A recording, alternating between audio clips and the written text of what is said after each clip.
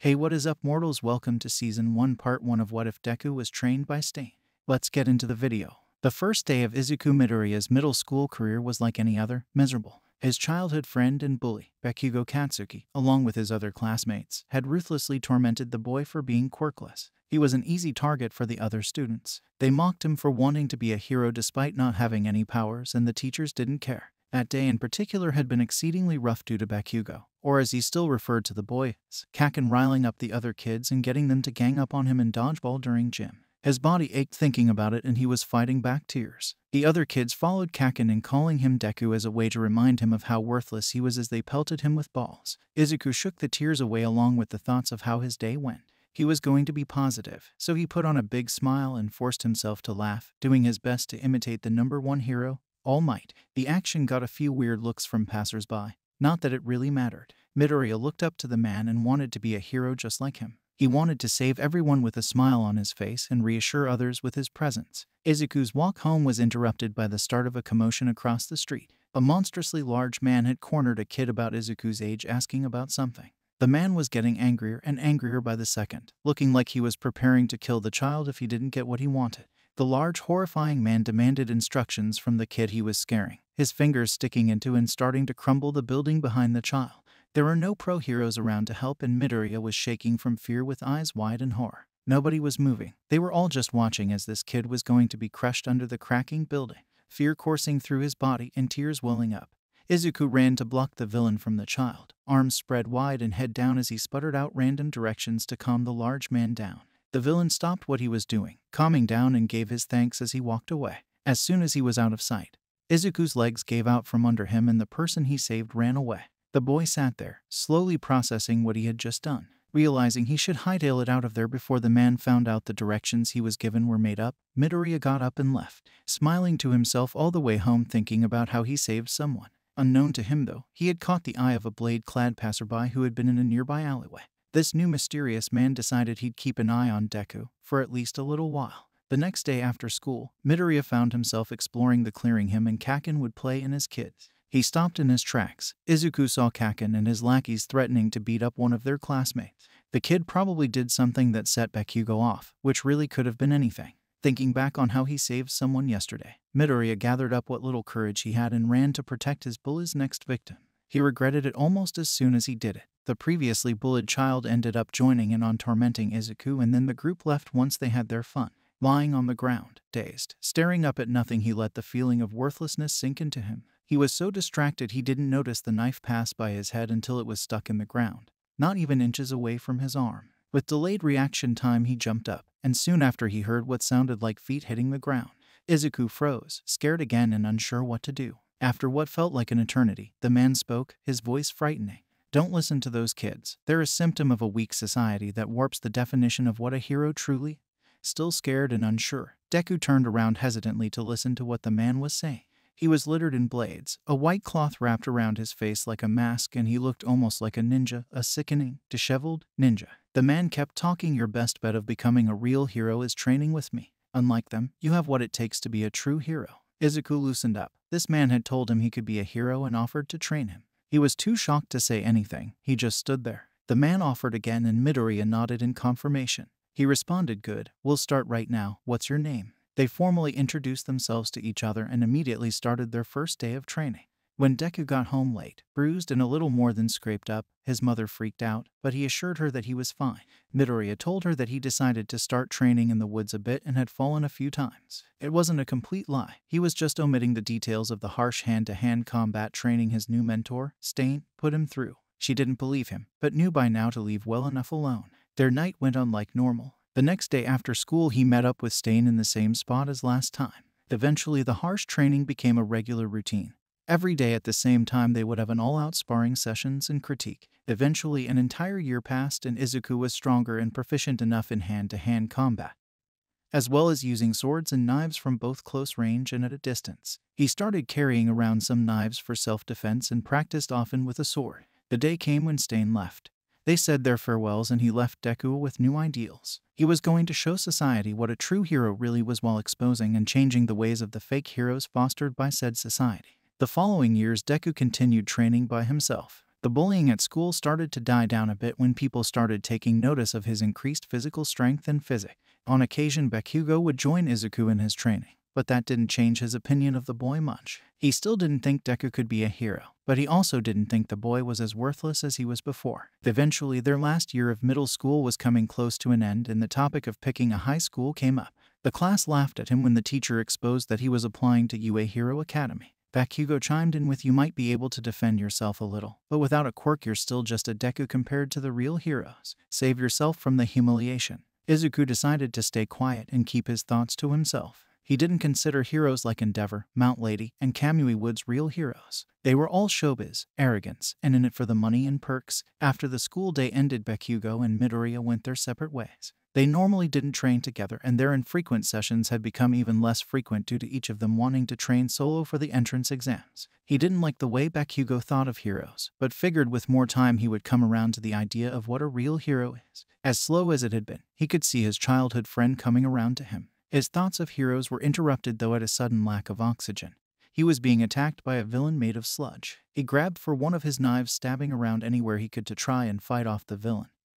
But it was no use, he wasn't doing any damage. Izuku was about to lose consciousness just as All Might appeared to save the day. With one punch the villain splattered and Midoriya was saved. As the hero cleaned up the mess and detained the criminal in 2 empty soda bottles, the boy stood frozen. Once the mess was clean, Deku finally thought to move. He took out his notebook and asked for an autograph, to which his idol was more than happy to oblige. Izuku had so many questions running through his head, and by the time he thought to ask, All Might was leaping away. Deku latched onto All Might's leg, and after some commotion they landed onto the roof of a hospital. Midoriya tried to stammer out a question. He wanted to know more than anything if he could truly be a hero as his mentor had told him, even without a quirk. He still believed what Stain said about him, but it had been so long since someone was truly on his side that he felt a need for reassurance. He closed his eyes, gathering up all his courage, and asked the hero if his mentor was right, and that he could become a great hero even without a quirk. When he opened his eyes and looked up, All Might turned into Small Might. His features looked like death, and Izuku freaked.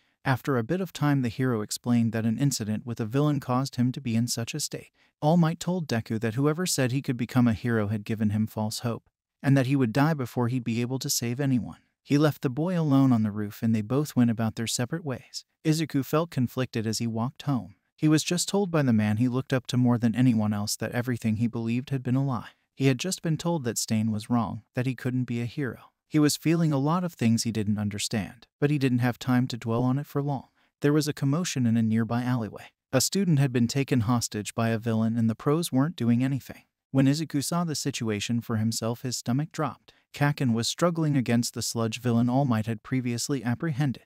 It didn't take long for him to realize that the villain must have escaped when he grabbed onto All Might's leg. In that moment, he didn't care what All Might said. He didn't care if he could be a hero or not. What he did care about was that the closest thing to a friend he had was in danger. It was his fault, and the pros refused to do anything. He pushed through the crowd of people, letting instinct take over. As he ran at the villain, he threw one of his knives into its eye, blinding it and putting it through immense pain. He continued to rush towards the evildoer and started trying to claw and punch away the sludge encasing Bakugo. The next thing he knew, All Might had saved both of them with a punch so strong it caused a rainstorm, and the villain splattered in every direction. After things settled a bit, Katsuki got praised for having a strong quirk and enduring the villain attack, while Izuku was chewed out for being reckless. He wanted to talk back, point out that Kaken could have died because they weren't being real heroes and he had to step in. But his anxiety was still too high from the situation to do anything aside from nod along. On his way home, Midoriya was stopped by All Might, who apologized to him and told the boy that he, too, can become a hero. As Izuku started to cry tears of joy from hearing this, he was told that whoever his mentor was right.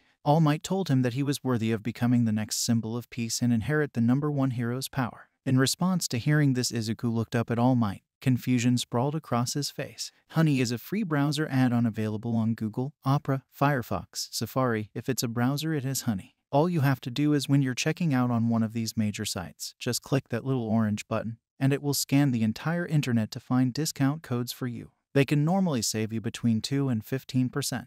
Trust me, that adds up. There's literally no reason not to install Honey. It takes 2 clicks. Oh, and did we mention that it's free? Over 10 million people use it, and it has 100,000 5-star reviews. So if you'd like to start saving money now, go to the link in the description and install Honey. Thank you all for watching the video to the end. Now there is a few more things that I'd like to go over before the video ends. Firstly, I'd like to let you all know that we have a merch store. Some of the items in it are only available for a limited amount of time. So if you're interested, go into the description and check it out. Each purchase helps us make more content. Secondly, I'd like to thank our $5 plus Patreon supporters for helping to fund these videos. Lastly, on behalf of We the Celestials, I'd like to thank the writer for this video, as well as the editor for this video.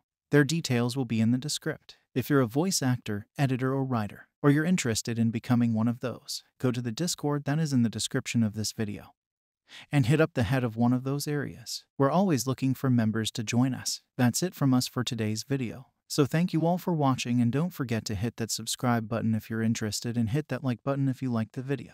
Until next time, peace out mortals, have an amazing day. Deku's training is about to start, along with the UA entrance exams and his new high school career. The potential conflict with a familiar face looms in the distance for our main character. Next time in What If Deku Was Trained by Stain? How will our hero react to all these new changes around him? Hey, what is up mortals, welcome to Season 1 Part 2 of What If Deku Was Trained by Stain.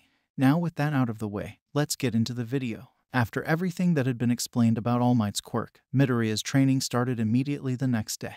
The pair met at Adobe Municipal Beach Park. Izuku's training was to start with cleaning part of the beach of the mounds of trash that had accumulated over the years. Unknown to All Might, Midoriya had deviated from his aim to pass American Dream plan shortly after their sessions had begun. The boy continued his training regimen in the forest, practicing his swords play and knife handling as well as hand-to-hand combat. Overexertion eventually got to him while training with All Might, resulting in needed adjustments in the training play and the cleaning of the beach to take a bit longer. By 8 months, the area he was told to clean along with the entire beach was clean. With 2 months left, he had time to experiment with his new quirk. The day after Izuku inherited One for All, he met with All Might at the dump site where they left the garbage from the beach. Their new training would begin here. The hero began by changing into his buff form for a demonstration, explaining that when you use One for All, clench your butt and let your heart cry out, saying, All Might reeled back a fist and punched a washing machine, crying out smash as he sent the machinery flying. After deflating, he gave Midoriya a more detailed explanation before telling his student it was his turn to try while pointing to a broken-down car. Izuku walked up to the car, his teacher's initial words echoing in his head. He let the power surge through his arm, before sending a punch into the car, sending it flying just as his mentor did. Almost as soon as his excitement began, searing pain shot through his arm. Soon after, they were in the UA nurse's office with Recovery Girl having healed Midoriya's broken arm. After she lectured the pair about being reckless and Midoriya rested for a bit, they went back to training.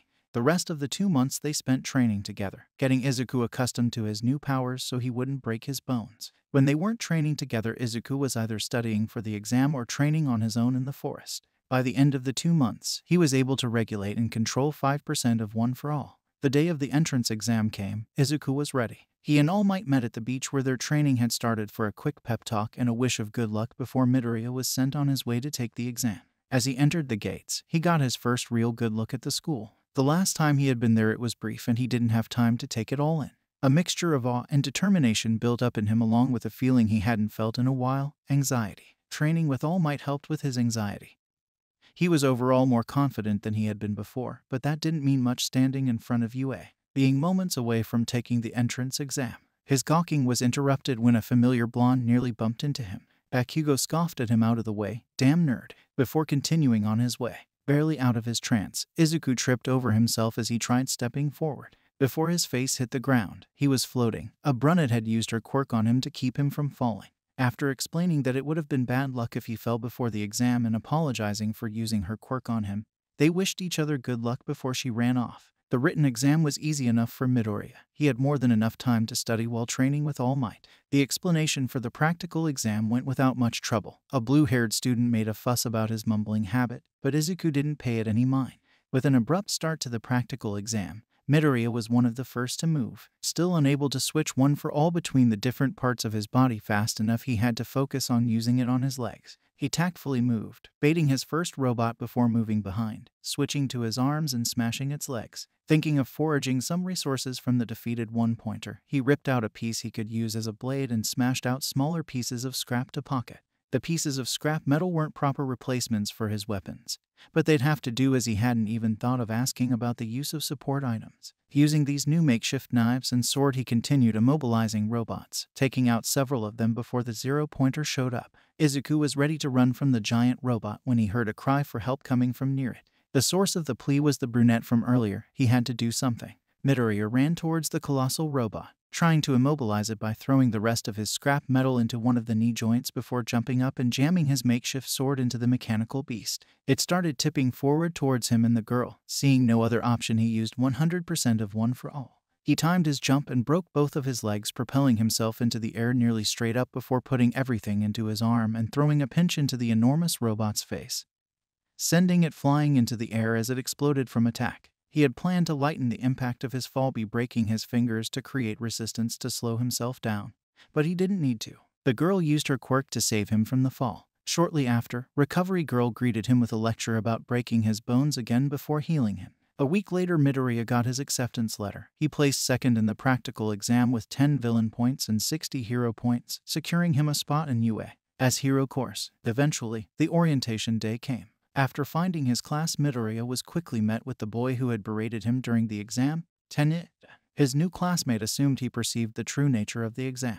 Midoriya quickly shot down that idea. "I didn't perceive anything. It's just that giving help that's not asked for is what makes a true hero." Shortly after this explanation, the door behind him opened. The brunette he met during the exam entered the room, Ochako Uraraka. With her appearance, the topic quickly changed before their teacher showed up. After introducing himself, Aizawa brought the class outside to test their quirks with the threat of expulsion for the student who had the lowest score. Being able to regulate the output of One for All, he was able to place overall right above Bakugo, with the strength test pushing him over. After the testing, Aizawa revealed that the threat of expulsion was a ruse to push the students to do their best. With the day ending, Ada, Uraraka, and Midoriya walked to the train station together. The next day of school was uneventful, with the students getting used to their new school until their hero basic training course. On that day, All Might was teaching them and having the class do battle training. Izuku grabbed his hero costume along with everyone else and left to change for the exercise. Izuku's costume consisted of a green tight sleeveless shirt with matching baggy pants seamlessly put together with a red belt that had pouches on each side.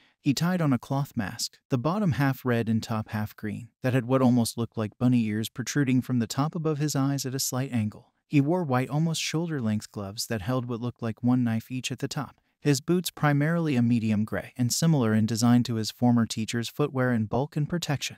A long sword attached to his back. Horizontal on his lower back was a sheathed hunting knife, and 4 of what looked like knives strapped to his side. After some small talk and exchanging compliments on their hero costumes, the lesson began. All Might explained that they'd be doing hero teams versus villain teams and the rules of the training exercise. Teams were randomly generated, and then the first match was Midoriya and Uraraka versus Bakugo and Ida. Midoriya came up with a plan immediately. "Uraraka, I have a plan.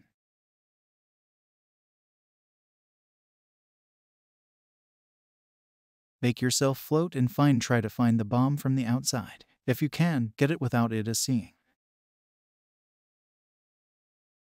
Almost as soon as Izuku entered the building, Bakugo rushed him with a right hook. Predicting this, Midoriya dodged the attack, taking out his sword and charging his arms with One for All, jammed the hilt into Bakugo's abdomen, sending the boy back coughing. Using every possible surface as the dance floor, the two danced a violent tango, explosions lighting up the floor and shaking the building. To the class of 1A, it appeared as though the fight was even, but Midoriya knew he was starting to slip behind.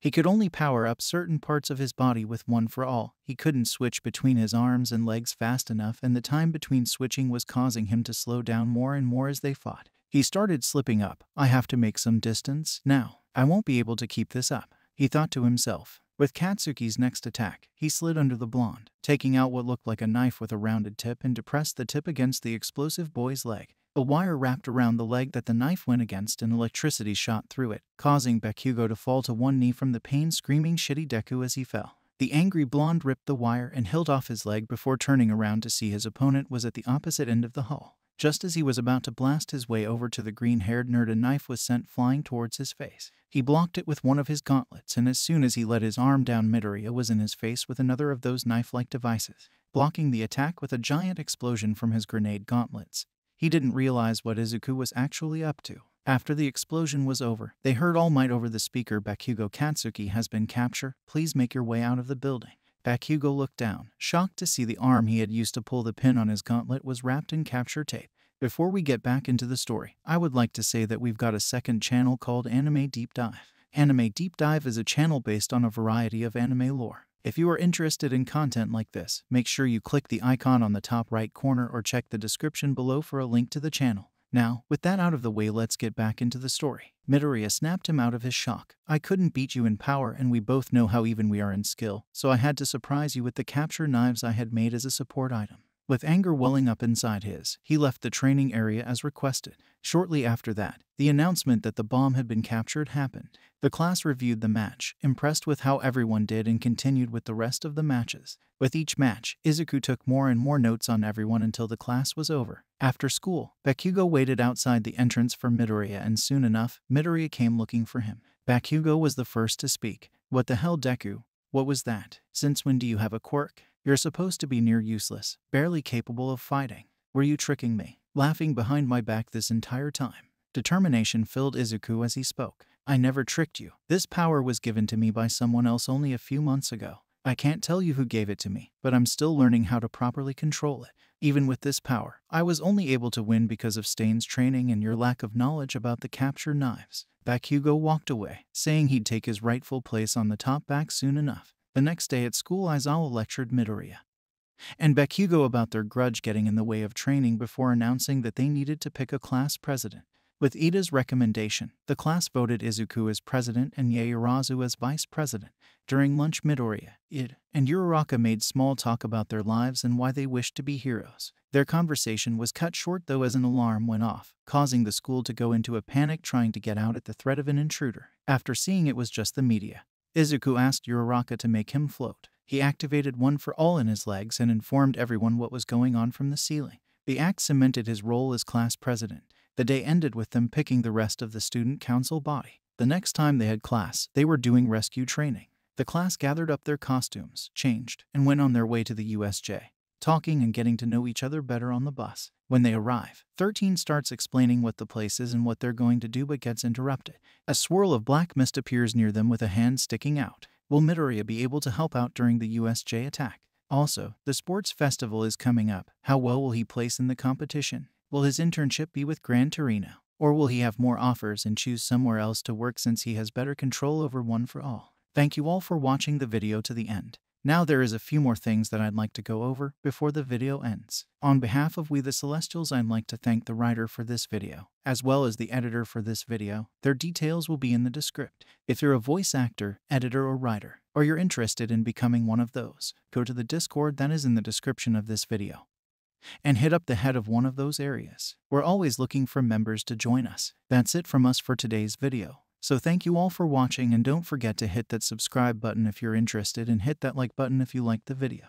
Until next time, peace out, mortals. Have an amazing day. Hey, what is up, mortals? Welcome to Season 1 Part 3 of What If Stain trained Deku. Now with that out of the way, let's get into the video. After getting into UA, besting Bakugo in battle training, and becoming class president, Midoriya and Class 1 went to the USJ for rescue training, only to be interrupted by a portal of black smoke with a pale hand reaching through it. Following the hand was a face covered by a disembodied hand. Following the hand-masked face, the portal burst open with more and more villains flooding into the USJ. Aizawa was the first to react, instructing the kids to stay close together and not to move. After taking charge, he instructed 18 to keep the class safe and informed the students that they were villains. The one with the hands all over his body made their intention clear: to kill All Might. He immediately threatened the students in an attempt to bait him out, planning to take the villains on alone. Eraserhead started instructing the students. As he jumped into battle, Ida and Midoriya started instructing everyone out of the building, with Izuku getting distracted and looking back in amazement at Aizawa. Ida caught his attention again, telling him, "Focus, we have to evacuate. This is no time for analysis." But it was too late. A man seemingly made of dark mist appeared in front of them. He introduced the group as the League of Villains and reaffirmed what they were there to do. Bakugo, Kirishima, and Midoriya were the first to react, going on the offensive. Katsuki and Ijiro went with a frontal attack, using a right and left hook powered by their quirks respectively. Using this as a distraction, Midoriya charged up to 5% of One for All into his legs and ran behind them as if charging for a frontal attack, just as his classmates were. As the two in front of him made contact, he jumped into the air, flipping over the mist man and threw two of his capture knives that were sheathed in his gloves. Both of them hit their target, a metal part that he suspected was connected to a physical body in some way. His suspicions were confirmed when the tips of the knives depressed and let loose their wires, wrapping around and then electrocuting the villain, stunning him. Using the opportunity, 13 instructed the duo that attacked from the front to get back and for Izuku to get out of the building to get help. Immediately Midoriya gained some distance as the other two retreated, but the villain wasn't down for long. As soon as he got up, the Mist Man gave chase to Izuku. Seeing this, Katsuki and Ejiro went after him again with Bakugo screaming at the villain. Fed up with the students, he turned around and enveloped the group in a shadowy mist, teleporting some of them away, including his pursuers. By the time he was done, Midoriya was already outside. He kept running for a while after he got out of the USJ, finding a secluded area before taking out his phone. All Might and Principal Nezu were discussing Toshinori's stubbornness and settling for tea when the pro hero's phone went off. After a quick apology, he checked who was calling, only to be perplexed by it being none other than his successor. He answered the phone, a bit of worry creeping upon him. "Young Midoriya, why are you calling? Did something happen?" On the other side of the phone, his slightly out-of-breath apprentice spoke. A group calling themselves the League of Villains showed up in the USJ, saying they came to kill you. Aizawa and 13 are fighting them off right now, but I don't know how much longer they can keep fighting. You need to get here as soon as you can and bring backup. I got away with the help of everyone else in order to call for backup, but they're still in the building. They got in with a villain who can open portals using some sort of black mist. All Might solemnly said understood, before he hung up and bulked into One for All. He gave a couple-word summary to Nezu, telling him to gather other teachers for backup as he was heading out. Putting his phone back into one of his pouches, Izuku started heading back to the USJ. He felt he needed to do something, to help in some way because the teachers and students were clearly outnumbered.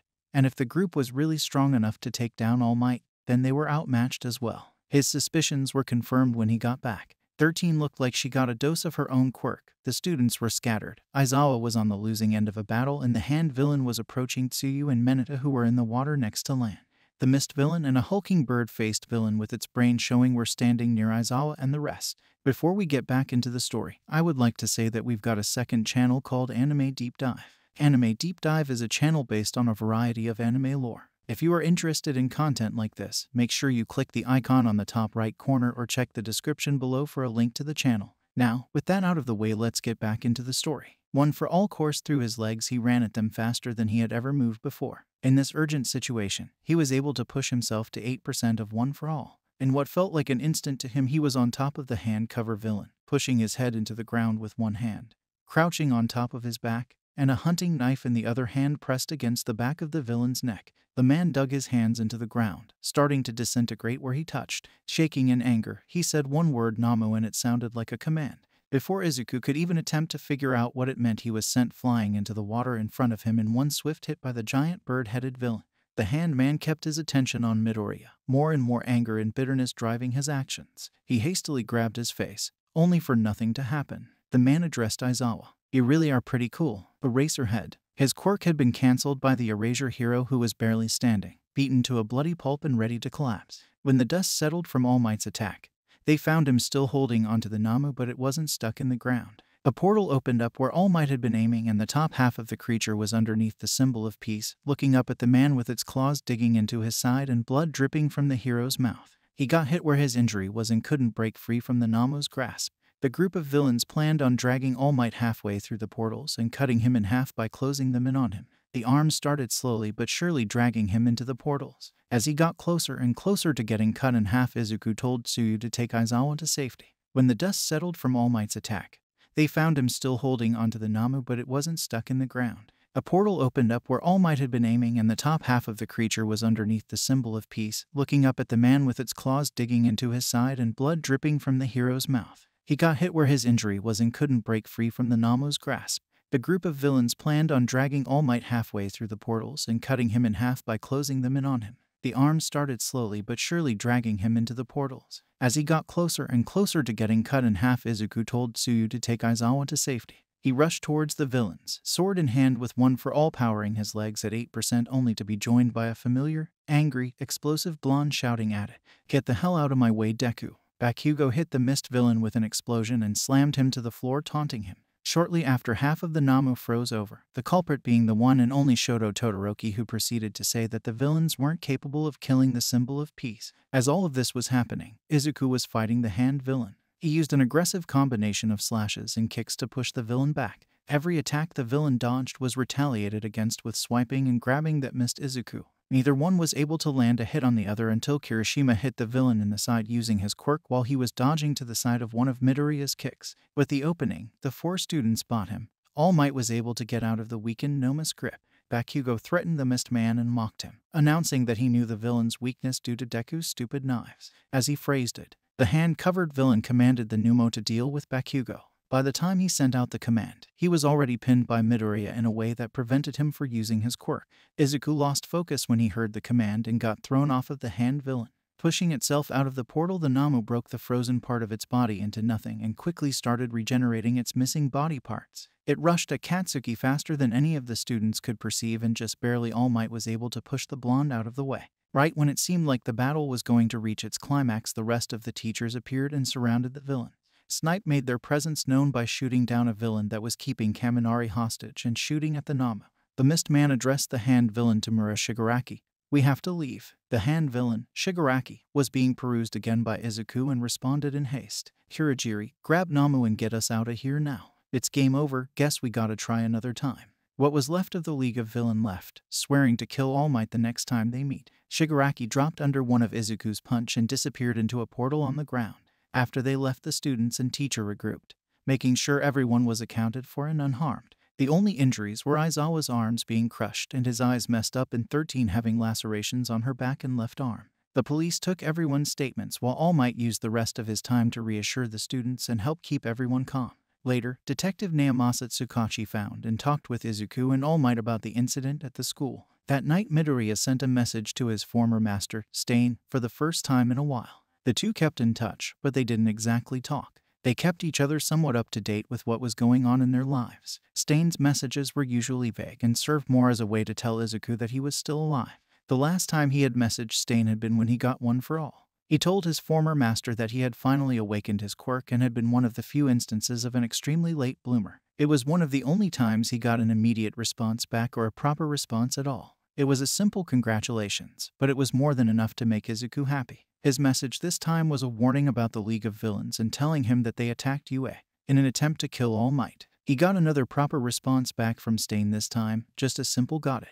The next day of school, Eraserhead came into school completely recovered and ready to teach, shocking the entire class. After everyone settled down, he announced that the UA Sports Festival was coming up soon and that the top heroes would be scouting them out and that they needed to proceed with the sports festival to show that a small villain attack couldn't shake up UA High School. In the next part, Izuku finds out Ochako's reason for wanting to become a hero. All Might talks with him about the sports festival and other students start scouting out Class 1 leading up to the festival. Once it starts, will Midoriya be able to make the debut he's aiming for? Or will he fall flat? Thank you all for watching the video to the end. Now there is a few more things that I'd like to go over before the video ends. On behalf of We The Celestials, I'd like to thank the writer for this video, as well as the editor for this video. Their details will be in the description. If you're a voice actor, editor, or writer, or you're interested in becoming one of those, go to the Discord that is in the description of this video and hit up the head of one of those areas. We're always looking for members to join us. That's it from us for today's video. So thank you all for watching, and don't forget to hit that subscribe button if you're interested and hit that like button if you liked the video. Until next time, peace out mortals, have an amazing day. Hey, what is up mortals, welcome to Season 1 Part 4 of What If Deku Was Trained by Stain. Now with that out of the way, let's get into the video. After the villain attack on the USJ resolving with Shigaraki, Hirohiri, and Namu escaping before finishing their bout with All Might, everyone was able to come out of the incident mostly unscathed aside from Aizawa and 18.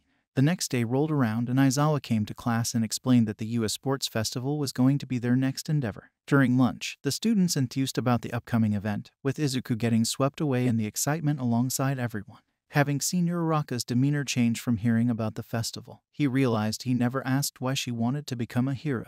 As Izuku, Ida, and Ochako made their way to the cafeteria, he asked her. The answer she gave, money, gave him a small physical reaction that luckily went unnoticed by his friends. Afterward, she explained the financial situation of her parents and how she wanted to help them. Her explanation didn't do much to change how he saw her goal. It still subscribed to the sick ideology of modern society. All Might peered around the corner of the hallway the three had been walking and asked Midoriya to join him for lunch. After telling Uraraka that he still had more questions for her and asking to continue the conversation another time, he went with the man. In the faculty break room, the two discussed his increase in the amount of one for all he could control, how much longer All Might could remain the symbol of peace, and the consequences of his retirement. All the while, the pro hero led the conversation to Izuku's performance in the upcoming sports festival. He conveyed to the boy that it was his opportunity to tell the world "I am here," and show everyone that he was going to be the next All Might. Midoriya nodded in agreement, allowing his voice to fill with determination as he spoke. Right. If I want to not only going to save people but inspire them and change the way people think about the title hero, I need to stand out and lead by example. The skeletal blonde man looked at his apprentice with pride, and the two finished their lunch. When the day ended, the door to Class 1 was crowded with students from other classes scouting them out. With Bakugo's attitude provoking the crowd, a purple-haired boy walked to the front of the crowd, declaring his dissatisfaction with the way the hero course was acting. The boy declared war on the class, saying he would get into the hero course, even if it meant replacing one of the students by showing them up in the sports festival. After some protest about how he had just represented the class and got the other students to hate them, Bakugo told his classmates that he didn't care since he was headed for the top. As Ida, Uraraka, and Midoriya were walking to the train station, Midoriya asked Uraraka if she wanted to hang out and get food. After he offered to pay for her, they decided to go for matcha.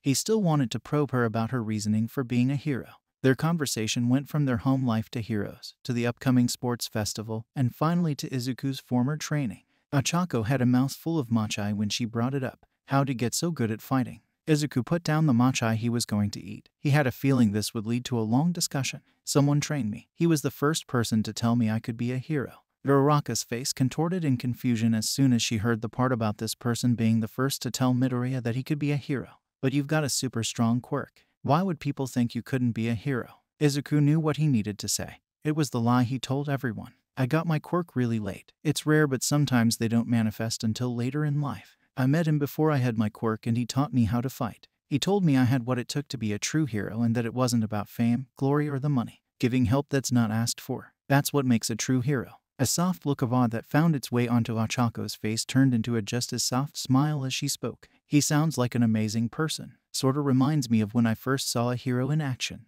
My parents were always exhausted, so what I really noticed were the expressions on everyone's faces. I love seeing people look happy, so it's natural that I'd want to help people who look troubled. Is there any way I can meet this mystery master of yours? Midoriya smiled at her response. He hadn't needed to poke around for what he wanted to hear. It just came up in conversation. Stain probably wouldn't have liked her, but she'd pretty much proven that she had what it took to be a hero to Izuku with what she said. He quickly shot down the idea of Uraraka meeting him and explained that he didn't even know where he was, just that he was still alive. The two continued to chat for a while before Midoriya decided he should go home. The following 2 weeks, everyone prepared for the festival in their own way until the day finally arrived. As the students were moments away from the sports festival starting, Todoroki approached Midoriya and made his own declaration of war against the boy. Filled with determination, Midoriya told Shoto that everyone was aiming for the top, and that included himself. Shortly after their exchange, the doors opened and they made it out to the first year's stage. Aizawa and Hisashi introduced themselves as the announcers. Midnight introduced the new students and had Katsuki say the athletes' oaths. In doing so, he provoked and riled everyone up by calling them stepping stones. After all the fuss, the first challenge was picked, the obstacle course. The students readied themselves, and as soon as they got the green light, everyone ran, clogging the entrance. The first to get out was Shoto, who froze most of the group behind him to the ground. Class 1 and many other students were able to avoid the ice, but compared to the previous numbers, it was nothing. Minda went to attack Todoroki with sticky balls but got smacked away by a faux robot. The participants were being stared down by a bunch of zero-pointers from the entrance exam.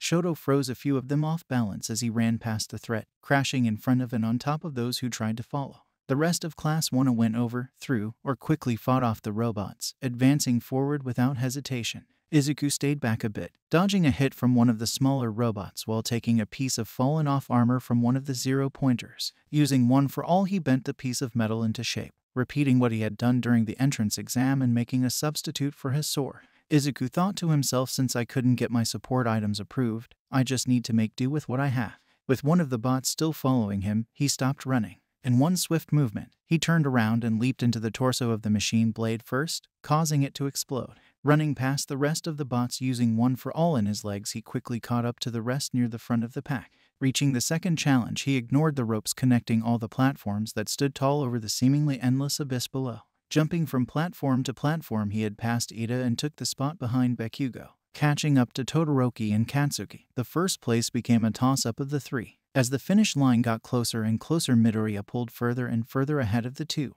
With the landmines increasing in number and decreasing in distance between each other, Izuku got an idea. He slammed his foot into a large cluster of mines while propelling himself forward, increasing his speed and blasting through the finish line while pushing back the competition. Seeing that he was the first to enter the finish area, a relieved and proud smile plastered on his face. Before we get back into the story, I would like to say that we've got a second channel called Anime Deep Dive. Anime Deep Dive is a channel based on a variety of anime lore. If you are interested in content like this, make sure you click the icon on the top right corner or check the description below for a link to the channel. Now, with that out of the way, let's get back into the story. As the other students started piling in, a group of business students started talking about how interested people would probably become in Izuku with his performance in the obstacle course and his powerful quirk. Ida and Uraraka joined Midoriya as soon as they passed the finish line, the former complimenting the way he won. After the top 42 students arrived, it was announced that the next event would be a cavalry battle. Once the rules were explained, all eyes were on Midoriya and his 10 million point headband, with almost everyone either wanting to challenge or stay away from him. The only people who were willing to join his team were a girl from the support class named Mei Hatsume, Ochako Uraraka, and Fumikage Takoyami. As soon as they got the signal to start, teams started perusing them. With Takoyami in the front, they were able to block oncoming attacks. With Hatsume and Uraraka in the back, they were able to use Mei's inventions and Ochako's quirk to increase mobility. After Minda destroyed one of Mei's overboots that they were using to escape and a failed attempt at the headband by Bakugo, the team was faced with Team Todoroki. With the halfway point passing, multiple teams tried to rush the two, only for Kaminari's lightning to blind them and Todoroki to freeze them in place to avoid any interference and take a couple of headbands. As Team Todoroki rushed, Team Midoriya Dark Shadow went in for an attack and got blocked by Yaoyorozu's creation quirk. With only a minute left, Shoto had a mini arena of ice made to keep others out, and Team Midoriya Tenya gave Shoto a warning before using his Recipro boost to push past Midoriya faster than anyone could see and letting Shoto grab his head. With the opposing team's means of escape now gone, Team Midoriya rushed Todoroki to get their headband back. With 20 seconds left, Midoriya pushed away Shoto's defensive arm and grabbed the top couple headband around his neck. Checking the headbands, he realized they were only 70 points and 165 points. His team rushed back with 10 seconds left, only to run out of time. After dismounting from his team, the world around him started to disappear. Disappointment and despair started to take hold as he stood, staring blankly into the distance at nothing. He was trying to make a splash and he thought he failed. He needed to make it to the last event and show the world that he was here, but he failed. He needed to show people what a hero really was, and he failed in his first step. Incohesive muttering spewed from his mouth, getting weird looks from bystanders. The familiar voice of his friend calling him by his nickname snapped him out of it. When he turned around, he was greeted with her smiling, pointing to Takoyami and Dark Shadow holding a 519-point headband, ensuring them the fourth place and entry into the last part of the sports festival. Tears fell from his eyes and he smiled and thanked his teammates. While all the other students left for the mess hall, Izuku and Shoto went off on their own to talk. Shoto confronted Midoriya, asking if he was All Might a legitimate love child. Midoriya's response of "that's not it" piqued his interest even more. Leading the conversation into a new direction, he explained his father's marital situation, why he was born, the abuse his family had gone through, how his mother burned him, giving him the scar on his face, and why he wouldn't use his left side. He left telling Izuku that he'd rise above him and apologizing for wasting his time. Hatred, pity, anger, fear, sadness, and shock battled in Izuku's mind after hearing this. The rest of lunch passed and one-on-one matches were randomly decided before some festivities began, with Ojiro and Class 1B Shota dropping out of the contest. While everyone was dealing with the pressure of the final even coming up, Midoriya was informed of what happened between Ojiro and his upcoming opponent during the cavalry battle, Izuku's first match, and the match to kick off the tournament was Midoriya versus Shinso. His battle with Shinso leads Izuku to a newfound respect for the boy and hopes that he will be able to enter the hero course. Midoriya shows the world "I am here" with some spectacular upcoming battles. Once the dust is settled, the students pick out their hero names for their internships. Thank you all for watching the video to the end. Now there is a few more things that I'd like to go over before the video ends. On behalf of We the Celestials, I'd like to thank the writer for this video, as well as the editor for this video. Their details will be in the description. If you're a voice actor, editor, or writer, or you're interested in becoming one of those, go to the Discord that is in the description of this video and hit up the head of one of those areas. We're always looking for members to join us. That's it from us for today's video. So thank you all for watching, and don't forget to hit that subscribe button if you're interested, and hit that like button if you liked the video. Until next time, peace out mortals, have an amazing day. Hey, what is up mortals? Welcome to part 5 season 1 of What If Stain Trained Deku. Now with that out of the way, let's get into the video. After Aizawa explained that they were continuing forward with the sports festival, Izuku found out that Ochako wanted to be a hero to make money. Before he could ask more questions, All Might called him to meet for lunch and discussed his progress with One for All in making himself known in the sports festival. He finished his conversation with Uraraka and finally had the thought cross his mind that people could have more than one reason for wanting to be a hero. After multiple declarations of war, some from other classes and some from Midoriya's classmates, the sports festival started. Midoriya blitzed through the obstacle course part of the festival using One for All and barely got through the cavalry battle. Prepped with the knowledge of Shinso's quirk, Izuku walked into the ring and their battle soon started.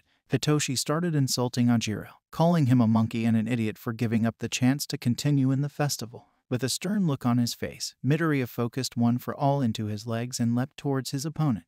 As soon as he was off the ground, he switched to using One for All in his arm and tackled Hitoshi to the ground, pinning the boy under him and immobilizing the boy. Izuku won his first match. As Shinso started walking off stage, he was stopped by Midoriya talking. Shinso, your plan was amazing, taking into consideration everyone's lack of experience, baiting the opponent into responding to you so you can brainwash them. It would have worked on anyone else in my class, even some pros. Why do you want to be a hero? Hitoshi turned to look at him and speak before walking away. We don't get to choose the things we naturally admire. Shinso walked out of the arena, and as he did, his classmates sang his praise for making it as far as he did, and the spectators discussed the match, unable to say nothing but respect for the two contestants. After the two went their separate ways, Izuku had a short talk with All Might about Shinso before heading to the audience area to watch the next fight with his friends. Todoroki easily beat Zero by overdoing it and freezing him in place, as well as a good chunk of the audience. In the next rounds, Denki was beaten by Class 1B's Ibara, and Ida was made a fool of by Mai before she forfeited.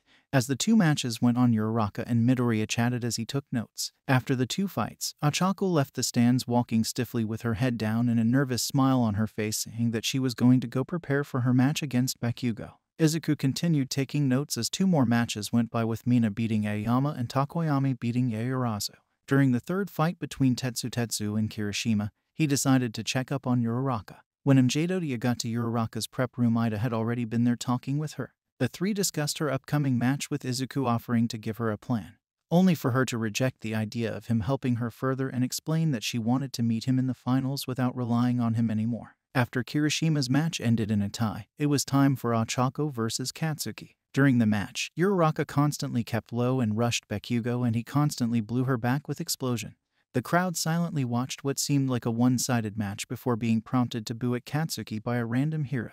Aizawa condemned them for thinking so lowly of the boy as Uraraka's plan was set into motion. She released her quirk and started charging at Katsuki. Debris from his blast started raining down from above but was blasted into nothing with one huge explosion, and the match ended with Uraraka collapsing and unable to continue. As soon as the match was over, Midoriya left the stands and proceeded to the prep room. On his way there, he was confronted by Bakugo, who asked if he'd been the one to come up with her strategy. Izuku gave him a confident smile and told, "You already know the answer to that, Kaken. If I gave her a plan, she would have done more than just give you a hard time. That plan was all hers. You shouldn't underestimate the other students." When he got to the room, he found Ochako sitting at the table with a shaky smile on her face. After asking if she was all right, Midoriya told her, "You really gave Kaken a hard time out there. When we used to spar in middle school, he never got that serious. It's hard to tell, but that fight was a lot harder than he anticipated, and it got to him." Her smile strengthened and she thanked him. An announcement came on that Kirishima would be heading on to the second round of matches, and that the first match of round 2 would be starting soon.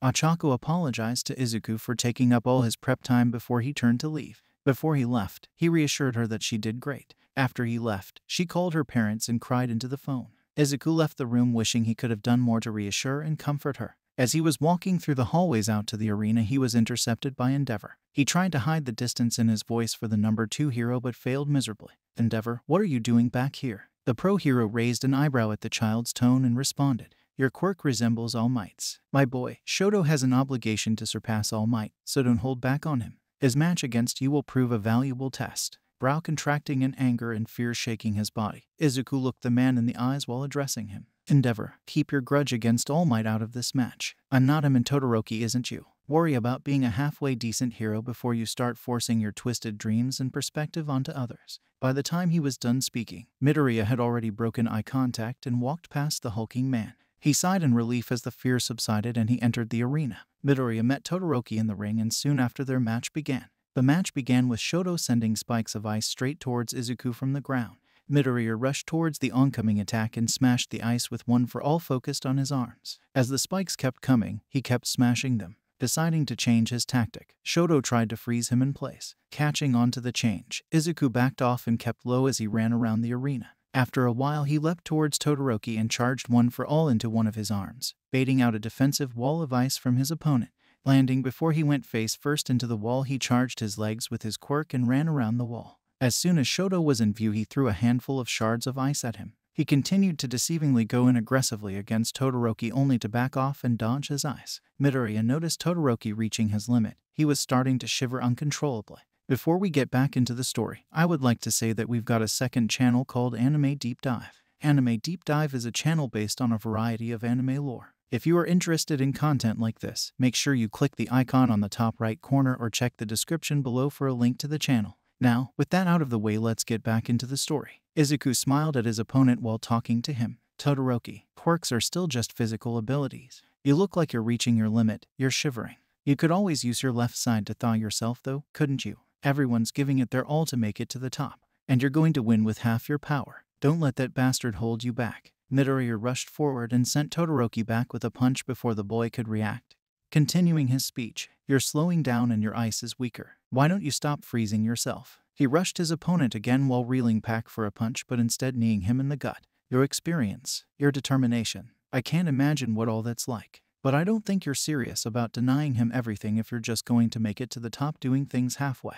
He kicked Shoto in the side, taking him off the ground and sending him near the edge of the arena. His arms and legs were aching. He was going further than 10%, albeit not by much, and his body was starting to feel it.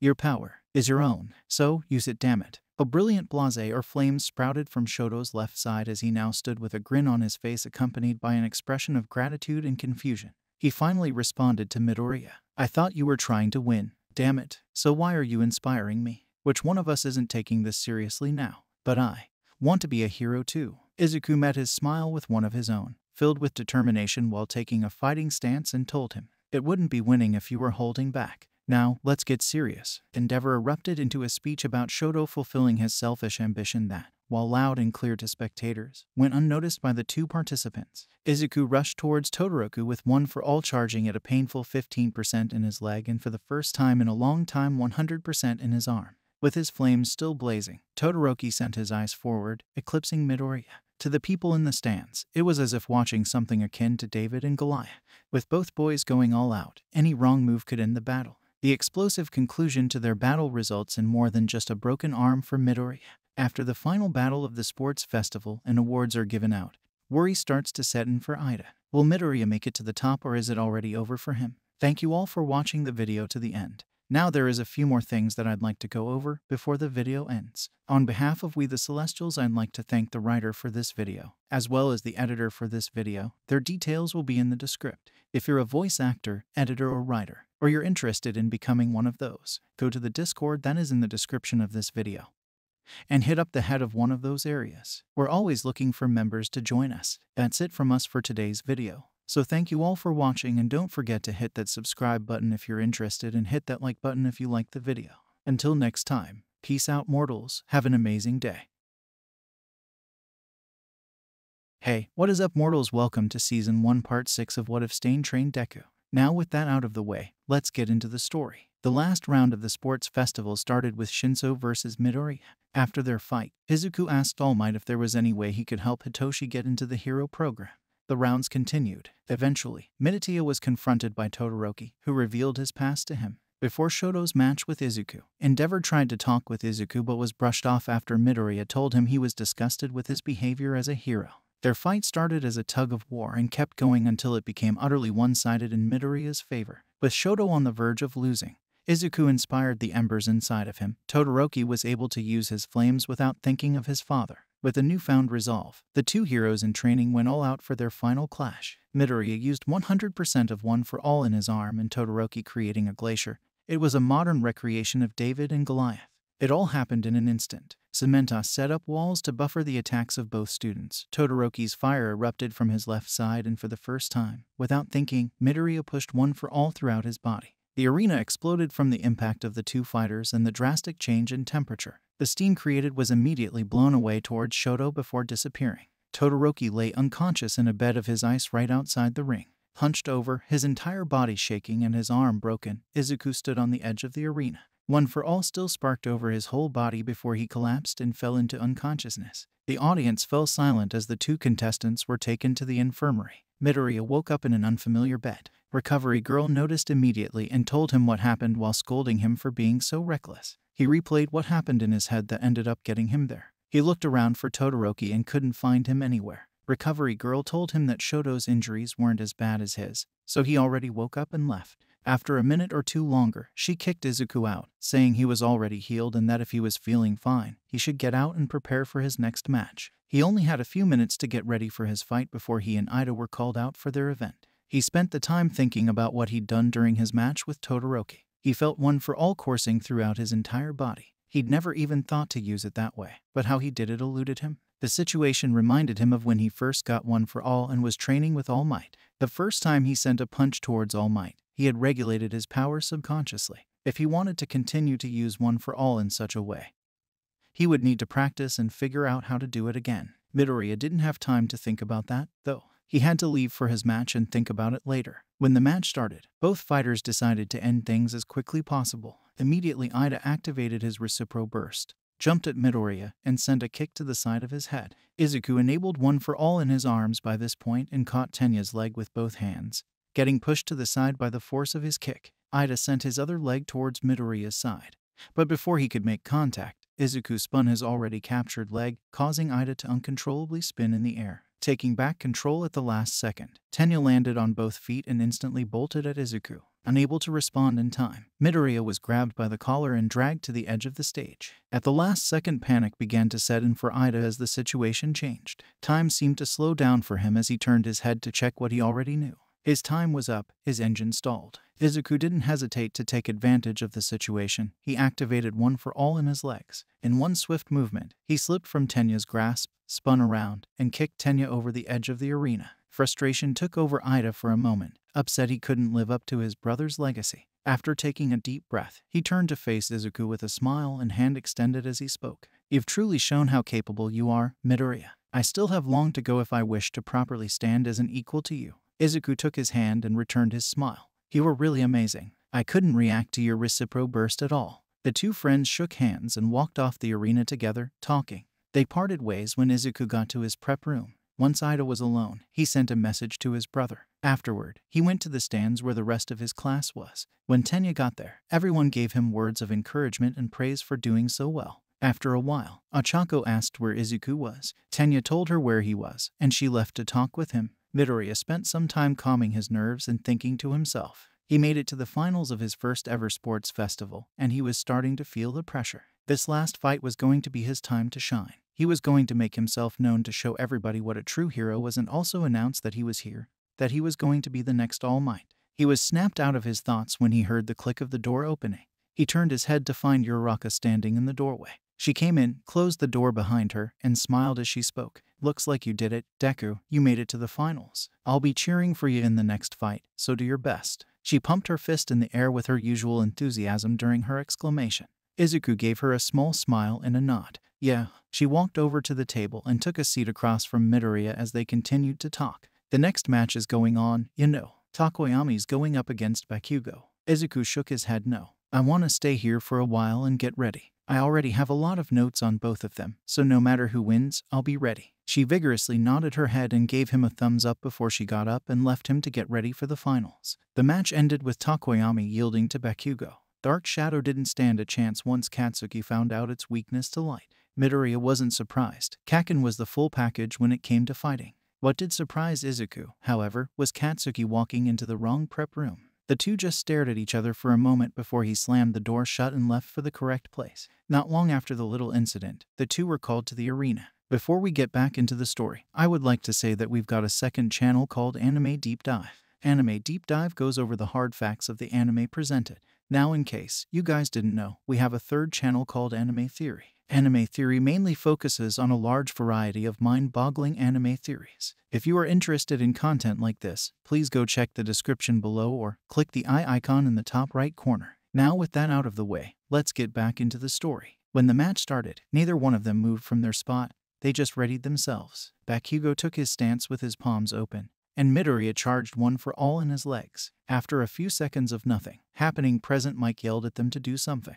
Neither boy made any indication that they heard him. After a few more agonizing seconds, Izuku was the first one to move. He rushed at Katsuki and was blasted back with a massive explosion before he could get close. By the time Midoriya was on his feet, Bakugo was already pursuing him, blasting himself forward. Izuku charged one for all in his arms, and as soon as Bakugo was close, he sent a right hook to his face, sending him sailing back and landed, skidding on his back. Bakugo got angry, more than angry. He was enthralled with rage. He'd seen the way Izuku used his power against Shoto, even if almost no one else had. Damn it, Deku. Stop looking down on me, you asshole. He rocketed himself from the ground and went feet first at Izuku. Midoriya dodged just in time and kicked at Katsuki's head. Bakugo ducked and tried blasting Midoriya's stomach, but he jumped out of range using one for all. He stared down Katsuki. What are you talking about? I haven't looked down on you once. No one has. The two fighters met at a stalemate in the middle of the arena, going blow for blow. Katsuki powered his hits with his explosions, and Izuku flowed one for all into his arms. After a while, Bakugo cupped his hands together and blasted Midoriya back with a massive explosion. He was able to block the brunt of the attack using one for all, but he was pushed back, still standing. Bakugo screamed at him as he let that explosion go. Don't lie to me. I saw what you did against that half-and-half bastard. Izuku put down his arm and looked Katsuki in the eyes with an expression as serious as he possibly could as soon as he stopped sliding back. I can't do that again. I don't know how right now. My body just moved without thinking. Bakugo's enraged frown got broader and more menacing as they conversed. Fine, then I'll force you to do it again. With as much strength as he could, he rocketed himself again and used a howitzer impact strong enough to break his wrists. Izuku didn't have time to think. He didn't have time to even act. When the attack hit him, he might as well have been a ragdoll. His body shot out of the smoke and into the wall of the stadium behind him. His body limply fell to the floor. After a moment, Bakugo stood from the floor, letting his arms go limp next to him now that his wrists were useless. He couldn't turn or bend them. He couldn't even make a fist after that last attack. When he looked up, his eyes widened at what he saw. He was pretty sure Midoriya was out cold, but he didn't care. He started shouting. He couldn't accept a win like this. Beating Deku meant nothing if he wasn't going all out. He kept bellowing and admonishing the unconscious boy. Izuku had to be carried to the infirmary the second time that day, and Katsuki had to be dragged away and healed in a separate room. The award ceremony had to be held a bit later than anticipated so that Midoriya would be able to attend it. When the time finally came, Tokoyami ended up getting third place due to Ida needing to leave for a family emergency.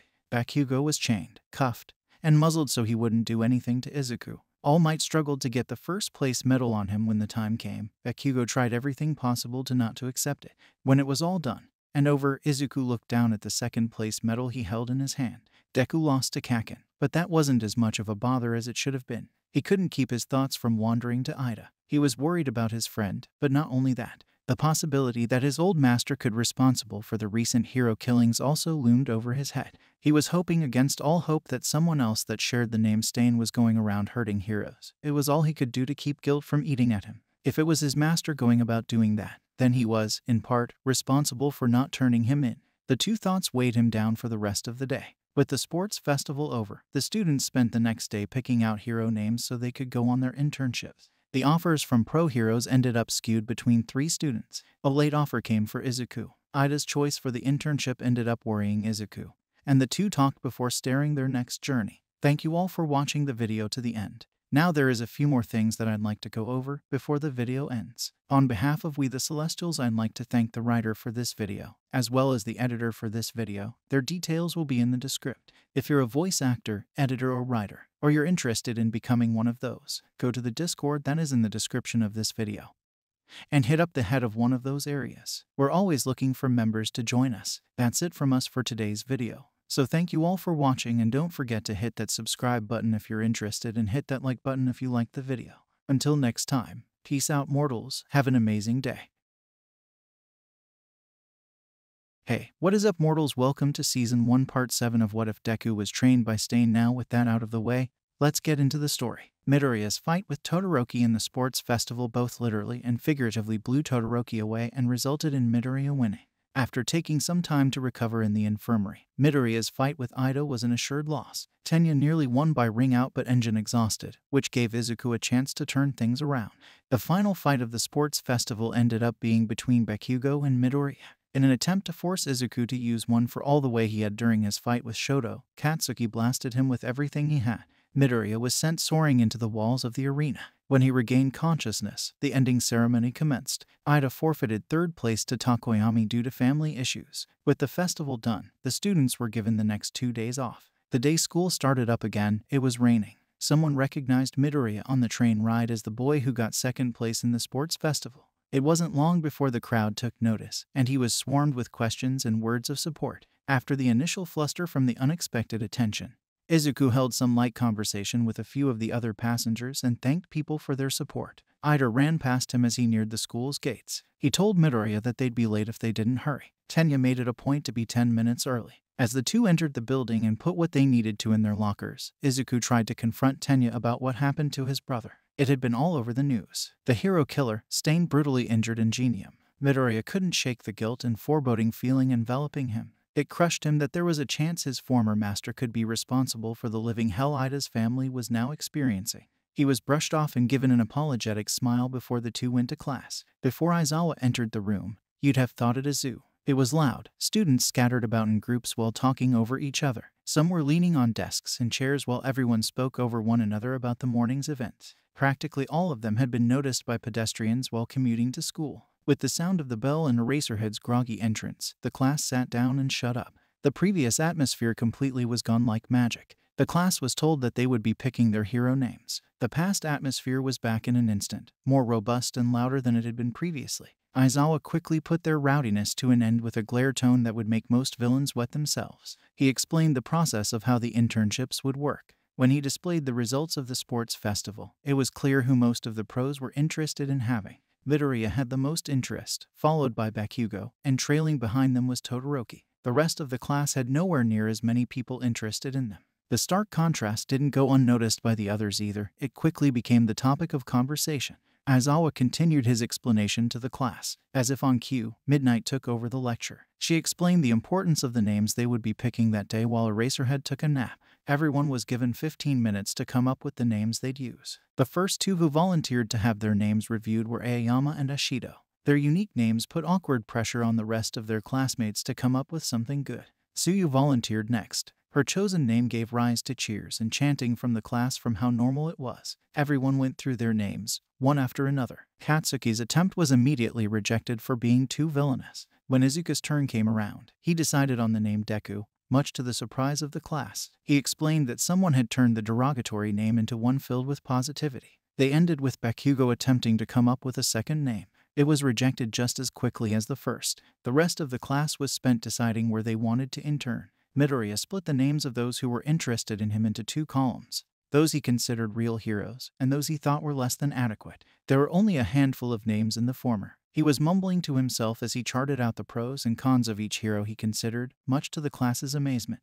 Towards the end of the time they had to pick an agency. Ochako and Izuku talked about her choosing Gunhead. She explained that her fight with Katsuki had brought to light how much she neglected the possibilities that came with strength. She needed the ability to fight. They talked a bit more, and after school, All Might visited the class to speak with Izuku. Immediately, he was able to see the change in All Might's demeanor. He was sweaty, trembling like he was scared. Midoriya questioned him, but he was ignored and just told to follow along. The pair walked to a secluded part of the school. All Might's legs trembled and his face struggled to keep its signature smile. He explained that Izuku had gotten drafted by another hero. Midoriya was perplexed by the reaction his predecessor was giving him based on this news. He had gotten drafted by tons of agencies. What was one more? All Might explained that this one had previously been a teacher at UA for a year and had taught him. He told Midoriya that this hero, Gran Torino, was one of the few who knew about One for All. Izuku decided then and there that he would pick this hero, but not before Toshinori inadvertently instilled the fear of 1,000 suns into him. All Might parted from Midoriya with a side note. His request for his costume had been finished. On the day their internship started, Ochako and Izuku made sure to confront Tenya about his brother. He didn't listen, giving them a forced, remorse-filled smile. He was about to walk off again when Midoriya started lecturing him. Your brother is a great hero, a true hero. He stood by his convictions and was strong enough to follow through with them. Acting out of hate and self-interest will turn you into the furthest thing from a hero. He didn't bother dignifying what Izuku said with a response. He simply turned from his two friends and walked off. Not long after Ida was gone, Midoriya did the same, leaving Uraraka stuck looking between the two. She couldn't help but hope everything would turn out all right. Before we get back into the story, I would like to say that we've got a second channel called Anime Deep Dive. Anime Deep Dive goes over the hard facts of the anime presented. Now, in case you guys didn't know, we have a third channel called Anime Theory. Anime Theory mainly focuses on a large variety of mind-boggling anime theories. If you are interested in content like this, please go check the description below or click the eye icon in the top right corner. Now with that out of the way, let's get back into the story. After wandering for a bit, Izuku found himself in front of an old, decrepit apartment building. Everywhere he looked, there were deep cracks, chunks missing or out of place, and shattered windows. He mentally prepared himself. Whoever he was interning for had to have been a great hero. Midoriya walked into what he thought was a crime scene. A short old man in a white and yellow hero costume lay face down. A pool of red coming from the body along with what looked like his intestines splayed out. On instinct, Izuku shifted into a stiffened battle stance. His eyes darted around. There was nothing to indicate a struggle or what might have happened. He kept his guard up as he took a few careful steps further into the room. He slowly neared the body, each step silent and his hand on one of the pocket knives he carried around. At an unexpectedly fast speed, the body twisted its head up and shouted that he was alive. The sudden movement startled Midoriya, and he jumped back, knife ready to throw. Seeing this, the man stood up and put his arms in the air as if to show there was no threat. His speech was relaxed, as if he weren't on the ground assumed dead just a moment ago. Sheesh, calm down. No sense of humor, eh? He put his hands down or started going through the discarded case that held Midoriya's costume. Fire and attack. Show me your one for all. I'd like to know to what degree you can control it. Nice costume, weapons too. Put her on and come at me. Midoriya looked at him, perplexed at the man's behaviors. Before Izuku could say anything, the man looked back up at him with an innocent, blank smile and asked who he was. Midoriya grabbed the case containing his outfit and started heading out. I need to get better at using this power. All Might doesn't have much time left. That's why I don't have time to mess around with you, sir. He was stern and immovable in his speech. He was there for business and made that loud and clear. As Midoriya approached the door to leave, he simultaneously heard the cracking of tile and felt the breeze of something passing by him. Looking up, he found the old man with his fingers digging into the wall to hold him up. He had a toothy grin on his face and legs bent, ready to pounce at any time. He challenged Izuku. Then I'll tell you once more. Come at me, you neophyte. He continued on and explained that the way Midoriya used one for all showed him more than enough about how incompetent of a teacher All Might was. He demanded Izuku put on his costume so they could get to work training. Midoriya smirked at him. There was no doubt in his mind that this was Gran Torino. He complied with the old hero's wishes and put on his costume. There was one thing Izuku was still worried about. Are you sure this is okay? Maybe moving to a wide open space would be better. If I get carried away, I might accidentally break your stuff. Gran Torino, you. Midoriya got cut off by his, for the time being, mentor. You sure do talk a lot. He was so carefree and relaxed in his mannerisms and speech that what happened next caught Izuku off guard. Gran Torino seemed to vanish before Midoriya's eyes. The only indication he had of where his sparring partner was the wind created by his fast movements. The next thing Deku knew, he was sent to his knees by the impact of Torino using him as a step. Izuku turned around to see he was still bouncing around the room, like a bullet ricocheting from surface to surface. As if to answer his question from earlier, Gran Torino landed on him microwave. The entire this ended up bent inwards with the window on the door shattering before the door itself was ripped off by the impact.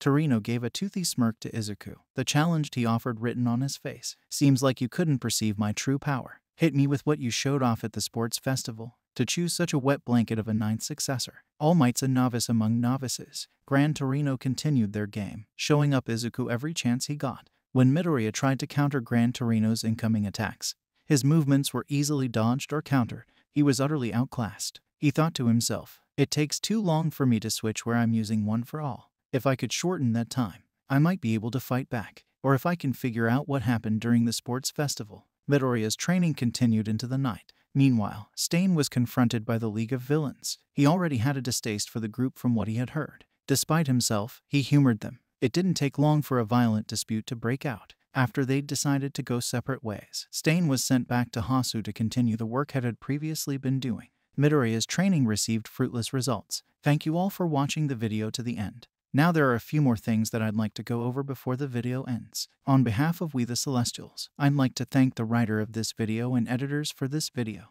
Their details will be in the description. If you're a voice actor, editor, or writer, or you're interested in becoming one of those, go to the Discord that is in the description of this video and hit up the head of one of those areas. We're always looking for members to join us. That's it from us for today's video. So thank you all for watching, and don't forget to hit that subscribe button if you're interested and hit that like button if you liked the video. Until next time, peace out mortals, have a fantastic day. Hey, what is up mortals, welcome to Season 2 Part 1 of What If Deku Was Trained by Stain. Now with that out of the way, let's get into the story. Gran Torino and Midoriya used every possible surface as their battleground. Ceiling, floor, cabinets, walls, and appliances were nothing but footing for them. They kept whizzing past each other. Izuku couldn't land a hit. His kicks were too obvious, and he couldn't switch to using one for all in his arms fast enough. Whenever he would try to attack, be it punch or kick, he was left wide open, and Gran Torino would take advantage of that.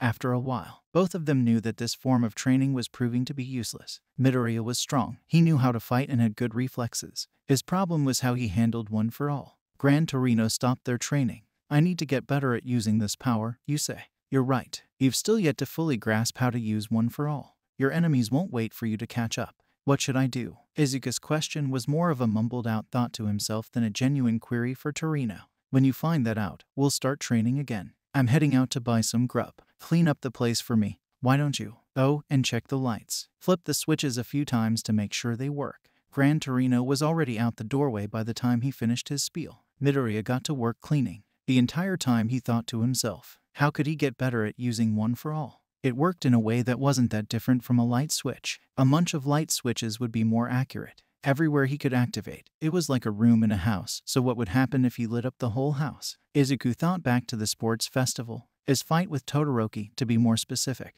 Deku wanted to slap himself for being so stupid. He'd already flipped all the switched on once before. Midoriya had been so stubborn in the way he thought of one for all. It wasn't a tool like his weapons were, it was a part of his body now. Izuku finished cleaning up and left before Gran Torino came back. Izuku Midoriya had been right about the League of Villains. Stain hadn't had a reason to doubt his apprentice. In fact, he didn't doubt Midoriya for a second. The vigilantly turned villain had his own reason for indulging in their request. Depending on how south their meeting went, they would be his next victims. He stood in their bar, licking his lips. They'd given him some information already. I've heard about you before this. The group who assaulted UA.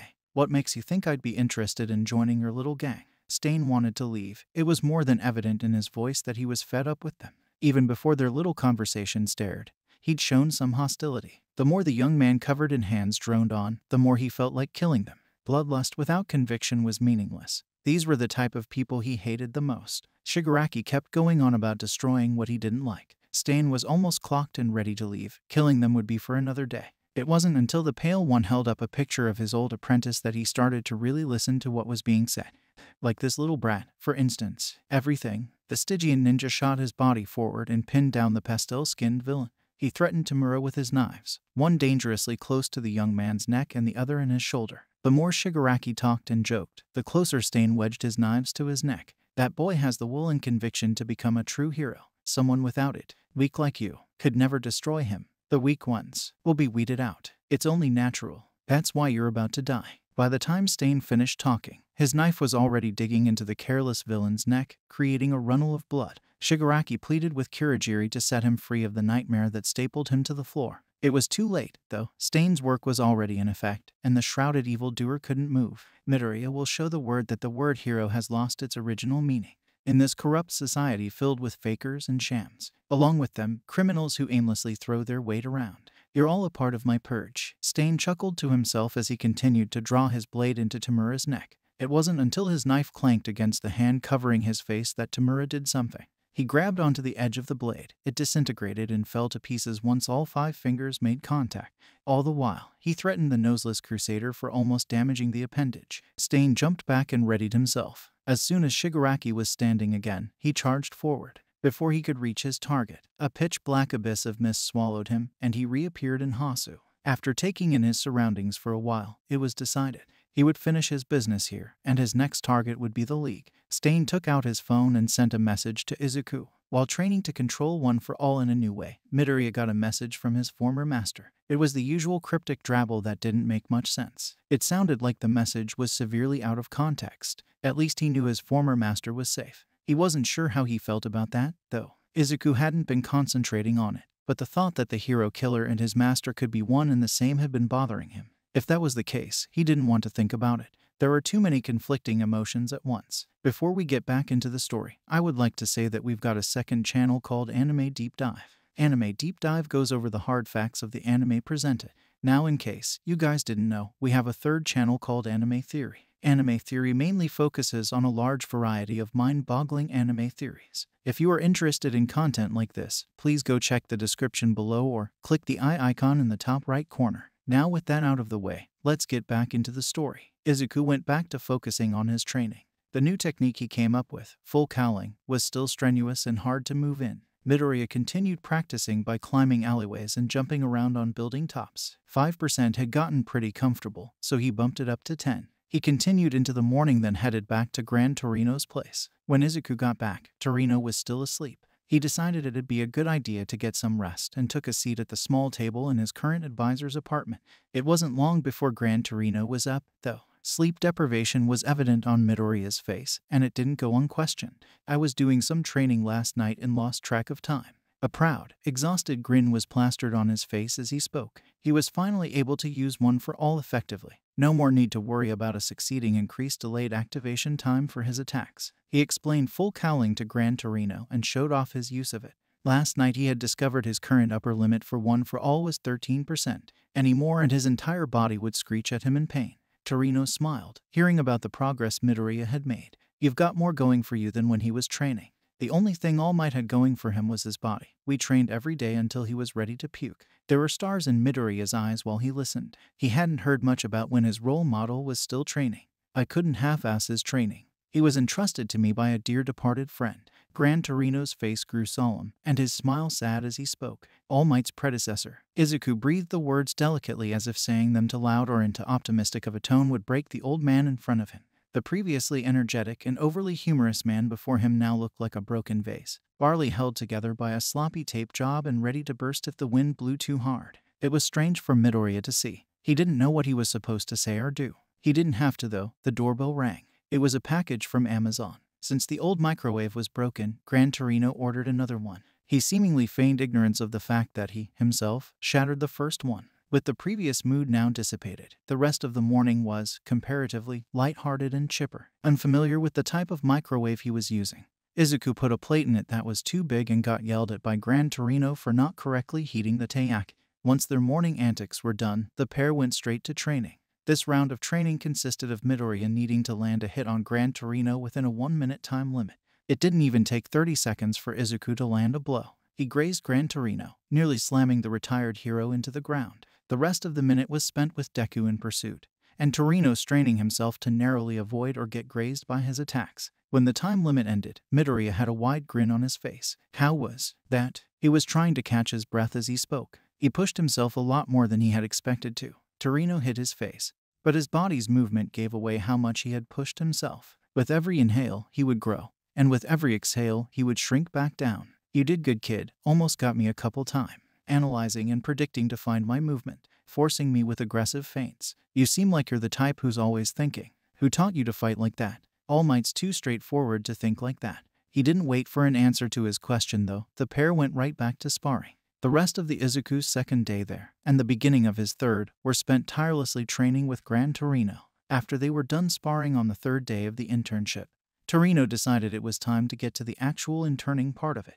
Midoriya changed into his hero costume and they left. They went by taxi to the bullet train and left for Shinjuku. Izuku noted to himself that they would be passing by Hasu. He was still worried about Tenya and scared of what he might do. He decided it'd probably be a good idea to try and get in touch with him tonight, if possible. By the time they were passing by Hasu, it was already night. Midoriya sent a message to Ida, but it was left on read. Izuku and Gran Torino kept up some small talk for a bit, but disaster soon struck. A seemingly limp body shattered through the bullet train like it was papier mâche. Panic soon set in for the riding citizens. It was a hero. Luckily, he was still alive. That didn't give anyone room to breathe, though. Not even a moment later, a giant lanky white Namu came through the train. Its proportions were grotesquely elongated. Gran Torino jumped out of the train and used his body like a bullet to assault the Namu. Before he left, he told Deku to stay put. The landscape outside the train was devastating. Large-scale explosions set off in various parts of the city. It was a shock to see. It was horrible to think that his friend was someone in that mess right now. Izuku headed into Hasu City. He was too concerned about Ida to stay on the train, and people needed help evacuating. Despite his warnings, he was sure Tenya went after the hero killer. The next thing he saw broke his heart. Tenya lay defeated at the blades of the hero killer. Thank you all for watching the video to the end. Now there are a few more things that I'd like to go over before the video ends. On behalf of We The Celestials, I'd like to thank the writer of this video and editors for this video. Their details will be in the description. If you're a voice actor, editor, or writer, or you're interested in becoming one of those, go to the Discord that is in the description of this video and hit up the head of one of those areas. We're always looking for members to join us. That's it from us for today's video. So thank you all for watching, and don't forget to hit that subscribe button if you're interested and hit that like button if you liked the video. Until next time, peace out mortals, have a fantastic day. Hey, what is up mortals? Welcome to Season 2 Part 2 of What If Deku Was Trained by Stain. Now with that out of the way, let's get into the story. Izuku ran through the burning city with the sparks of one for all bouncing off of him as Namu ran rampant, destroying everything. As the pros dealt with the current situation, he couldn't help but worry about something else. Midoriya couldn't help but think that there had to be a connection between the hero killer's last known location being there and the League of Villains' assault on the city. He couldn't ignore the possibility that they might be working together. If his fears of the hero killer being his former master were correct, though, then the attack might have been a way to force an association between the two. He didn't want to think about the other implications such circumstances would imply. It wouldn't be a surprise to Izuku if Ida was in pursuit of or currently encountering the vicious villain. He cycled through all the information he knew about the hero killer. 17 heroes killed, 24 critically wounded, last sighted in Hasu, 60% of his victims found in blind corners and deserted areas. Midoriya turned into the closest alleyway. He hoped the latest bit of information he thought of might bear some fruit. Almost instantly, he wished that someone else had found them. Deku stood tall between Stain and Tenya, his expression solemn and emotions conflicting. His fears had been confirmed. Midoriya, Izuku, both combatants were in disbelief, not just because the Viridian-haired boy showed up, but because of the familiarity the other had with said boy. A cacophony of conflicting emotion violently tore their way through Ida's body and cannibalized themselves until only resentment and confusion were left. Looking between the two, he now couldn't deny the similarities in weapons and costumes. He felt like a fool for not making a connection sooner. Midoriya, you know this villain. You knew what he was doing to heroes to my brother and let it happen. Was everything you told us a lie? With how well he knew Izuku, it didn't take Stain long to figure out what connection the two boys shared. They were obviously both from UA. The masked murderer didn't give Izuku any time to respond to the fallen hero in training. In one swift movement, Stain unsheathed a hidden knife and sent it flying into Ida's face. Deku acted on impulse. With one for all still enveloping him, he grabbed a small knife from one of his pouches and sent it sailing.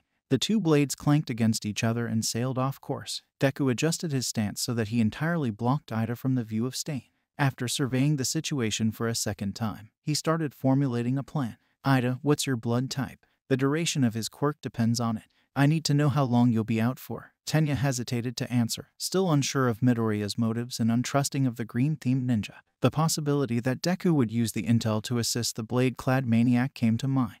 He couldn't take that risk. I'm here to save you, but I can't do that if I don't know the situation. So please, work with me. Midoriya turned his head slightly, flashing a comforting smile on his face in an attempt to calm his friend. Time seemed to momentarily stop for the night-themed speedster in training.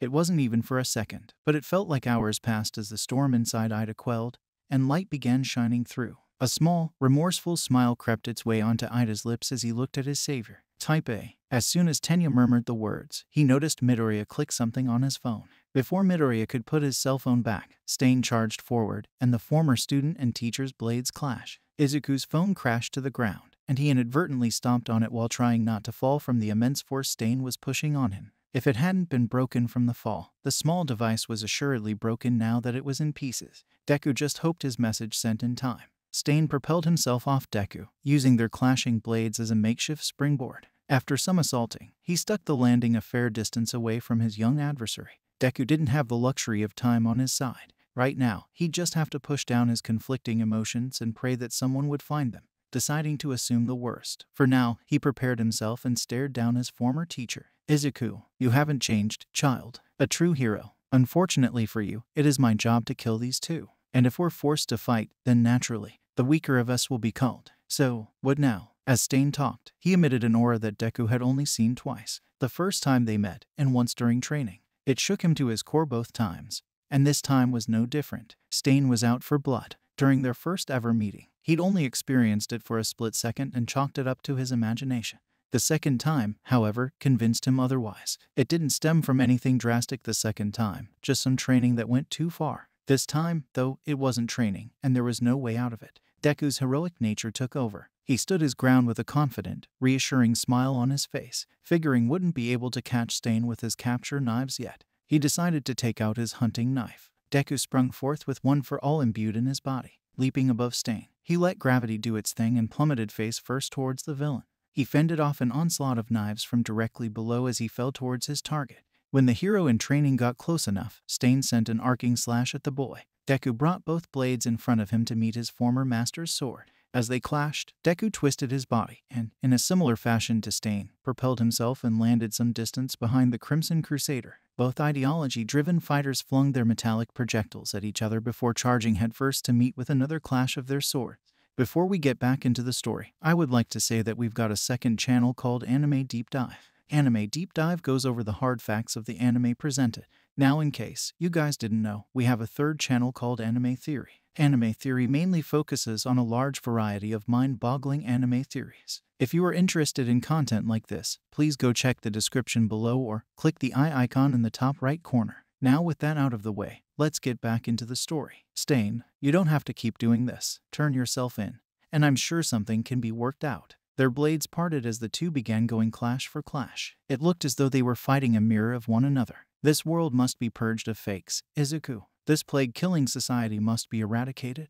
Deku feinted a slash with his hunting knife, folding his arm in at the last second and sending a spinning sidekick into Stain's stomach. Stain was sent rocketing back again. There's other ways to do this. Ways where making a mistake like tonight won't lead to irreversible consequences. Stain's eyes narrowed, and his grin fell to a scowl listening to his former apprentice. What are you getting at, child? Adjusting his stance, Deku put his knife away and readied himself in case he needed to use one of his capture weapons. I've met good people at UA. Real heroes that want to help people. They have other reasons for perusing the hero career, but above all, they want to save people. Seeing no reason to dignify his failed apprentice's remark, Stain licked his blade. He was able to draw some blood without notice and saw no reason to keep holding back against his adversary. Even with Deku having O-type blood, it would be enough time to remove the cancer infecting his young apprentice. Mostly ignoring the young man's pleas, the paralyzed armor-clad lad. However, said lad listened intently to his friend's passionate speech. You're right. He hasn't been acting like a hero lately. Revenge has been blinding him. But in the short time I've known him, he's been more heroic and selfless than a lot of pros. Those words resonated with Ida.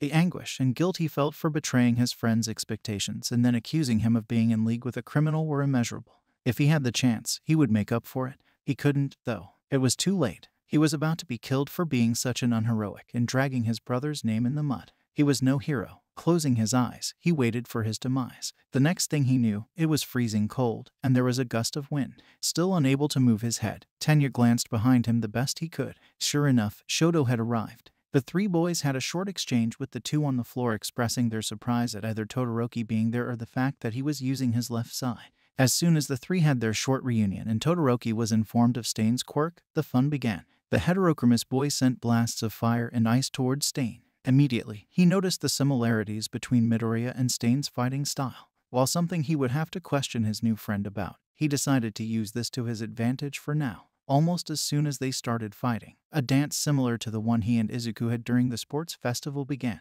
Stain would pressure Shoto with a mixture of throwing knives and rushing forth. Todoroki would respond with a thick wall of ice. In turn, Stain either slashed through or jumped over the newly formed obstacle. This was followed by Shoto blasting fire or the masked cretin. The process continued a few times with some variation. Taking care of the villain's projectiles proved to be no problem. It was his sword that proved to be trouble. Ever so slowly, Todoroki was losing ground. Deku knew that even as things seemed for the moment, Shoto was on the losing end of the battle and needed help. Struggling to help his ally to do anything, Deku began straining himself to move. His hand twitched. The upper hand Stain had was becoming more apparent as the fight dragged on. Shoto lost track of Stain. The villain's speed had been more than a surprise for him. Looking around, the red and white themed child found Stain behind him. Deku was in mid-air combat with the assailant, and the two were going blow for blow, unable to get a hit in as they fell to the ground, neither deciding to use their weapons. Todoroki sent out a blast of fire towards the two combatants. Deku cleared out of the way, and Stain barely got burned. They continued their assault with a mix-up of attacks between the two of them. They were at a complete stalemate. Neither party was budging. Grab the pro hero and leave me. My actions have more than proved how unworthy I am to be called a hero. Ada's voice was weak, and Todoroki almost missed what the young man said. He didn't like what he was hearing from his classmate. Not one bit. If you don't like the type of hero you're becoming now, then figure out who you want to become and never let go of that.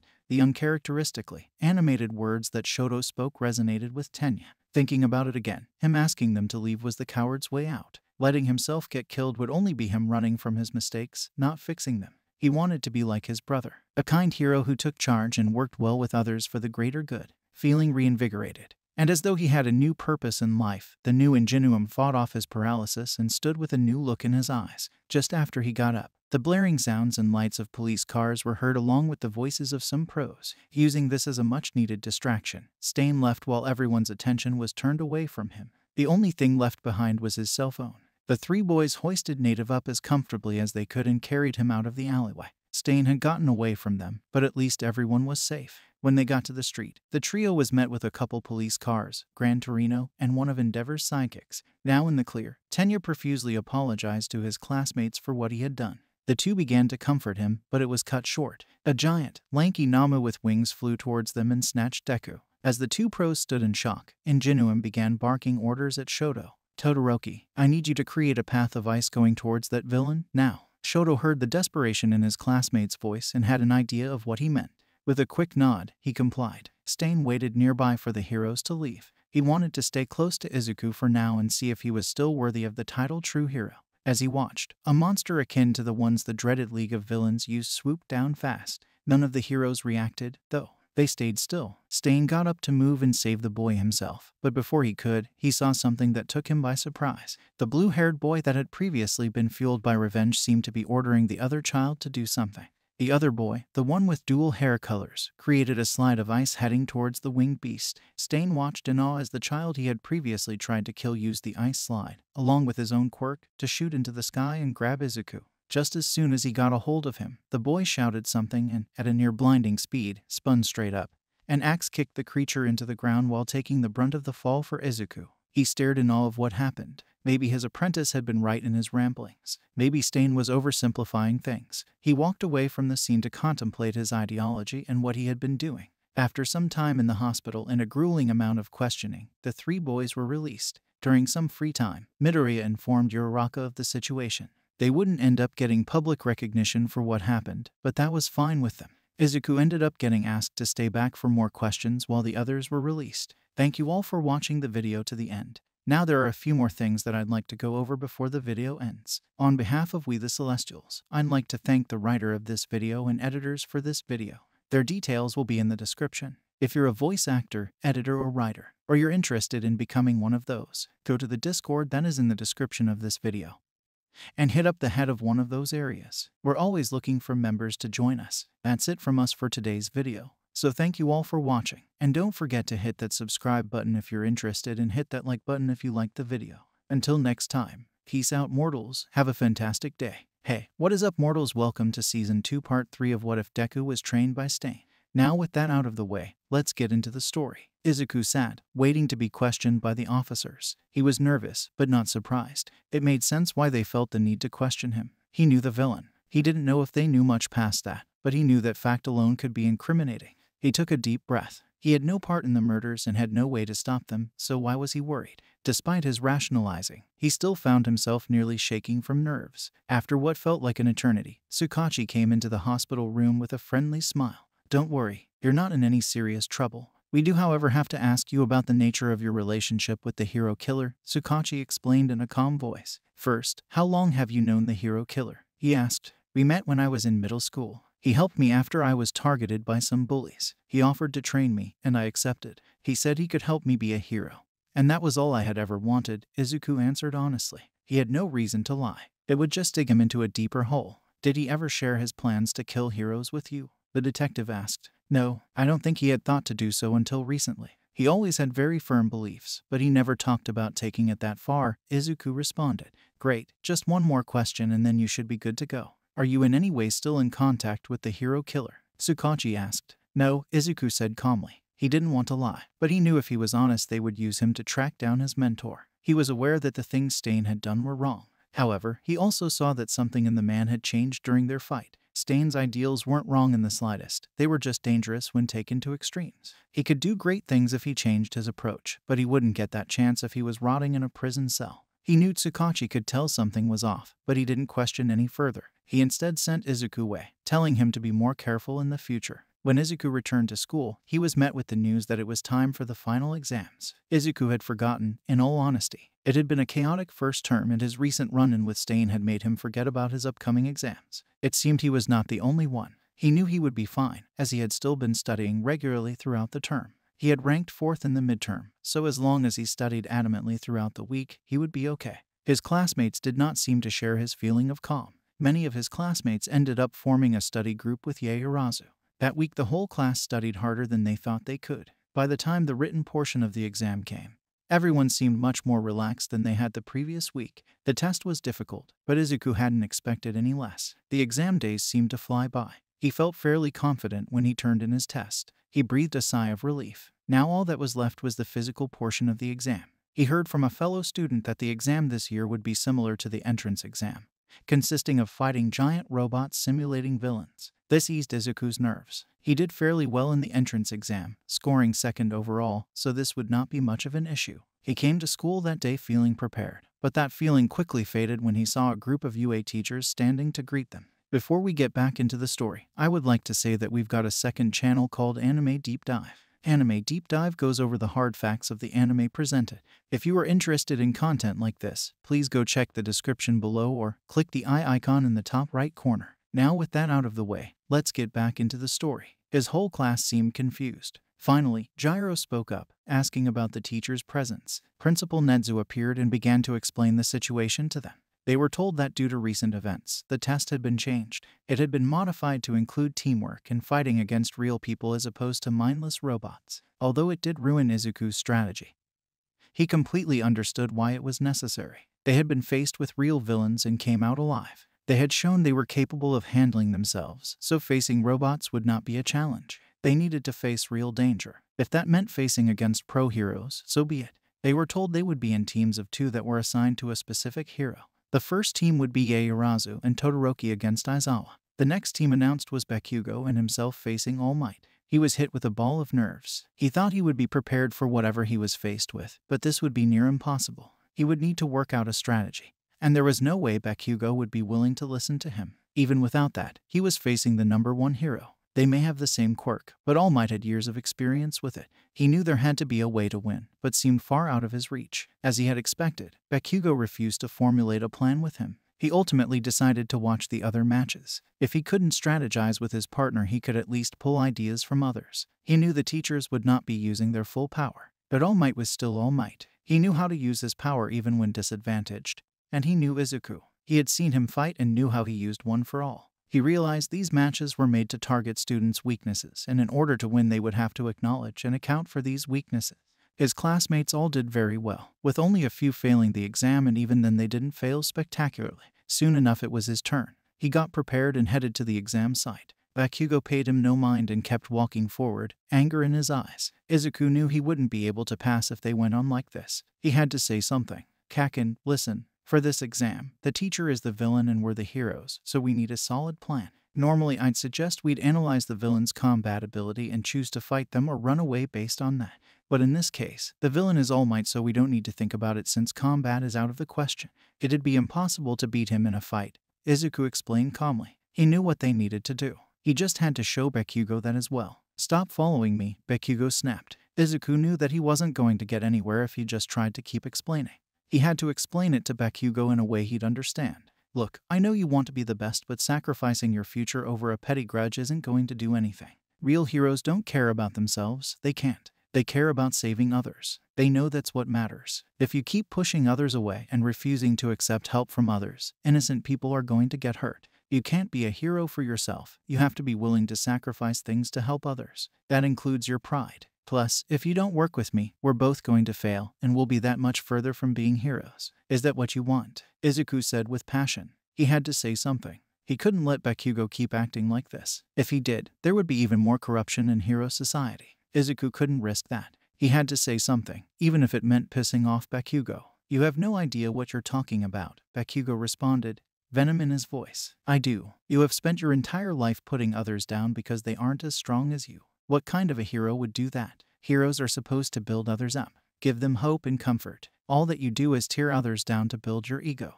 That doesn't sound like a hero to me, Kaken, Izuku explained. The students in Wano were shaken by his words. None of them had ever seen Midoriya do anything like that, especially not to Bakugo. They all thought deeply about what they said. They all knew Bakugo would never be a traditional hero, but they'd be lying if they said they had truly thought about the danger his actions could cause. All four of them pondered what Izuku had said. Ida especially took it to heart. He had been so focused on revenge before that he lost sight of everything it meant to be a hero. He hadn't thought about how his actions would affect others, and because of this, his friends had been injured. Uraraka was also touched by his words. She had always known Izuku had a great goal and always strived to help others, but she hadn't truly seen how strongly he felt about saving others until then. Bakugo looked back at Izuku, the anger in his face melting, if only slightly. He would never admit it, but the nerd's words were right. He had to listen to him. His future depended on it. If he failed this because he was reckless, he would be looked down on. He already made a reputation for himself of being driven by anger and anger alone at the sports festival.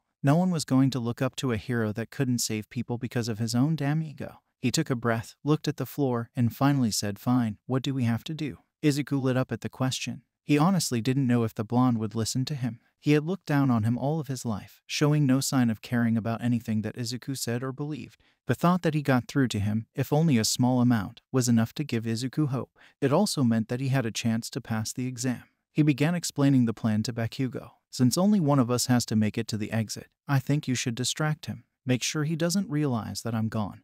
Or at the very least make sure he can't get to me. If he ends up catching me, I need you to get to the exit as fast as possible, Izuku explained. Bakugo reluctantly nodded. Soon enough All Might appeared before them. You distract him, I'll try to find a way to sneak up on him, Izuku said. He tried to be quiet enough that it would seem like a whisper, but loud enough that All Might would hear them. He then ran to the side, hoping to hide the fact his ultimate goal was the exit. He was banking on the fact All Might would know Bakugo would never want to win by running from a battle, even if it was someone else doing it. Even if it didn't work, Izuku hoped he could at least buy Bakugo some time to escape if necessary. He began running toward the exit. Sure enough, he heard a series of explosions behind him. He just needed time. It didn't take long before the exit was within his sights, but right as he felt he was safe, he heard laughing behind him. Did you really think I would fall for such a trick? I have to admit, it was smart, but I know you would never try to fight me. Izuku tried his best not to panic. As long as Bakugo made it out safely, he would be okay. Thank you all for watching the video to the end.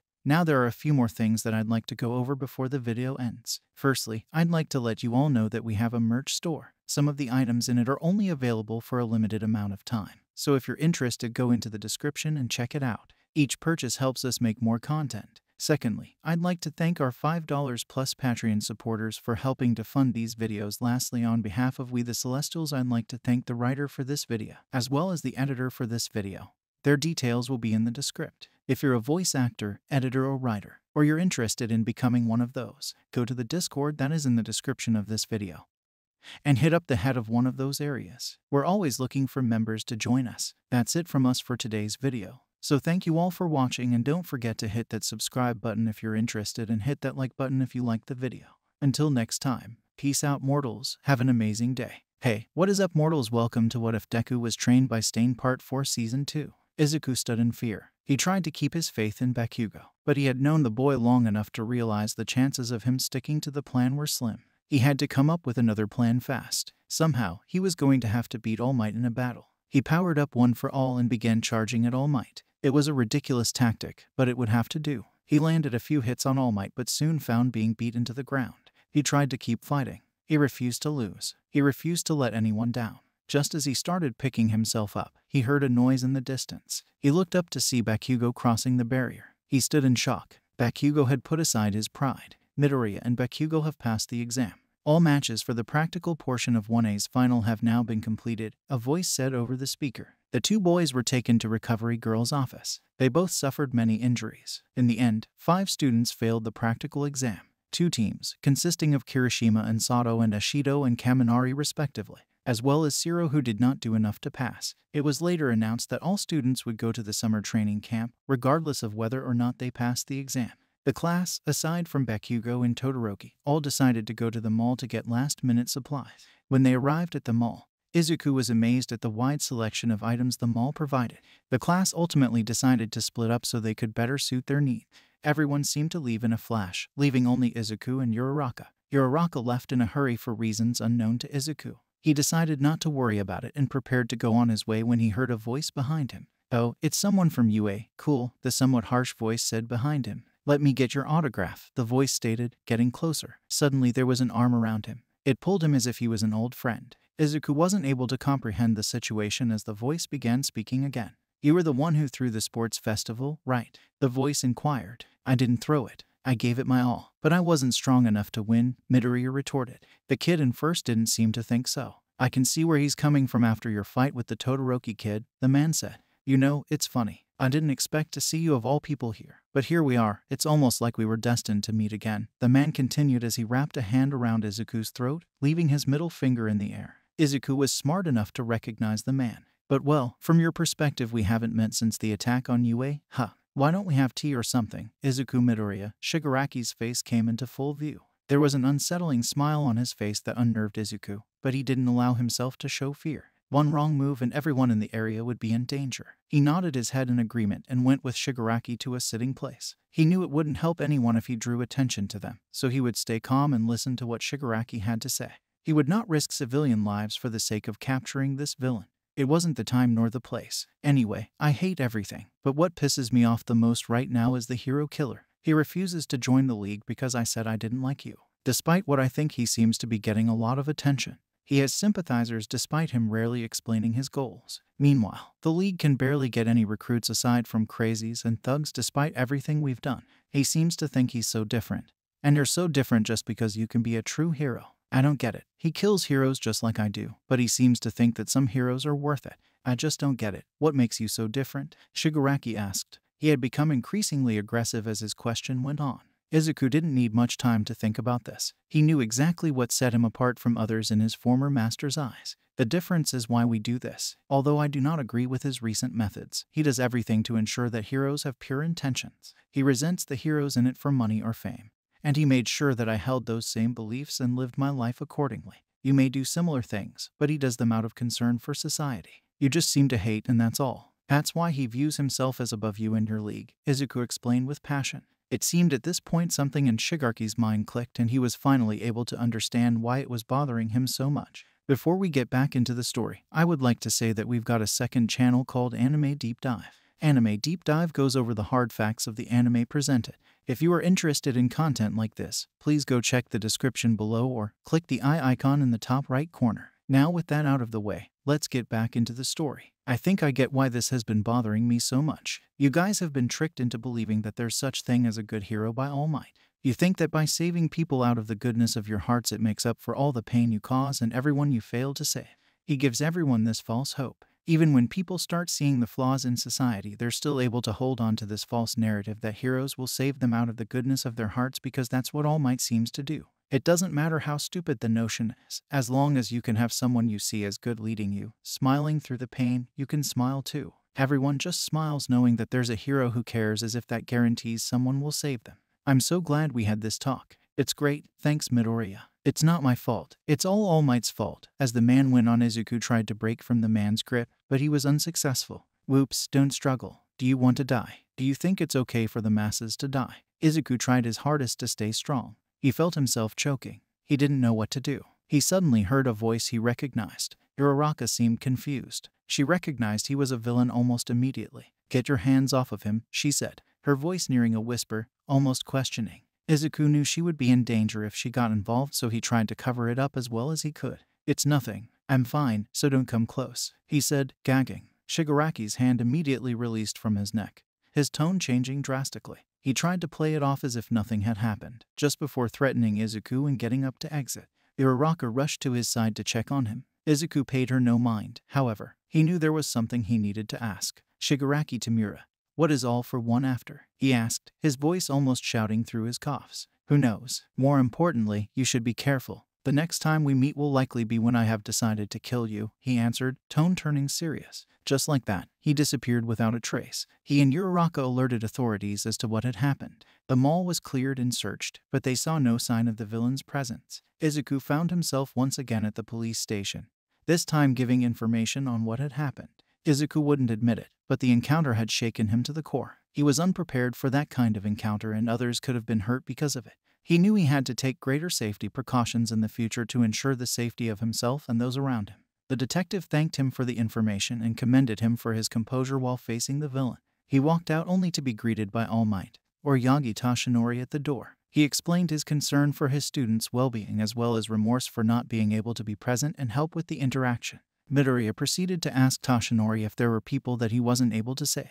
Tashinori explained that there were, and while he regretted not being able to save them, he tried not to take it too hard on himself, as even though he was the #1 hero, he was still capable of making errors, as well as not being able to be everywhere at once. The best he can do is be a beacon of light where he can, and hope people in other places do not lose faith because of him. His mom came from the opposite end of the alley with tears in her eyes. Izuku tried to reassure her that he was safe and they were taken home. When Izuku got home, he was met with messages from Stain asking him if he was okay. Izuku couldn't help but find this comforting. He found it nice that even after their fight, his old mentor still cared about his well-being. Izuku explained what happened with Shigaraki and that he was scared but was told he handled it well. He found himself confiding a lot more than he expected in his former mentor, going as far as writing down Shigaraki's words as accurately as possible. He was met with Stain explaining how proud he was in him for standing for his beliefs despite being under immense pressure. Stain went on to tell Izuku about how much his encounter with Izuku had influenced him. He had decided that using violence to combat violence wasn't going to get him anywhere, and that he instead has decided to turn to vigilante work,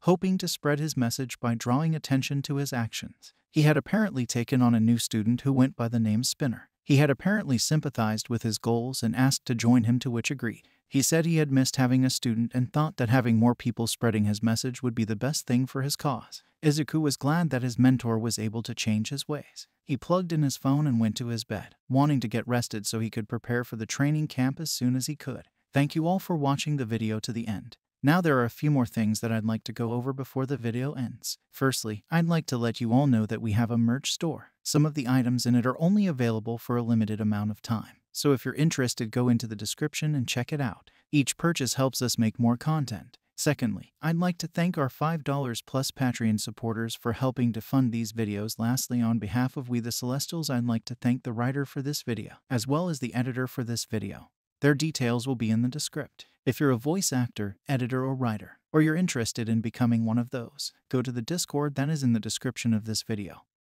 and hit up the head of one of those areas. We're always looking for members to join us. That's it from us for today's video. So thank you all for watching, and don't forget to hit that subscribe button if you're interested, and hit that like button if you liked the video. Until next time, peace out, mortals. Have an amazing day. Hey, what is up, mortals? Welcome to Season 2 Part 6 of What If Deku Was Trained by Stain. Shigaraki was not happy in the slightest. He had a plan to retrieve the boy he planned to recruit at UAS summer training camp. While it could be achieved, the chances were slim. The villains attracted from the Hasu incident were all low tier. They would have to rely on numbers alone. As long as nothing goes wrong, they would accomplish their goal. He knew his goal now, and he would do whatever it took to accomplish it. Izuku decided it would be in his best interest to continue his training before the summer camp.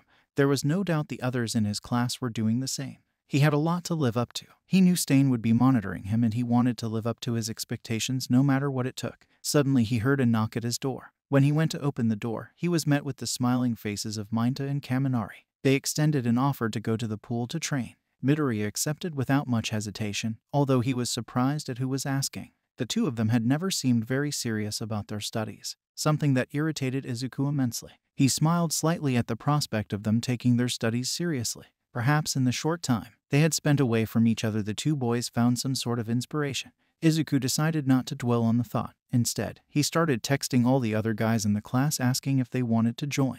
They arrived at UA and were informed that they did indeed get access to the pool area. Izuku worked tirelessly until finally, Ida convinced him to take a break. "What?" Izuku asked, noting that the boy had not yet sat down. "Well, I just thought it was strange. During the entrance exam, I didn't think I'd end up being such good friends with you. Frankly, I didn't think much about you back then. But on the practical exam, you were so motivated. It was obvious that you had something pushing you to be a hero. Even then it sparked something in me," Ada explained, with something akin to adoration in his voice. "I've always had someone pushing me to do what was right for the right reason. From a fairly young age, I was taught the importance of doing the right things for the right reason. If I didn't do what I did that day, I never would have been able to forgive myself. I know hero society is corrupt, but that's why I'm working so hard to be the best. So I can show everyone what a hero should be, not just a strong person looking for money and fame, but a moral person who fights for justice for anyone who may be hurting. The fact that I inspired you gives me hope for the future of heroes as a whole," Izuku said, with passion in his voice. "It wasn't just the entrance exam either. Every step of the way you've shown your passion for helping others and doing what's right. You've helped me immensely, and I would like to sincerely thank you for that," Ida said. "It's the least I can do, really," Izuku said. "I think I may have just thought of an idea for how to keep everyone engaged in our training."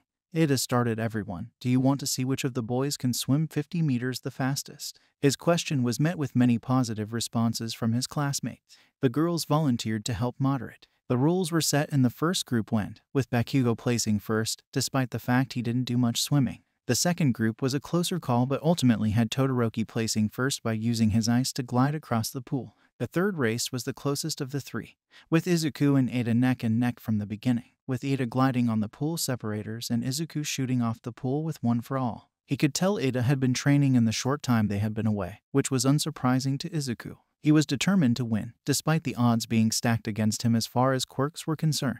He gave one final blast of one for all and managed to narrowly get past Ada. The students cheered for both of them, noting the skill the two of them had shown. Bakugo, Todoroki, and Izuku were set to race next. "Deku, you better not hold back this time. Don't take any sort of pity on me. Come at me with everything you got," Bakugo exclaimed. "Same goes for you, half and half. I know you can do better than you were doing at the sports festival. Don't half-ass this," he demanded. They all nodded in understanding and prepared for the race. Everyone cheered for them and Ada started counting down to the start. All three of them readied their quirks and went over their strategies to themselves. They all launched into the air, only to fall straight into the water. Aizawa informed them that their time was up and they needed to go home, earning him groans and sighs from the surrounding students. They all packed up their belongings and headed home. Before we get back into the story, I would like to say that we've got a second channel called Anime Deep Dive. Anime Deep Dive goes over the hard facts of the anime presented.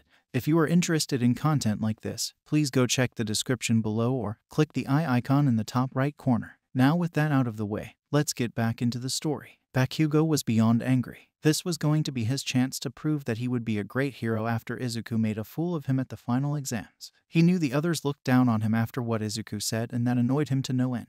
Beyond that, his words also stuck with Bakugo. They made him feel like less of a hero. He knew they were true, which meant he had to change and prove them all wrong.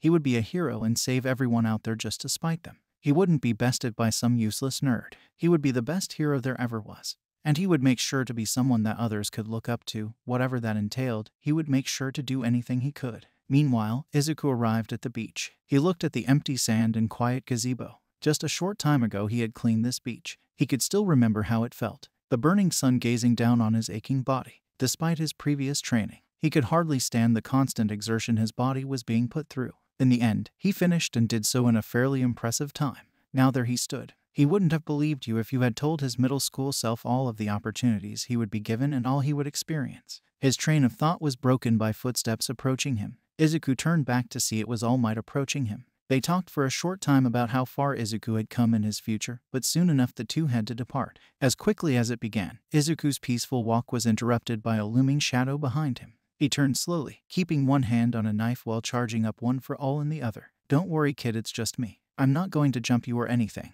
Izuku recognized the voice of his former mentor. He met his eyes and was surprised to see how kind they were. Quite a contrast from last time. "Yeah, I'm definitely in higher spirits than I was last time. I have you to thank for that," Stain said with a smile on his face. "Don't sell yourself short. I've seen the stuff you've been doing on the news. You definitely changed. I'm impressed. Izuku said. I am too. I've heard what you've been saying at UA.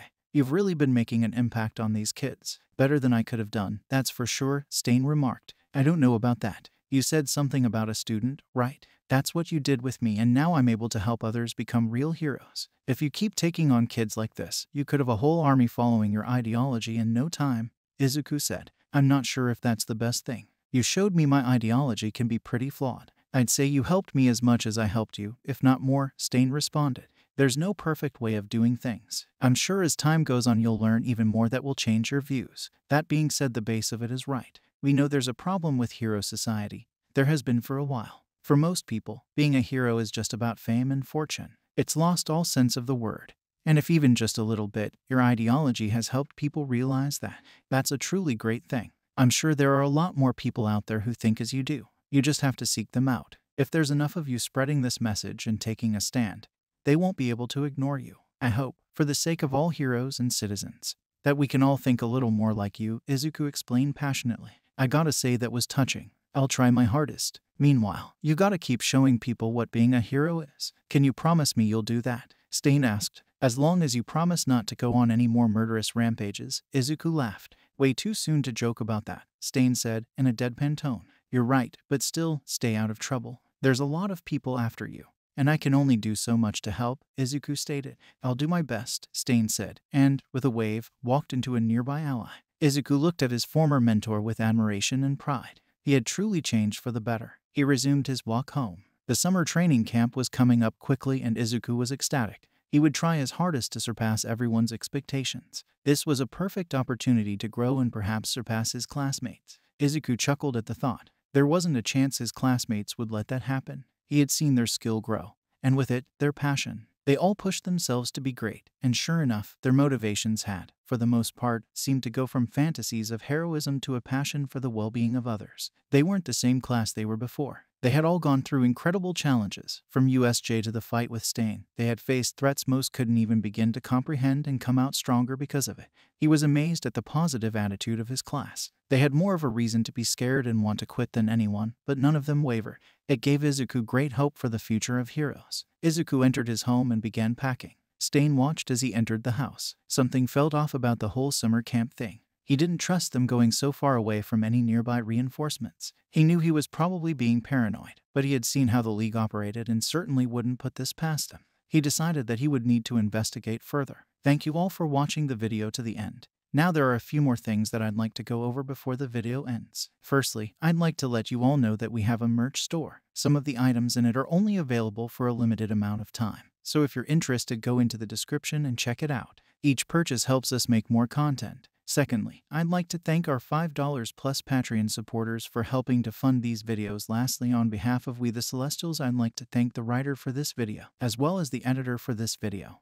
Their details will be in the description. If you're a voice actor, editor, or writer, or you're interested in becoming one of those, go to the Discord that is in the description of this video and hit up the head of one of those areas. We're always looking for members to join us. That's it from us for today's video. So thank you all for watching, and don't forget to hit that subscribe button if you're interested, and hit that like button if you liked the video. Until next time, peace out, mortals. Have an amazing day. Hey, what is up, mortals? Welcome to Season 6 Part 2 of What If Deku Was Trained by Stain. Now with that out of the way, let's get into the story. Izuku entered the bus, still buzzing with excitement. Unfortunately, that excitement did not serve to keep him awake throughout the bus ride. He had found that despite his efforts to keep himself in optimal health, he had overworked himself and had not slept enough to compensate. A few hours into the ride, Izuku woke as the bus screeched to a halt. He expected a rest stop area or something of the sort, but instead, all the class was met with was a vacant corner inhabited by a single black car. The rest of the class seemed just as perplexed as he was, and a flurry of questions soon arose. They were all simultaneously answered by three figures exiting the car. Two of them Izuku recognized as members of the hero team, the Pussycats. Asawa informed the rest of the class of their identity as well. The heroes explained that they would be staying in an area further into the wooded area behind them, and they would be making the journey by foot, producing various negative reactions from the students. Izuku couldn't say he was thrilled by this. He understood, of course, but he was still sleep-deprived and admittedly a little sore. Still, he reluctantly began his journey into the forest with his peers. It was not without challenges. He didn't assume it would be with a name like the Beast's Forest. The teachers were planning something, but they beat the first beast with ease and were able to get the rest done, although it took quite some time and they all came out in rough condition.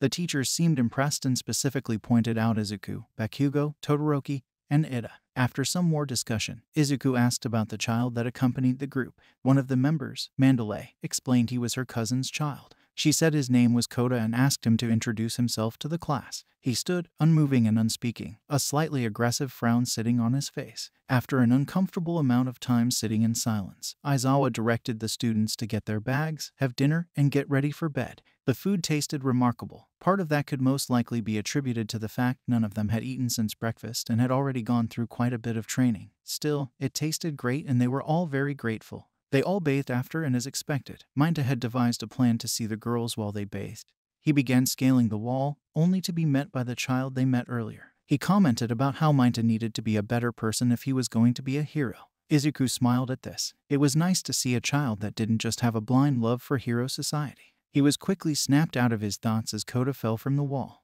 He quickly ran to grab him and bring him to safety. He immediately brought him to Mandalay and explained the situation. She informed him that she asked him to stay there unless anyone like Minta tried to do anything. Izuku decided while he was there to ask about Koda. Does Koda have some sort of history with heroes? I know he lives with you guys, so I'm sure that changes his views. But still, most children want to be heroes and would jump at the chance to stay with hero students. But he doesn't seem to do any of that. He almost seems to have resentment towards us. Why is that? Izuku questioned. Well, he wasn't exactly raised like a normal child. Even before he came to stay with us, he was exposed to hero life, she answered. How's that? Izuku asked. At this point, another member, Pixie Bob, entered and answered Izuku's question. She went on to explain that Koda's parents were also heroes, but they died in the line of duty. Mandalay continued explaining the events. She said it happened 2 years ago while protecting a citizen. Although they died an honorable death, a child is not able to understand that. He just knew that his parents had left him, and everyone told him it was a good thing. He apparently had resented heroes ever since, including the Pussycats. Izuku understood this. Sure, it was noble for heroes to die, but they were still people with families. He was sure his mother would resent hero society, at least a little if he were to pass. He continued to think about it as he made his way back to the boys' room. He had thought he knew most of the faults of hero society, but he had never thought about this. He felt a sadness grow inside him. He had a great deal of empathy for this kid. He wanted to show him the good aspects of heroes, but he had no idea where to start. He went to sleep with that thought.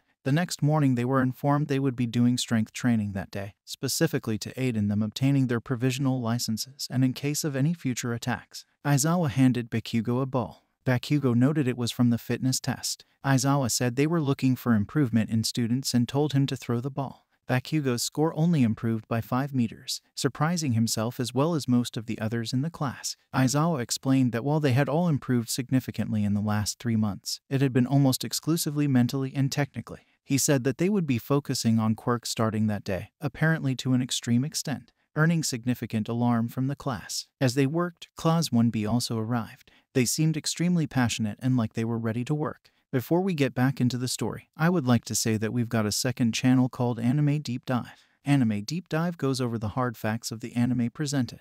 If you are interested in content like this, please go check the description below or click the eye icon in the top right corner. Now with that out of the way, let's get back into the story. They seemed extremely passionate and like they were ready to work. Rather than the team exercises Izuku was expecting, they were all doing individual quirk training. Izuku was certainly not opposed to this as he acknowledged his need to improve his use of One for All. Izuku trained by fighting Tiger, trying to increase how much of his quirk he can use at once without being damaged while fighting an opponent.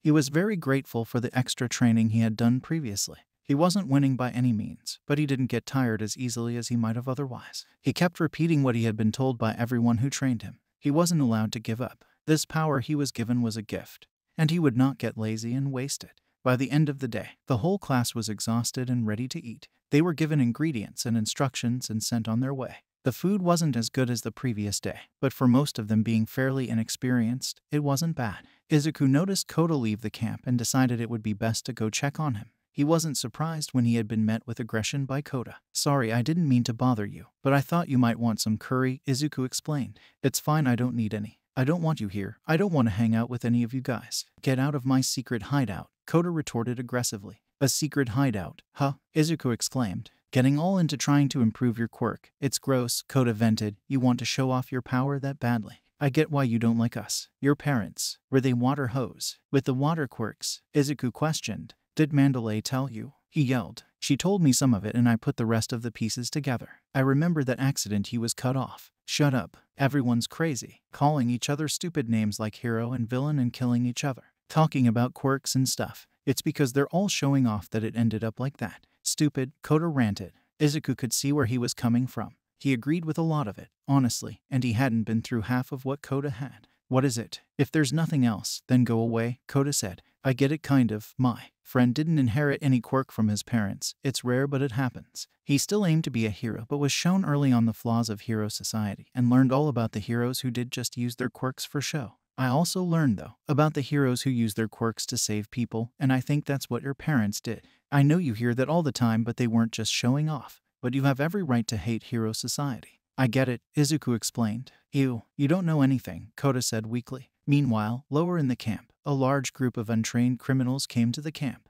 There weren't many with powerful quirks, except a young girl they had found whose only interest seemed to be blood, which Shigaraki could find a use for, and a man with a strength enhancer quirk. Other than that, he had to rely on sheer numbers. It wasn't from lack of effort. Shigaraki searched, or rather had Jurin search far and wide for high-ranking villains or those with potential. But all the high-ranking villains thought it was beneath them to attack a school rather than going for the real deal. And for some reason, there had been this vigilante group that was taking on all the new talent. Something about showing society what real heroes were. Shigaraki had a good guess as to who was causing this, so he had to settle for quantity over quality. He put a great amount of work and thought into this, far greater than the USJ attack. He would not fail this time. The warp gate opened and he watched all the villains step through in large groups. He would not fail this time, and he would certainly not go unnoticed. Thank you all for watching the video to the end. Now there are a few more things that I'd like to go over before the video ends. On behalf of We the Celestials, I'd like to thank the writer for this video, as well as the editor for this video. Their details will be in the description. If you're a voice actor, editor, or writer, or you're interested in becoming one of those, go to the Discord that is in the description of this video and hit up the head of one of those areas. We're always looking for members to join us. That's it from us for today's video. So thank you all for watching, and don't forget to hit that subscribe button if you're interested, and hit that like button if you liked the video. Until next time, peace out, mortals. Have an amazing day. Hey, what is up, mortals? Welcome Season 2 Part 7 What If Deku Was Trained by Stain? Just wanted to greet you guys by just saying sit back and relax. You're in for a treat, and so we begin. The night was still young, yet Stain cannot waver the dread crawling beneath his skin. From the uneventful encounters he had with them, he knew well that if his suspicions ended up correct, a lot might get hurt. However, from the perspective of being a villain himself before reverting into vigilancy, the group seemed to lack quality amongst its rank, and so it dawned upon him. Stain, sir, there are suspicious movements observed from the farther parts of the forest. The warp gate and the swarming villains coming out of it. Stain never deplored if the villains attacked UA High, for there were other things on his plate. It just so happened that the class they preferred to infiltrate and induce turmoil this time has inherent true heroes and a true hero amongst them, in which he placed upon himself to see to it that these chosen children will face the future for them to be of a great example as heroes in this rotten society. Meanwhile, as Pixie Bob announced the test of courage, the majority of the students vibrated in excitement, some due to the chance to bear witness to seeing their classmates frightened, while some look forward to seeing which could scare their fellow young heroes. All that excitement downed upon the selected Class 1A and Class 1B students who failed the test, and therefore required to take remedial classes instead of participating in tonight's event. When Pixie Bob finished laying out the rules, the pairings started to draw. Izuku ended up being alone. Not that he minded, of course. He just thought it could be an opportunity to know more about his classmates. It was a little too tranquil, Izuku thought, as his mind wanders off a little to the thought during the attack on USJ. However, he could now forget those images of the night's tranquility as two villains appeared in front of them, one which successfully knocked out Pixie Bob when it advanced. While Pussycat shifted their stance into offense, it crossed Izuku's mind that under these attacks, Kota is left alone, and amidst Mandalay's use of her telepathy, to which he assumed were directed towards their teachers. Next, he heard her voice warning about evacuation, as their safety is more of the priority right now. They assigned some of the students to scatter and aid others. Ada was about to leave with Izuku, but he said he would catch up later as Kota could probably off somewhere and in danger. It was a good thing he knew where The Kid had hidden himself already. That fact alone could ease the whole retrieval. However, when he arrived, Kota is being towered by the villain and immobilized due to fear. As the villain was gearing up for an attack, Izuku had well anticipated this, so he powered one for all, lunged towards Kota, and clutched him off the way with him. Although, as he took in the situation, his phone got ruined in the process, making communications impossible, but the priority remained the same: Kota's safety. Kota-kun, stay behind my back, and upon the signal, take a straight run to save yourself, and I would follow after. Okay,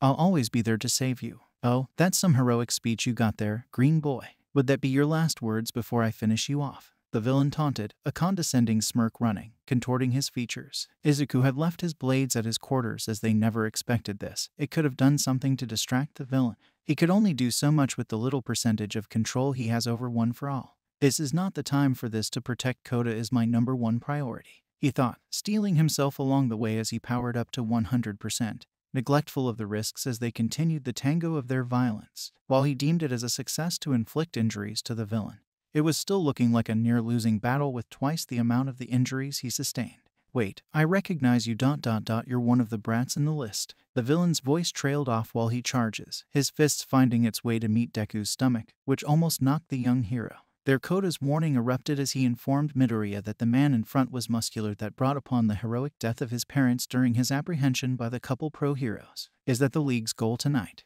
To bring my death? Muscular's laughter boomed while he gains his stance once more. That, and maybe before your death, you can tell me where one can find this Bakugo the Kid is our greater priority than your death. Kakin, what offense did he commit against the League? For a moment he felt panic at the sound of his childhood friend's name on the mouth of a League of Villains member. But even before Midoriya finally delivers the conclusion as to what brought the targeting upon, blads of various kinds seemingly fell out of nowhere, caging the villain. Izuku, the intruder called out. As much as there was the familiarity of the methodology, their identity remained foreign to him. Save the kid and aid upon your classmates as you can. At first, he found himself perplexed, for he expected the intruder to be the villain's backup, yet, as Muscular struggled to gain mobility, it hit him. This one, whose fashion resembled his mentor, was probably the new student he took in after the Hasu incident, Spinner. Meanwhile, the one behind the opponent's immobility was his mentor himself, probably cautious of communicating with him in an open space. Just as the whole situation finally sunk at Midoriya, a knowing nod of both understanding and gratefulness was sent towards the older apprentice of their mentor. I will do just so, thank you.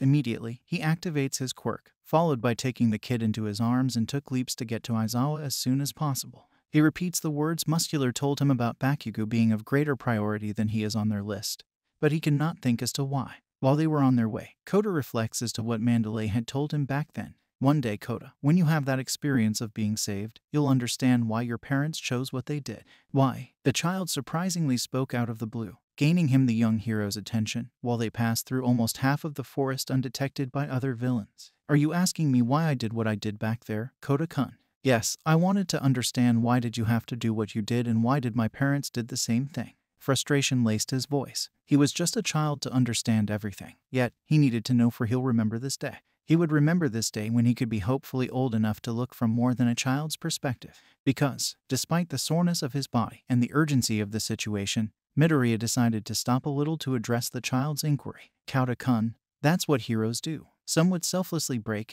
their own body or give up what they held most for others. A selfless act is the essence of a hero. After that, they proceeded into their way, with Midoriya silent about the sobs he hears as a respect to the child's privacy. Finally, as Aizawa came into view, he knew from the look of his problem child that there was a villain encounter that preceded their arrival. And so, relief washes over him with the sight of a less injured Midoriya, Izuku especially, with how hard it was for his body to control his quirk. Aizawa-sensei. His tone implied that his student probably winded up with valuable information and that someone was in danger while they were conversing at the moment. Kakin is their target. They told me his capture is of greater importance than my death. What should we do? The teacher took Kota from his student's arms. He straightened up his back along with the usual hard look reflected in his eyes, a telltale sign of an incoming order from a hero to the aspiring ones. Midoriya, go find Mandalay. Make sure she tells everyone that I, Shouta Aizawa, will allow the students to utilize their quirks in the battle for self-defense. I shall take responsibility afterward. Yes, sir. By the time Midoriya finally reached Mandalay, the villains that attacked them a while ago were down. There was a worried look in her eyes about Kota, but he assured the child's safety as he just brought him to Aizawa's. Mandalay, Aizawa-sensei gave me an order for you to tell everyone. Please tell everybody this. Midoriya, go find Mandalay. Make sure she tells everyone that I, Shouta Aizawa, will allow the students to utilize their quirks in the battle for self-defense. I shall take responsibility afterward. And let them also know that the villain's target tonight is Kakin. He gave a curt nod and proceeded to leave, for he should not waste time. Every minute wasted could mean success for the villains. However, Mandalay was left to wonder as to who was this Kakin. Nevertheless, she still did as told. Listen up everyone. Aizawa gave an order to utilize your quirks in the battle for self-defense, and the kid they call Kakin is the target of the villains. I repeat, Aizawa gave an order to utilize your quirks in the battle for self-defense, and the kid they call Kakin is the target of the villains. She takes a breath momentarily and gives her warning to the students. This Kakin is to avoid contact with villains, especially acting independently. While everyone who heard her was taken aback with surprise and worry shrouding their nerves from their classmates, one felt the opposite. He was taking his run into the forest towards the villain on their opposite end. Kakin, stop talking in my head. Irritation was plastered upon his face because, of every people to mess up, Bakugo would not be satisfied with the last message from Mandalay. It was unsatisfying enough for him that he was working with Todoroki, whom he calls half and half bastard, along with the annoying villain. Their exchange of blows against the villain continues until it momentarily halted as Todoroki froze the villain's blade. Didn't you hear? She just said you were being targeted by the villains. Todoroki feels exasperated, for he knew the attitude of his classmate because, like everyone else, Bakugo tended to be severely stubborn. Especially this time, it was becoming impossible to reason out to him sometimes. That damn Deku did something. I just know it. Saying fight, then don't fight. Don't tell me what to do. If he was irritated just a while ago, then right now, Bakugo only felt anger. He tried landing an explosion only to have another of the villain's teeth-like blade on his space and ice from Todoroki to aid with after attack. Although the option of retreating was on the table considering the opponent's expert use of the terrain to his advantage, the gas covering just drove them into a corner. Usage of his fire, as well as Bakugo's explosion, would risk burning the forest and taking down everyone with it, which gets them nearer to the edge. Meanwhile, on the other side, just near to their current location, Midoriya and Mizo is dealing with Fumicage's struggle against Dark Shadow, who has grown in size and rampaging. They were both told to go away as they will get killed by Dark Shadow. However, Midoriya refused to agree. Midoriya, you got to choose right now. You can still move a little despite the injuries. Choose between Bakugo or Fumicage. Even in this situation, he refused to agree once more. I can't do that. There must be a way to save both. That's the only option I will take. But they weren't lucky enough, as the villain who cut Mizo's arm just a while ago returned with his teeth-like blade coming their way. The only option they could take was lure Dark Shadow towards the villain, which they took despite the risks in the gamble that they might see Bakugo along the way, in which hope shines upon the recognizable features of both Katsuki and Shouto. Anyone make a light. Before anyone could comprehend what the order was about, Dark Shadow claws upon the villain and crushes its blade-like teeth, added by a follow-up strike. The opponent is finally down. That was the time both Katsuki and Shouto realized what transpired. Both of them generated a heavily controlled fire and explosion respectively to light it up against Dark Shadow, which effectively brought back Dark Shadow into its original size, seizing up the rampage. For a moment, Fumicage wallows for what Dark Shadow has done, which was rooted in his weakness to control his quirk. He was quickly told by both Midoriya and Mizo not to feel guilty about it, that things like such indeed happen, and understandable as they were just in training too. Let's surround Bakugo on our way to Aizawa-sensei. That way, all sides are guarded. Bakugo hated the whole setup, for he was more than capable of protecting himself. Thus he deemed this whole escorting unnecessary, for they won't help anyway. Not so far from them were both Ochako and Tsuyu, going against one of the villains whose affection for drawing blood from others was her greatest desire. She looked like she was of the same age as they are, yet the dangerous glint of her eyes implied no hesitation to kill. Thank you all for indulging yourselves in the story thus far. Hope you enjoyed it. Now there are a few more things that I'd like to go over before the video ends. Firstly, we've got a second channel called Anime Deep Dive. Anime Deep Dive goes deep into the facts and lore of a wide variety of anime. It's sure to expand your weeb knowledge for all kinds of series, guaranteed. On top of that, we have a third channel called We The Celestials Naruto What Ifs. It's what we do on this channel already, but in the vast world and lore of Naruto. Go check it out if you're in the mood for some jutsu action. I'd like to let you all know on behalf of We The Celestials, I'd like to thank everyone involved in the production of today's awesome content. Their details will be in the description below. If you're perhaps interested in what we do here at WTC, then I would like to extend out an invitation to join the team.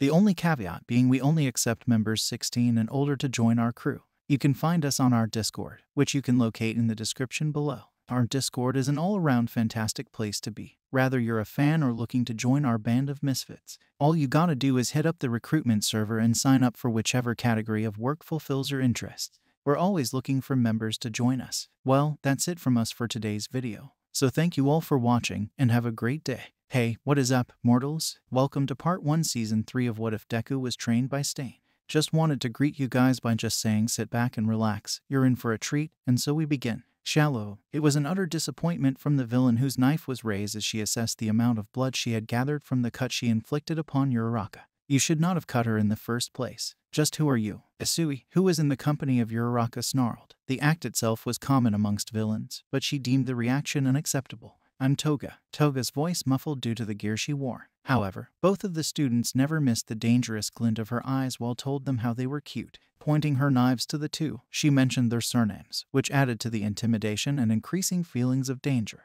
The exchange of lines between the three pursued, but ended with a successful drawing of the blood of Toga from Ochako, which was the cause of why she was sitting on the ground when Midoriya and the others arrived. Toga met the Greenette's eyes with a particular who blushed at the sight of him. He noticed the wound on his classmate's arm, but relieved when it wasn't too serious. When she declared that she wanted to run after the villain, she was abruptly stopped by Isui, telling her that engaging in an unnecessary fight won't be advisable since combat engagement is for self-defense only. I am just glad both of you were fine. And it crossed upon his mind to tag along with them on their way to the camp. Let's all join together and head back into the camp.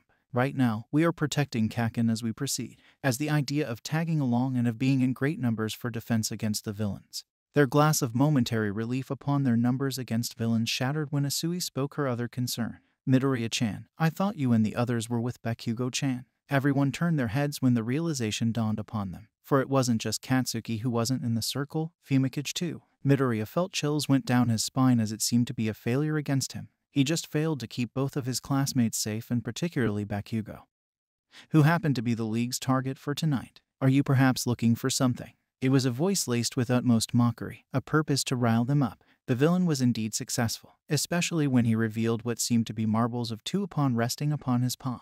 Perhaps the boy who's currently on my hand along with the other. Give him back. Midoriya could only shout in his demand because the fight from Muscular had seemed to claim the strength he has left, mind going a little blank from the injuries he had sustained. He kept convincing himself to move or lose them at the hand of the villain.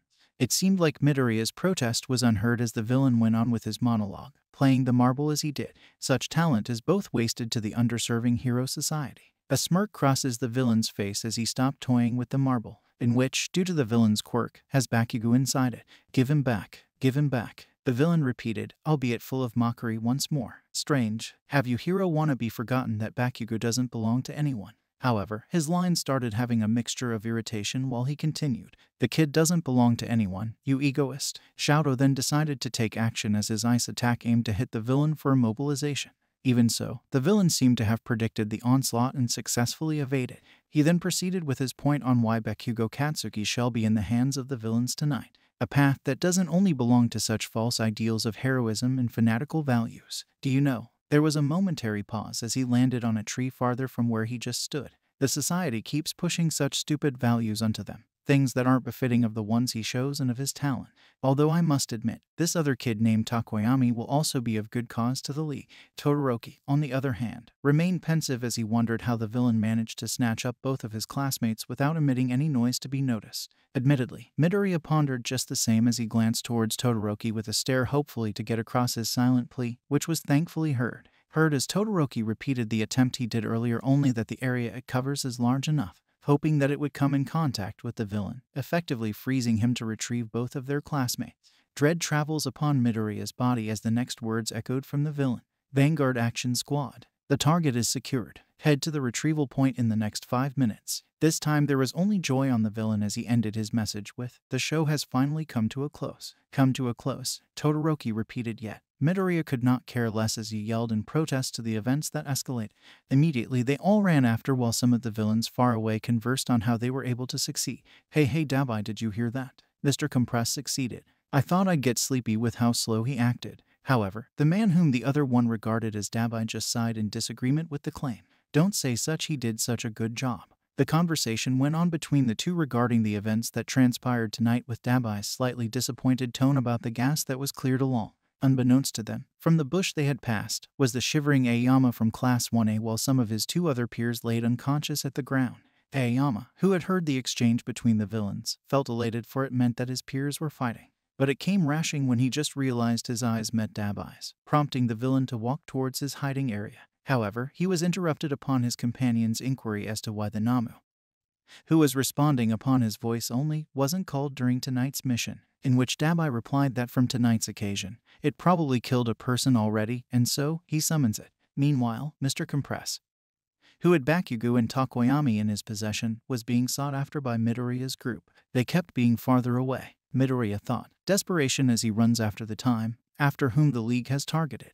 However, that was when the idea had struck him. Uraraka-san, make us float, and Asui-san, take us as far as you can with your tongue. And then he wastes no time for the next instruction towards his classmates. He might have busted his bones, but his mind still functions well, and he can do this. We can do this, he told himself, shutting away any other thoughts as he focuses everything on him for the retrieval of Takoyami and especially Balugu. Shoji-kun, use your arms to change our trajectory while we are at. Uraraka-san has to make sure she will keep an eye on the distance to ensure proper timing of the release. While Shoji was able to figure out that they are to follow the concept of a human bullet, Uraraka was quick to question Midoriya's current state during the chase. Deku-kun, are you sure you can still move with the number of injuries you have sustained? It won't be a wonder if you were to lose consciousness in the middle of this, Midoriya, Todoroki added. And so he suggested that he stayed and let them do the chasing and retrieval. Nevertheless, his suggestion was abruptly cut with the hell-bending determination that Midoriya plastered. I don't feel the pain right now. I can still move, so hurry up. And so they commenced the human bullet by Uraraka's touch, with Asui's simultaneous wrapping of her tongue around Shoji, Todoroki, and Midoriya. Make sure you save those too, Asui encouraged, finally throwing them into the air with all the force she could muster. And from the Vanguard Action Squad's retrieval point, where Toga was explaining how she only had caught a person's blood during the whole search, the fall of Mr. Compress onto the ground ripples surprise amongst the villains as three students stood at his back, to which Toga took delight. One of them was the one with whom she bears her current interest. Kustokoyami-kun and Kacchan. Mister, get out of the way. Dabai, the villain whose face had seemed to be stitched, warned. Mr. Compress then complied as he lets himself out of the children's feet using his quirk. Bluish fires came towards them, an attack they barely anticipated, which both Todoroki and Shoji barely dodged, except for Midoriya, who wasn't so lucky at it, undeviatingly hit his arm, having him screaming in pain. Toga, with her hyped spirit, charged at Midoriya while she introduces herself and pinned him down. A knife being pointed at him was nothing new to Midoriya, as he had his fair share of experiences, but the dread was still there as it was near his neck. You'll look lovelier if you were to bleed more, Izuku. She even seemed pleased as she takes the force to stab him, but suddenly thrown into the ground as Shoji managed to grab her just in time. Meanwhile, Mr. Compress had emerged once more as he made his way towards Dabai, who then asked as to where Bakugo was. It was most surprising to feel nothing when he patted the side pockets of his coat. We're now retreating. Midoriya, Todoroki, Shoji exclaimed. A smile of victory was on his face as he draws out the marbles that owned Mr. Compress just a while ago. When Mr. Compress turned around, he found it fascinating. He even complimented how Shoji's quirk worked splendidly and successfully retrieved Bakugo. Little did they know that all was for naught when Dabai walks ahead. Move, I am gonna catch them, however. Cut off with the hand ministration from Mr. Compress as he watched them run away as far as they can, only to be greeted by a Namu and the Kurogiri, the warp, when they evaded an encounter with Namu. The 5-minute mark is up, he casually said, as if the fear that crossed upon the faces of the three students were non-existent. Let us go. He announced a cue for the villains to their leave. With Toga, whose knife was on Izuku's throat just a while ago, shyly waves with a promise that she will surely meet with him the next time. The one who was accompanying Dabai just casually jumped into the portal. Wait, the goal isn't done yet, he announces, referring to their targets, which were held by the three students still engaged in Mr. Compress's quirk. The basics of magic. Mr. Compress began as he stared at the three students, all beat up with the false sense of security that they have managed to retrieve their classmate.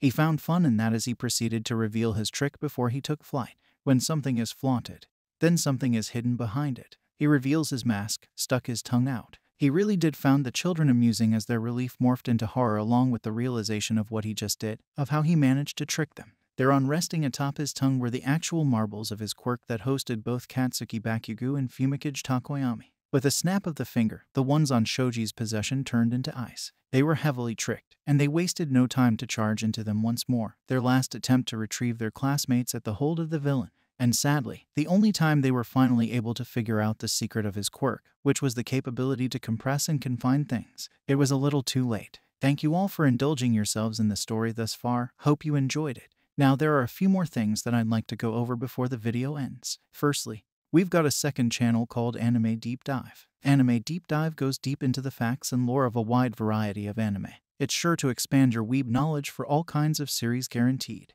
On top of that, we have a third channel called We The Celestials Naruto What Ifs. It's what we do on this channel already but in the vast world and lore of Naruto. Go check it out if you're in the mood for some jutsu action. I'd like to let you all know on behalf of We The Celestials, I'd like to thank everyone involved in the production of today's awesome content. Their details will be in the description below. If you're perhaps interested in what we do here at WTC, then I would like to extend out an invitation to join the team. The only caveat being we only accept members 16 and older to join our crew. You can find us on our Discord, which you can locate in the description below. Our Discord is an all-around fantastic place to be. Whether you're a fan or looking to join our band of misfits, all you gotta do is hit up the recruitment server and sign up for whichever category of work fulfills your interests. We're always looking for members to join us. Well, that's it from us for today's video. So thank you all for watching and have a great day. Hey, what is up, mortals? Welcome to Season 3 Part 2 of What If Deku Was Trained by Stain. Just wanted to greet you guys by just saying sit back and relax. You're in for a treat, and so we begin. When something is flaunted, then something is hidden behind it. They were heavily tricked, and they wasted no time to charge into them once more, their last attempt to retrieve their classmates at the hold of the villain. But the only time they were finally able to figure out that the secret of his quirk was the capability to compress and confine things. It was a little too late. Because right now, as the realization dawned upon them, Mr. Compress was sinking into the mist of Kurogiri, victory etched in his face as it shined upon his eyes, all vaunted by the mask he removed.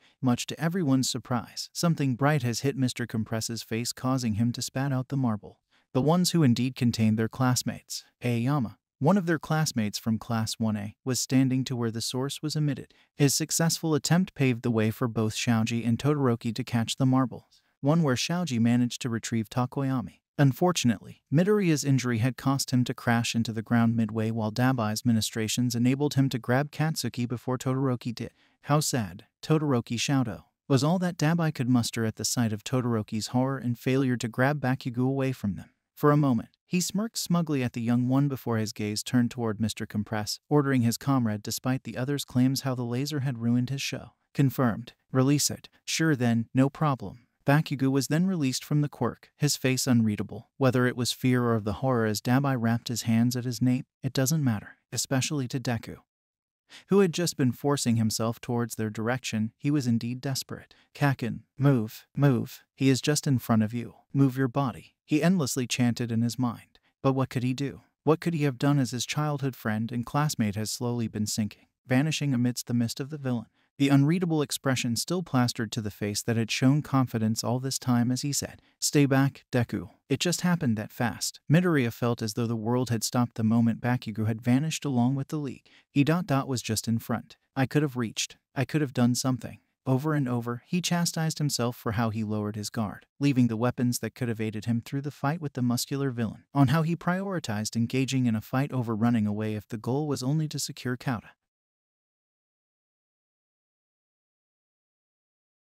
The reality of his failure becoming a lot more painful than the injuries he had sustained. He could always heal, but if Bakugo were to disappear, it would be just as irreversible as the scars that settled themselves into his arms. His very own compilation of failures. That was how Aizawa had found his students. His problem child kneeling hopelessly on the ground as he howls in grief, the name of his other student echoing from him, along with his other student who had witnessed the cause of their friend's misery. The loss of their classmate over the successful abduction of the League. It was both his grief and frustration in one. His failure was a more significant failure of the pro heroes that could have done better, that could have fought harder for the children they are expected to watch over. Aizawa Shouter realizes tonight that regardless of how many of the students are only mildly to severely injured while the rest were safe, nothing could erase the stain of their failure. The excellent stain of how they lost a student to the villains for the successful abduction of Bakugo Katsuki will be a stain none of them will ever be able to erase, for they have failed the parents who entrusted the child to them, to their oath of safety. To add the cherry onto the cake of failure, one of the professionals, Ragdoll, was missing. There was only a trail of blood, but her body wasn't found. Now they have both an abducted student and a missing comrade. Indeed, tonight was a bad one as well as the day that followed. Reporters of different networks had swarmed the gates of UA High. The situation uttering the shame that came with what happened on a training camp is supposed to prepare the young ones into the real world's combat only to end up with an abducted student. Right now, the media is the frenzy with criticism of UA High. Principal Nezu announced as the meeting amongst UA faculty commences. They likely took a liking towards Bakugo during the sports festival, and if they succeeded with turning him into a villain. The principal paused as the silence grew. Although everyone knows the consequences that could happen, it could be a good reason to end UA High as an educational institution. Meanwhile, an idea which blooms inside of Present Mike's ideas seemed to be plausible, which he drops onto the table too. If we are to discuss credibility, and in the light of the recent events, then he took time with the suspense of his announcement as he wandered his eyes to the people who he was, trying to gauge the slightest change that could seem suspicious. I suspect that one of us could possibly be a traitor. Present Mike was right. They didn't show a liking to his idea, which prompted him to explain why they had reached this conclusion. It was only the teachers along with the Pussycats who knew the location of the training camp. He added about locating the students through the phones. However, he was immediately cut off by midnight. Another one spoke, asking if he could prove himself innocent of his own conspiracy. Even before the whole meeting ends up in an argument, Principal Nezu was quick to take action. They were heavily tricked, and they wasted no time to charge into them once more, their last attempt to retrieve their classmates at the hold of the villain. And sadly, the only time they were finally able to figure out the secret of his quirk was the capability to compress and confine things. It was a little too late. I do trust everyone in here, but in regards of taking measures into figuring out if there is a traitor to begin with. Yet he was interrupted by the phone of All Might, who seemed pensive and rushed as the caller's ID shone upon his screen. For a moment, he mulls about being an incapable hero because of the recent incidents, his very own failure of saving his own student despite being the symbol of peace. It was only then that he collected himself and answered Detective Tsukachi Naomasa's call, who had never wasted time, promptly dropping his reason for calling the hero. The villain's location, we might have located them. All Might felt his blood boil with the excitement that he could finally do something with the villains located.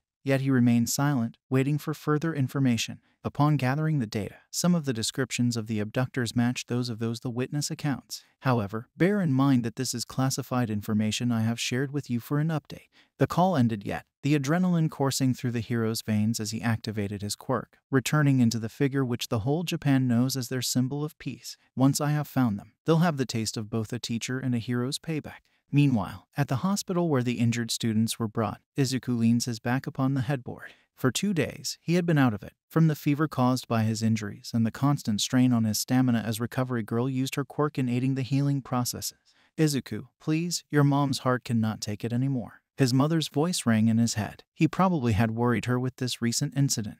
Breathing out a sigh of frustration as he recalled the night that caused him to be in the hospital, Izuku's gaze turned into the window, momentarily basking himself in the silence as he only requested that only a few of the class should visit him for the meantime. All Might said one cannot save people who where your hands can't reach, so do your best to save those within your reach instead. Tears were threatening to leave his eyes while Bikagu's unreadable expression that night crossed his mind. His warning of not to come. The purpose of my quirk ... KSCCHAN ... He was within my reach that time. He hated how it happened, just as what Aizawa had told him for just a while. If you go on just trying to save someone by yourself, you will end up no better than a fool. He reflected upon it this time that while a hero's essence is to save, the hero's condition shall also be considered in this equation, for a dead or injured one cannot save anymore. Midoriya Izuku had learned his lesson the hard way, and he would not take this lightly this time. I thought you may have wanted this. His classmates, Kirishima Ijiru and Todoroki Shoto entered, uninvited but welcomed nonetheless, significantly when the red-headed classmate carefully dropped various items ... very familiar items upon his bed. They just gave him his weapons, which he kept in his room where they had their training camp. About what they just did. Moreover, the implications of their actions in giving him his weapons was evident as the sky. It held the request that he aid them in rescuing their abducted classmate by themselves. I cannot sit around anymore, watching this whole thing unfold without any updates as to where Bakugo is. Ijiru started. His eyes wandered into the weapons. You didn't like your belongings being touched without your permission, but I just did what I thought I needed to do, Midoriya. Admirable, such a heroic quality unfolding. This initiative, he thought, impressed by the initiative that his two classmates showed. And then just maybe, the hero society isn't as hopeless in this generation of them. We heard Yaorazu was able to plant a transmitter upon the Namu of one of the villains that came that night. Todoroki continued as he heaved a sigh, gathering his thoughts as he proceeded. In other words, heterochromatic gaze met his viridian ones, whereas Midoriya knew where this is going, and he liked the direction.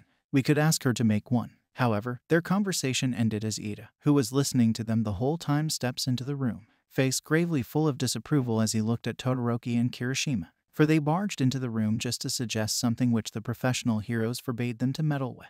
This matter should be left to the professionals. As your class representative, I am heavily against this course of action. Kirishima Ijiru loses his composure with the sudden outburst of their class representative. He knew well that they should not meddle, but I know that damn well, man. But I could not stand to do just nothing. Hearing a friend being targeted, I could not do anything. Disappointment upon himself was evident with how the red-headed young hero spilled his frustration, which Todoroki and especially Midoriya, who have seen the whole abduction themselves, could heavily relate to. If I don't do something about it here, then how could I even call myself a hero or a man? Dead silence permeated in the air as Kirishima finished his outburst. Ida remained composed to contemplate what his classmate just said while Todoroki sojourned his neutrality. At this point, it was only a matter of deciding whether or not Ida would be able to convince them to abort their attempt. This is why, as he met Midoriya's eyes to seek his approval, his support to stop the two, for it would only be a futile attempt. The green-haired young hero just smiled. However, his eyes were heavy bitter, and Ida was so sure he lost the moment Midoriya turned his eyes upon the window of his hospital room.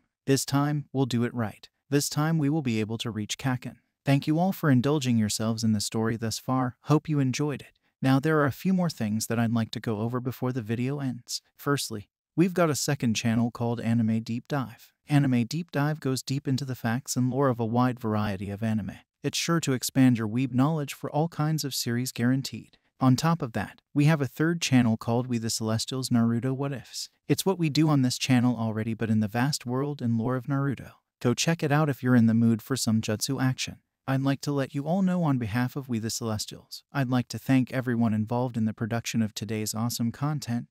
Their details will be in the description below. If you're perhaps interested in what we do here at WTC, then I would like to extend out an invitation to join the team.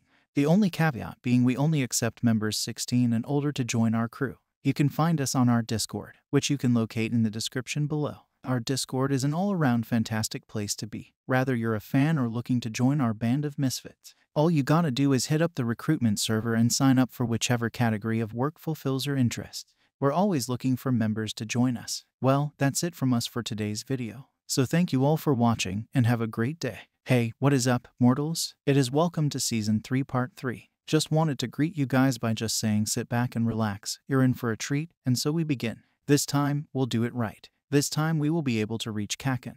Ida made a noise of disagreement, arms crossed in defense. He needed to convince them otherwise, or this current predicament would worsen. Shouldn't we try to be a little bit more level-headed about this? Predicting another incoming idealistic counter-argument from them, he immediately continued what he was trying to get. This excessive rule-breaking, disregarding the orders given upon us. No one could ponder the sternness upon his looks as he takes a breath to regather what was on his mind.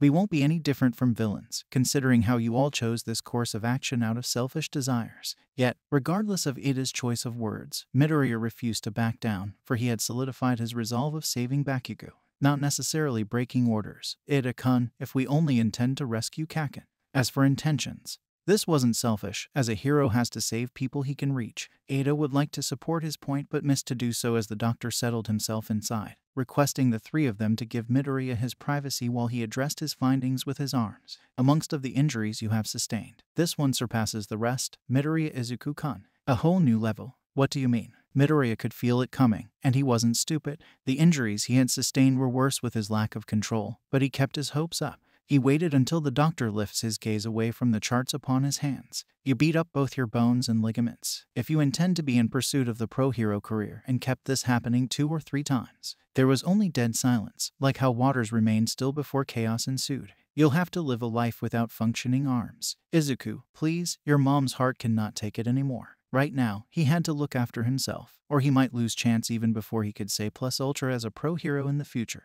On the other hand, the doctor had given him a letter, one that wasn't of medical relation but would surely lift his patient's spirits. Kauta. It took Midoriya Izuku everything to maintain his composure as his eyes traveled to take the letter's contents. Meanwhile, Bakugo was slowly gaining consciousness, crimson-colored orbs meeting the place's warm light.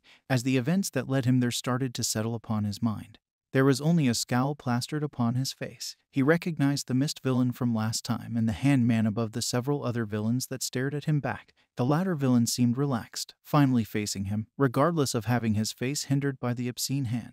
"Greetings, Bakugo Katsuki. What do you say about becoming one of my comrades, aspiring young hero?" Even though Bakugo would have preferred a satisfactory explanation as to why he would oppose without a second thought, such were the matters he favored not to fancy himself. Eat shit and die. He even graced them the audacity to show them a smirk, a telltale sign to tell them he doesn't care, that none of them could make him say otherwise. Bakugo Katsuki was adamant against his mind to refuse tuning with the League's banter of their villain views, or how they decided to go to such path, for he solemnly held his belief of not troubling himself with characters he had labeled as extras. It went on until he had heard the handman, which seemed to be their leader, gestured his actual hands towards him, yet his gaze fixated upon the patchwork-skinned villain. "Dabai, remove his bindings." There were protests of some sort amongst the other villains. Admittedly, Bakugo found himself with the same thoughts. He was starting to assume that these hoodlums who called themselves League of Villains were looking down upon him too. He might go feral, knowing the kid's nature. The purple mist villain then proceeded to speak, supporting what Dabai had just claimed.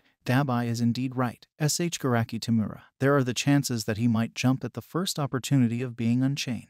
However, as an unseen smile crept upon the face of the man called Shigaraki Tamura, he had much opposed this, and thus he allowed everyone to know why. "I truly wanted the young hero on my side, and if we wanted to gain his favor, then the first step shall be treating him as an equal." There was dead silence as he paused. Bakugo knew it wasn't just that. The reason why he didn't mind him unchained hangs in the air, like the obvious fact that it was. Besides, he knew of this for sure. He doesn't stand a chance of winning regardless of whether he fights or not. He doesn't have allies, to begin with, unless, of course, he changes his mind. That alone sufficed the villains into removing Bakugo Katsuki's chain, an action willingly done but not by the patchwork-skinned villain they just called Dabai, but the weird man whose name was twice. Then, the one who placed him inside a marble with his quirk. Mr. Compress bowed slightly as a gesture of apology. "We apologize for the forceful abduction. Please understand that we were not hoodlums wishing to perform unnecessary evil acts. Your abduction tonight was a tactical one, for we could not afford the heroes meddling with your mind as we present ours." While Twice was doing the deed, Bakugo remained silent, keeping nothing but an unusual neutral reaction while Shigaraki makes a move into approaching him. All that while Mr. Compress continued with his ramblings. Life had presented everyone with varying circumstances, but united through the resentment of how heroes shackled what was supposed to be our free minds. Something I believe that you'd understand, after the humiliation they have caused you during that festival in the face of the whole of Japan. They had said he wouldn't fight back, but Bakugo Katsuki wasn't a typical high school student. For the second, the chains were off, and Shigaraki was in his arm's reach. He detonated an explosion right off his face.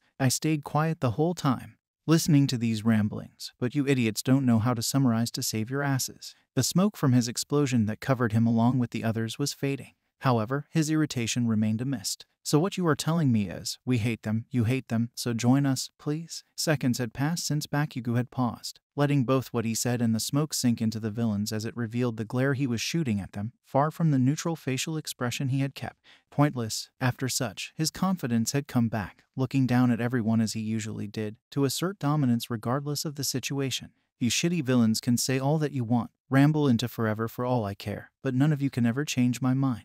I have been won over by how All Might had looked in victory." There was only silence as Shigaraki focused his gaze towards the hand that had slipped from his face while the rest discerned how impenetrable the resolve of Bakugo Katsuki was. Meanwhile, simultaneously happening right now, in front of the hospital at nighttime, was a confrontation filled with disagreement from both the class representative, Ida Tenya, and his vice-class representative, Momo Yaoyorozu, the hopeful rescuers, Midoriya, Todoroki, and Kirishima. This is a foolproof method to ensure expulsion if you were to ask me. There was the apparent distaste in Yaoyorozu's voice as she expressed her opinion but not whether she agreed to join or not. Why are you making the same mistake that I did? Something both you, Midoriya, and Todoroki should know above the rest. It was an unspoken issue between him, Midoriya, and Todoroki, for they both knew well what Ida meant and how he had felt about it. They could only give him that look one could bear unliking. The gaze which spoke how tonight's mission remained on the table, regardless of how it must have felt for Ida, for this one is an emergency. It was something he understood well, but he had points he needed them to understand, which paved the way for his true intentions to flow as his composure cracked. However, it was just getting started. Who do you think will be responsible for all of this reckless mission you call? Midoriya, like Ada, had something he also needed him to understand. For this time, it wasn't so reckless as the rest of what they or he had done prior. Ada, you've got it wrong. We weren't repeating what you did because this time we're calmer and we know what exactly to do. We cannot just waste the lead away. His ramble seemed to be placed into a halt through as Ida's fist landed upon his face, composure completely crumbling down. While the whole ordeal of punching Midoriya has shocked the rest, Midoriya himself had partly appreciated how honest Ida had come with his emotions. I am frustrated too, don't you see? It wasn't just Bakugo whom I am worried. I worry for the rest of the class. Images of his brother, which haunted him to no end, plagued his mind momentarily, something he knew well would happen to his peers if they engaged with reckless abandonment tonight. Have you ever thought how horrible that was? Seeing all of your injuries, especially you who have laid at the wards like my brother that day. He breathes, trying to calm himself once more, as he looked into his friends with utmost sincerity before his gaze met the floor. That if you all pursued recklessly, that if something happened to all of you like my brother, did those feelings mean nothing? Is that what it is? Todoroki, who has maintained his sojourn neutrality, landed both of his hands at Ida's shoulder, prompting the latter to meet his heterochromatic gaze. He had made sure his classmate had cleared off his emotional rambling before he carefully proceeded with getting him Midoriya's and Kirishima's point in the whole rescue of Bakugo. Ada, we are not going to engage in combat with this one. It shocked Ada. While Midoriya was sure to be reckless when he saw Bakugo, he trusted that Todoroki could still take the situation calmly if it happened. So, the two-tone classmate's claim had seemingly weighed more than Midoriya's. Yeah, man, it's like doing a covert mission, a way to fight without rule-breaking. Kirishima felt like, finally, their point was coming across, which led him to say these words, albeit too elated, yet truthful. I will then believe Todoroki. This time, it was Yaoyorozu's time to have her resolve solidified, for she had also been thinking about the night of the abduction and how she could have helped more, both as a hero in training and a classmate concerned for the wellness of her reckless and selfless peers. I will come along with everyone carrying the intention of accompanying you all as a failsafe. Should you all decided to be reckless, doing the opposite of what you have been telling all this time. Sighing in relief now that the whole predicament of arguing over a while now, Midoriya shared how the whole situation impacted him. I don't understand it myself, but after being told that my hands can reach him, sitting around was becoming hard than expected, especially how he had recalled that night, how he was so close with reaching him, or how different it could have been if he hadn't gone overboard with being too selfless, declining his self-preservation the attention it needed. Because now, as they talk, he might be losing him farther while carrying the burden of how it affected his body, too, as the doctor has said. I can't help but think about how I wanted Kakin out of this, how I wanted to save him as I have failed the last time under the same mistake of being reckless. A parallel, Ada had solemnly thought, as this whole predicament bore resemblance, albeit better, with his peers and him having a clearer head and a plan too. Then, in that case, take me with you. Thank you all for indulging yourselves in the story thus far. Hope you enjoyed it. Now there are a few more things that I'd like to go over before the video ends. Firstly, we've got a second channel called Anime Deep Dive. Anime Deep Dive goes deep into the facts and lore of a wide variety of anime. It's sure to expand your weeb knowledge for all kinds of series guaranteed. On top of that, we have a third channel called We The Celestials Naruto What Ifs. It's what we do on this channel already, but in the vast world and lore of Naruto. Go check it out if you're in the mood for some jutsu action. I'd like to let you all know on behalf of We The Celestials, I'd like to thank everyone involved in the production of today's awesome content. Their details will be in the description below. If you're perhaps interested in what we do here at WTC, then I would like to extend out an invitation to join the team. The only caveat being we only accept members 16 and older to join our crew. You can find us on our Discord, which you can locate in the description below. Our Discord is an all-around fantastic place to be, whether you're a fan or looking to join our band of misfits. All you gotta do is hit up the recruitment server and sign up for whichever category of work fulfills your interests. We're always looking for members to join us. Well, that's it from us for today's video. So thank you all for watching and have a great day.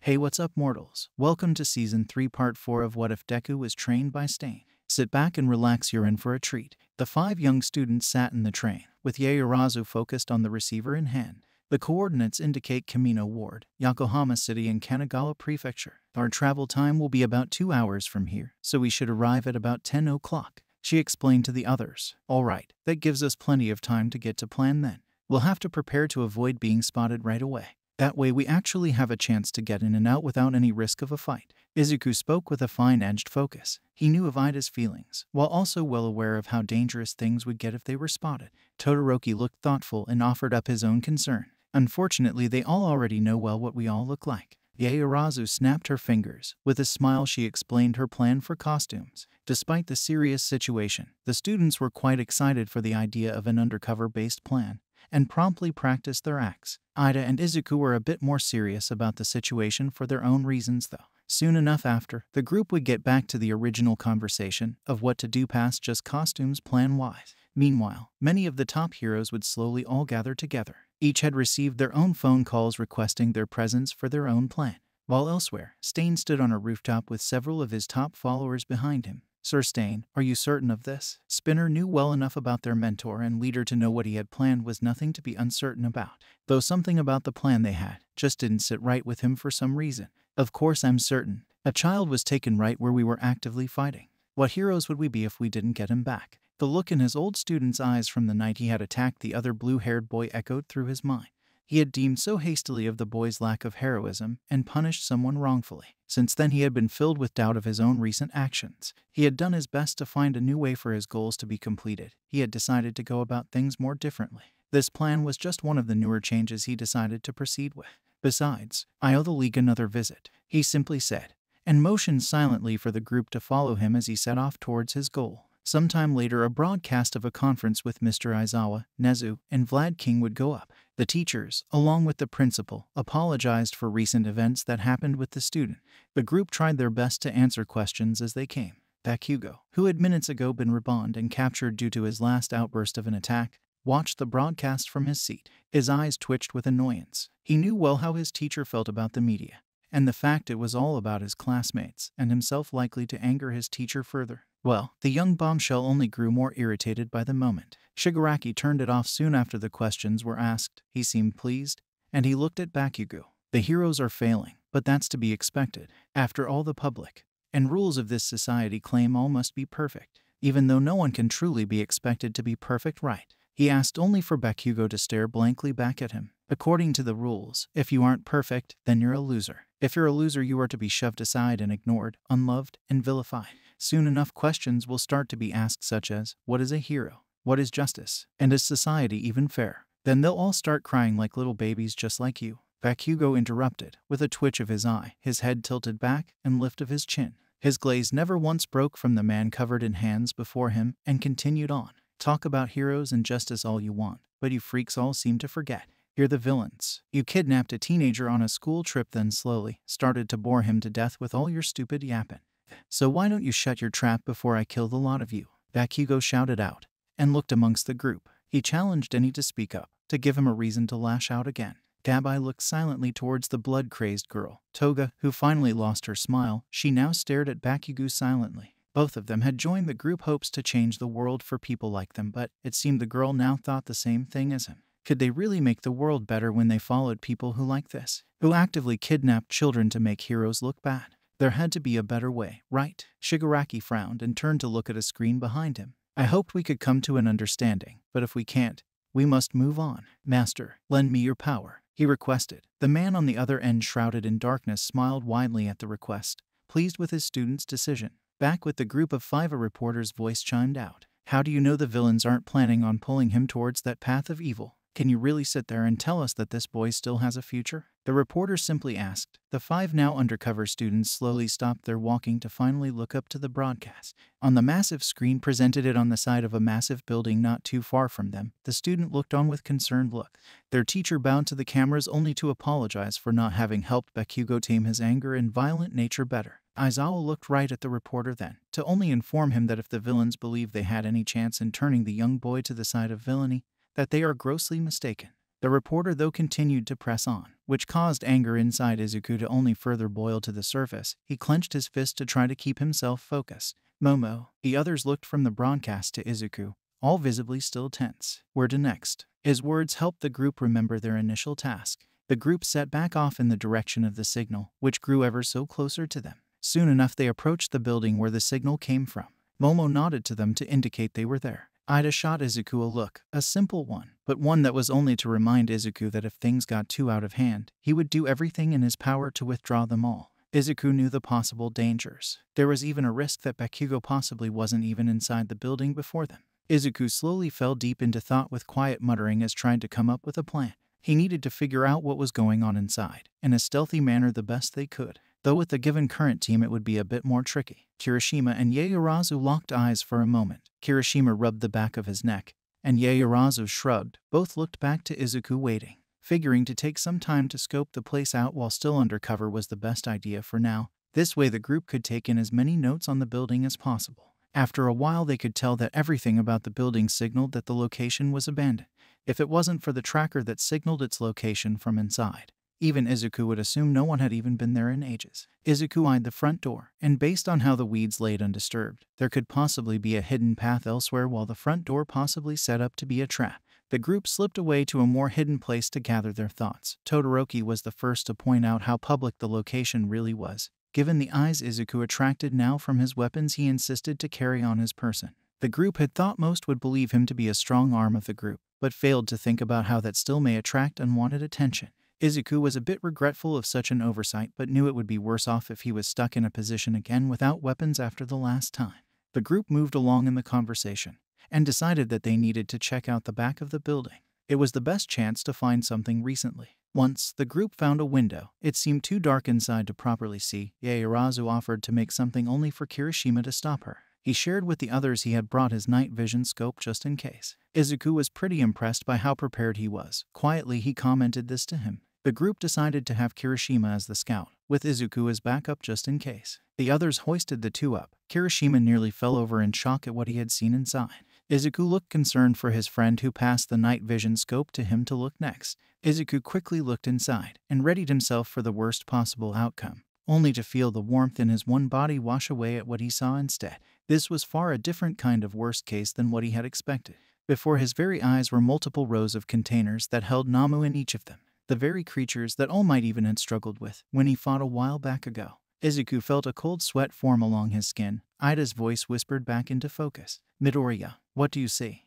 Namu, a lot of them too. Izuku replied and looked down to the shocked expressions of his friends' faces below. Meanwhile Shigaraki looked back to his followers. Compress, pack up the boy, we need to get moving, Shigaraki said, and motioned to Bakugo with a lazy hand. A bead of sweat rolled down his face. He needed to get out before he was relocated again. He didn't know if the heroes had any leads on his location or not yet, but moving around so soon wasn't a good idea. And besides, it seemed like they were about to go and cause more trouble, so the last place he wanted to be was stuck in some stupid ball while they did it. Compress nodded and adjusted his glove. He stated how he wished the young boy had been a better audience member while he walked over, only to stop in his tracks when the young Toga hopped over the counter to get between the two, much to the others' surprise. Stares were traded between them all for a moment before Toga gave a smile and shrugged. So how about you all let me stab him, just a little real quick? The thought made her blush but pressed on. His delicious blood could prove useful, you know, just in case. Shigaraki slowly turned towards her further in reaction.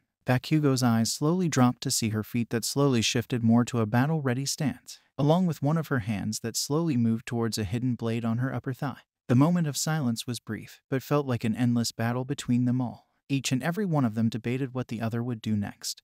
The villains wondered what exactly Toga's true reasonings to intercept Compress was. A moment that turned into a small collection before a knock came from the door. Hello, pizza delivery. Their collective heads turned to the door that exploded inwards towards them all. The words of smash roared into the room. All Might was here. Toga took this moment to flip backwards and placed her palm on Bakugo's head to help her complete her flip over him, which allowed her to land right behind him. The heroes swarmed them quickly. Toga released Bakugo's restraints, who promptly sprung forward just as fast as he was released. All the while the villains hurried to react, but were all bound in wood too quickly to do much of anything. Bakugo looked back towards Toga, who inhaled and winked at him. She held her breath, then vanished from sight. Dabai went to try and free himself with his flames just for Gran Torino to shoot in, and kicked him promptly, which stopped him quickly. Gran Torino then launched himself back towards the other two heroes. Once more Gran Torino warned the boy to take them all more seriously than that. All Might proudly declared, "No more running, League of Villains." His smile grew almost wider somehow. "Because we are here now." The villains watched on in shock, as several more heroes made their way in to help secure the scene. All Might explained how the press certainly worked like a charm to get the villains to actually think they had no idea where the hideout was. It soon was revealed that the police had now surrounded the place, along with the number 2 hero, Endeavor.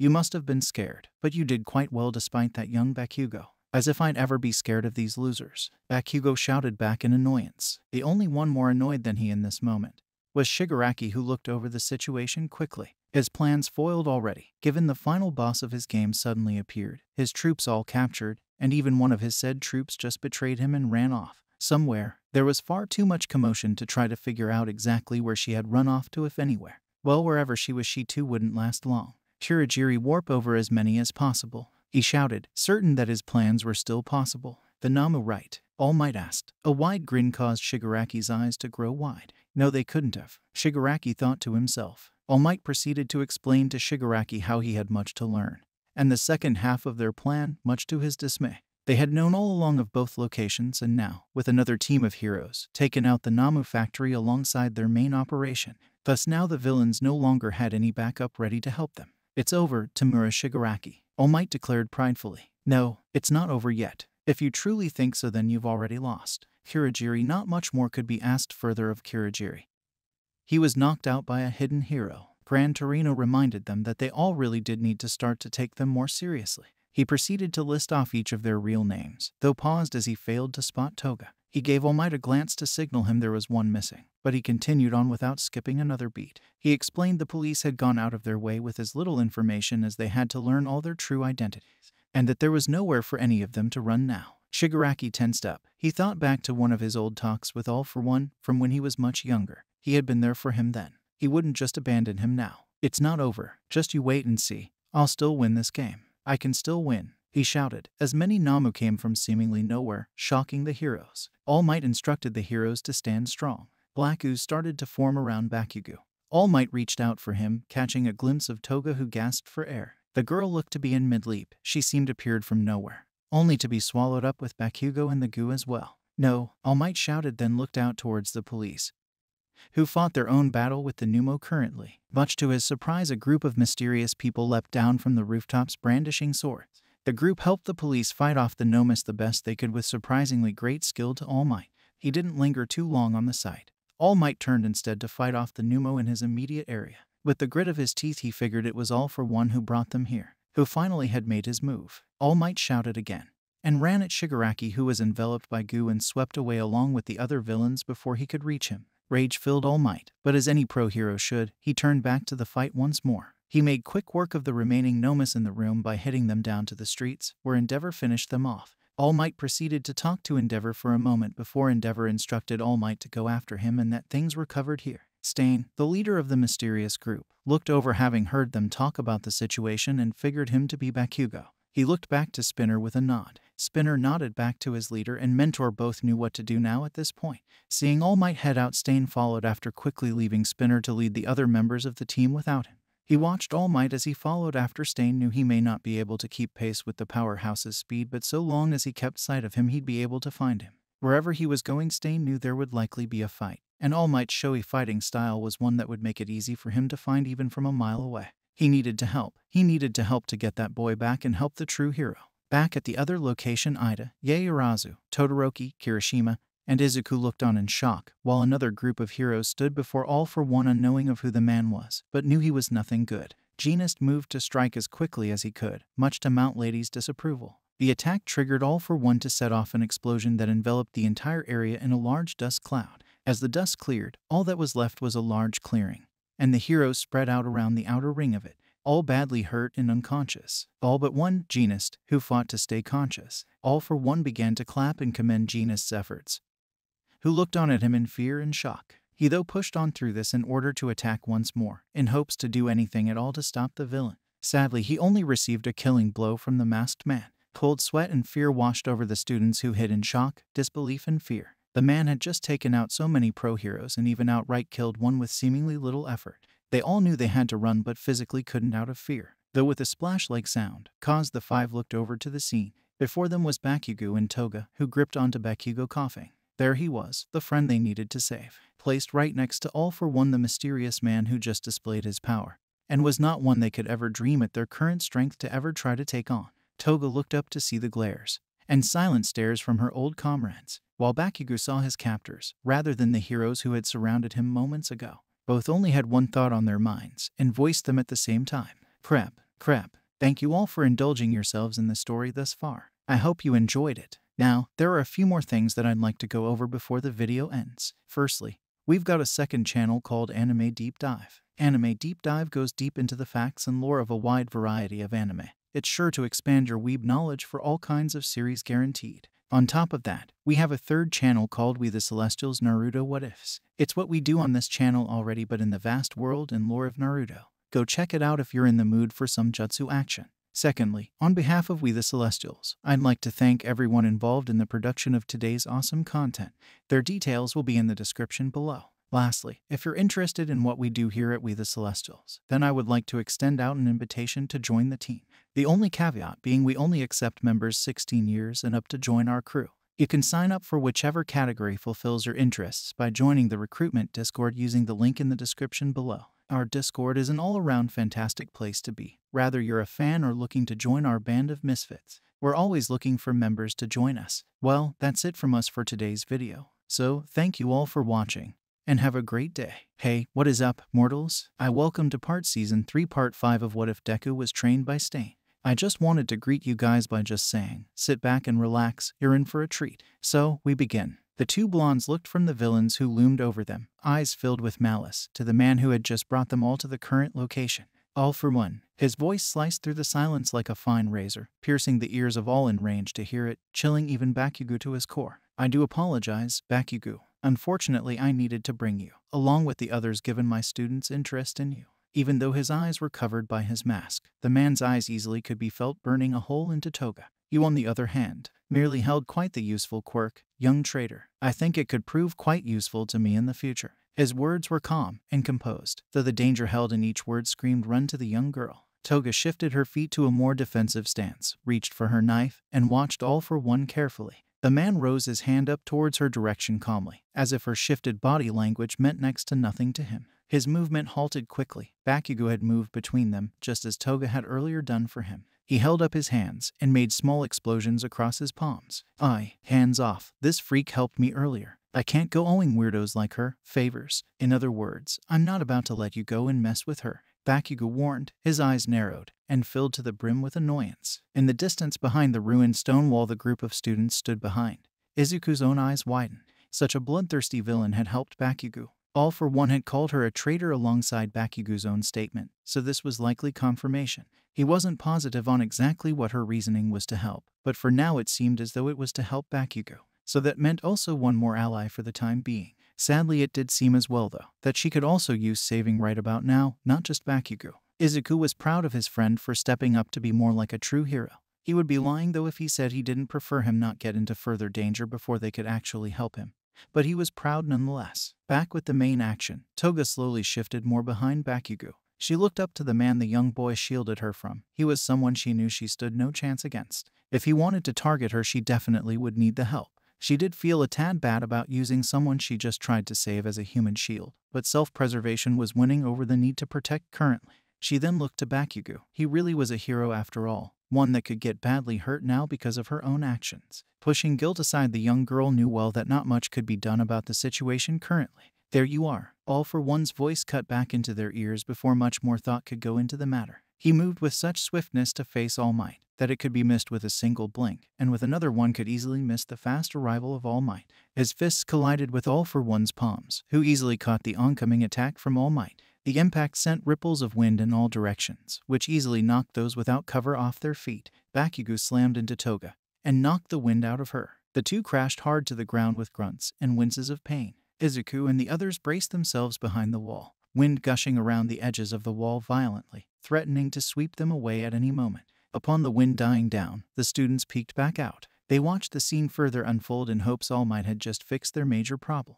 Much to their horror, he hadn't. In fact, All For One had even easily caught All Might's fists. Look how far you've fallen. It took you much longer than usual to reach our location, All Might. All For One stated in an amused tone. You're one to talk, All For One, given that mask of yours. All Might retorted. All Might pushed away from him and took a ready stance. The villains around the two powerhouses slowly got up from the ground, eyeing the scene. Bakugo lifted himself off of Toga. The girl shoved him lightly with a cough at the same time he lifted. Man, you're heavy. Toga coughed out, mildly annoyed. Bakugo shot her a more livid look, then shouted with an angry tone back to her. Shut it, freak, before I change my mind and kill myself you instead. Not if I kill you first, Toga stated playfully to the boy. Her tone easily disturbed him with how she responded to his threat. He of course voiced such complaints directly to her. While the two bickered about who would end whose life first, Izuku tried to take a lay out of the situation. Ida and he both at this point not only stood on the same page, but on the same sentence of said page. Both knew this was not a fight they could remotely win at this point, no matter how many of them they had on their side. The fact of the matter was, the man who fought All Might was way out of their league, not to mention the other villains were still ready to fight, excluding the Man of Shadows and the scared up one with the blue flames. Izuku knew Ida could run in and out to grab Bakugo and the girl who saved him with ease, but that left getting Todoroki, Momo, and Kirishima out of the area as well. He couldn't carry them all himself, but he could likely get them out using One for All to leap away quickly and just hold onto them tightly and let One for All do the rest. They would need to time it right so Ida would already be on his way back by the time Izuku would be leaving. This way neither one exposed the other before they could get away. Izuku looked to the others, who slowly looked back to him from the scene hoping for a plan. As Izuku went to inform them of said plan, an explosion-like pulse set off back at the battlefield. Their attention once again pulled back to the fight. The space that All Might had once stood in as he fought All for One now laid empty. Their eyes tailed the path coming off of the spot towards a building with a large hole now at its center. Shigaraki, claim your prize, seek your revenge, and leave. This is no longer a place for you to dwell in any longer, he declared, much to Shigaraki's dismay. But Master, his voice was cut short by a kick to the face from a bulky yellow boot, knocking the hand he kept as a mask on his face to the ground. Gran Torino, who now stood on the villain's face for a moment, then back-flipped off in time with All Might's return to the battlefield.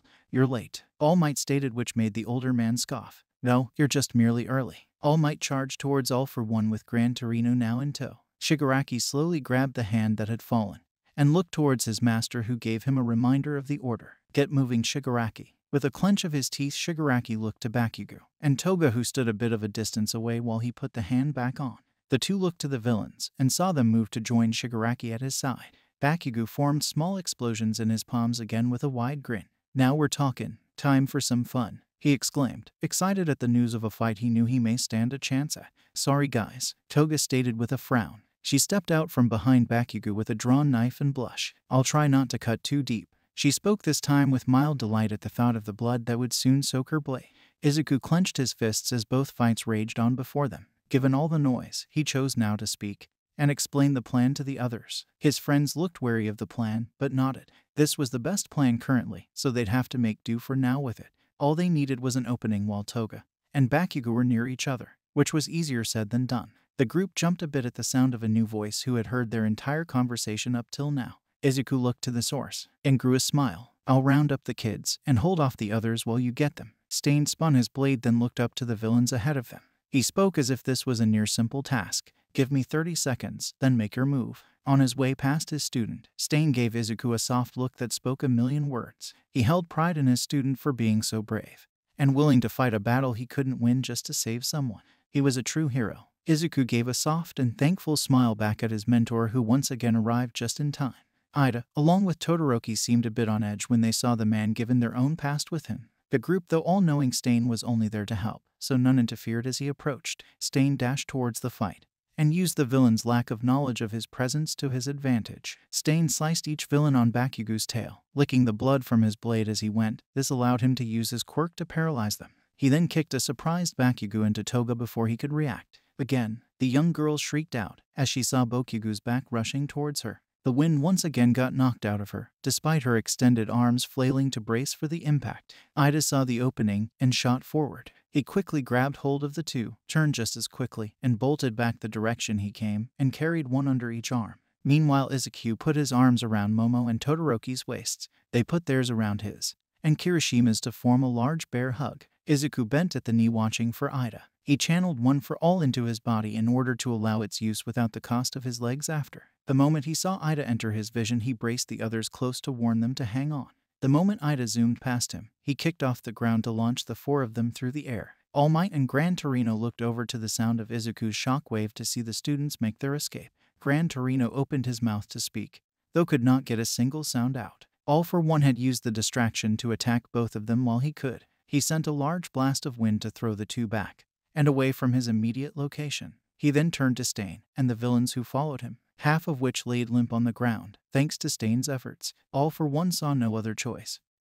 He quickly raised his hand up and sent out black-like streaks from each of his fingers. Each streak had a red-like circuitry coursing all throughout it, every one of them piercing into Kurogiri's chest. "I'm sorry, my dear student, but you need to leave now. The future of our very plans depend on it," he said simply. Shigaraki clearly had desired to argue, but had no time to do so upon Stain's next action. Stain shot forward to strike, in hopes to prevent them all from escaping. He kept his eyes trained on All for One rather than the black portal that formed behind him, next to Kurogiri. All for One was the one forming the portal, so it would be easier to go to the source, then try to take out as many as he could before they left. Gripping Stain's blade with his bare hand upon his strike, to prevent Stain from getting the blade free, and moved it around to prevent him from properly licking the blood. With a shift of his hand, he sent out a gust of wind from his palm towards the lot of villains, and flung them into the portal. Shigaraki pleaded to his master to no avail the entire time, until he was fully submerged into the portal. Stain's eyes met with All for One, who reached forward and gripped Stain by the face. "All of your efforts as heroes are meaningless. You truly are a fool to continue this fight rather than run," he said simply. Stain let go of his sword to grab at a knife on his side. All Might, alongside Gran Torino, finally had gathered themselves and began their way back over to the fight. All the while a helicopter came onto the scene and began to broadcast the fight. "A true hero will fight on despite the situation," he began to speak, All for One slowly picking him up by his face, then tossed his sword to the side. "Even if I am to fall here, there will always be more heroes to stop you." Stain plunged his blade into All for One's side, which caused the man to grunt in pain. All for One bore through it though, and took his quirk. He glanced to All Might, who shouted at him, closing the distance quickly, but not quick enough. With one clenched hand mixed with super strength, Stain's life was ended. All Might's cry of anger echoed through the area, while Izuku's echoed elsewhere upon landing and seeing the fate of his mentor over the broadcast. All Might's fist shot forward to strike All for One, only to hit Gran Torino coming through a spot of goo created by All for One to use the Eldar as a human shield. All Might clenched his teeth and caught Gran Torino. He then sent another punch towards All for One. "Detroit Smash!" All Might shouted out. The blow landed square into the face of All for One. The ground cracked under them and sent All for One a good bit of ways away. Izuku dropped to his knees and into his friend's arms, who looked at the broadcast with concern. All Might looked quite worse for wear and exhausted at this point. He hit his limit hard by now and shifted to his small Might form, panting hard. He set Gran Torino gently down out of the way the best he could, apologizing to his old teacher. "Did I strike a nerve?" "Pity," All for One asked simply with a laugh. "Come at me as hard as you'd like." All for One slowly sat up. He looked to All Might, amused with what he saw before him. "But if all you throw at me is weaklings, you will merely receive the same fate as that man there." All for One held a matter-of-fact tone to him, motioning lazily to Stain's body. All Might beat down the rage the best he could and looked to the distance. There he saw more heroes who neared their location. "Believe what you will, All for One." All Might then spoke confidently, while he gathered what left of One for All he had access to. He raised his fist into the air, silence brewing from all directions and radiated from the crowds who watched on from the broadcast. Heroes landed to help the people around the area, while Endeavor silently landed behind All for One, who was more focused on All Might at the moment and had yet to notice his arrival. Endeavor nodded towards All Might, signaling he was ready when All Might was. He knew that look from All Might. He still had some fight in him left, but heroes will always find a way. That man may have been a vigilante, but he wasn't wrong. All Might clenched his fist and forced himself back into his full form again. There will always be heroes, and with enough determination and will, he channeled all that of what he could to his limbs and continued on to talk. His memories flashed to that of his young student, Izuku. "Anyone," he reared his fist back, "can become a hero," he declared, and shot forward. All for One moved to brace the force, only to be struck in the back by flames. He shouted in pain, but dared not to turn from All Might. "United States." All Might began to call out, swinging his fist forward. All for One met it head-on with his own fist at the cost of said hand, but activated his impact recoil, shredding All Might's own fist. To his surprise, All Might's arm shrunk down to a small Might form and caused its total destruction. His other arm, that gained streaks of electric charge-looking red streaks. He brought his fist under All for One's arm. The blow landed perfectly for a surprise strike, finishing him with All Might's finishing move of Smash. A large pulse of a shockwave sent All for One flying through the air and hard onto the ground below. He laid limp there, unmoving and unbreathing. Izuku watched on with wide eyes. The crowds and other viewers from all around cheered out in joy of the victory. Izuku watched as All Might raised his remaining good arm into the air. A mere moment that felt like an eternity, dedicated to the glory of the win. The total defeat of All for One. All Might began to fall, reverting back to his small might form, speaking one last line, this time to Izuku. It is your turn now to be a hero. Izuku's eyes filled with tears once more and sobbed loudly. The cheers slowly grew a silent realization as the report spoke in shock. All Might had died from overexertion and his previous injuries. The symbol of peace passed from him to all the current and future heroes of tomorrow. Thank you all for indulging yourselves in the story thus far. I hope you enjoyed it. Now, there are a few more things that I'd like to go over before the video ends. Firstly, we've got a second channel called Anime Deep Dive. Anime Deep Dive goes deep into the facts and lore of a wide variety of anime. It's sure to expand your weeb knowledge for all kinds of series guaranteed. On top of that, we have a third channel called We The Celestials Naruto What Ifs. It's what we do on this channel already, but in the vast world and lore of Naruto. Go check it out if you're in the mood for some jutsu action. Secondly, on behalf of We The Celestials, I'd like to thank everyone involved in the production of today's awesome content. Their details will be in the description below. Lastly, if you're interested in what we do here at We The Celestials, then I would like to extend out an invitation to join the team. The only caveat being we only accept members 16 years and up to join our crew. You can sign up for whichever category fulfills your interests by joining the recruitment Discord using the link in the description below. Our Discord is an all-around fantastic place to be. Whether you're a fan or looking to join our band of misfits, we're always looking for members to join us. Well, that's it from us for today's video. So, thank you all for watching, and have a great day.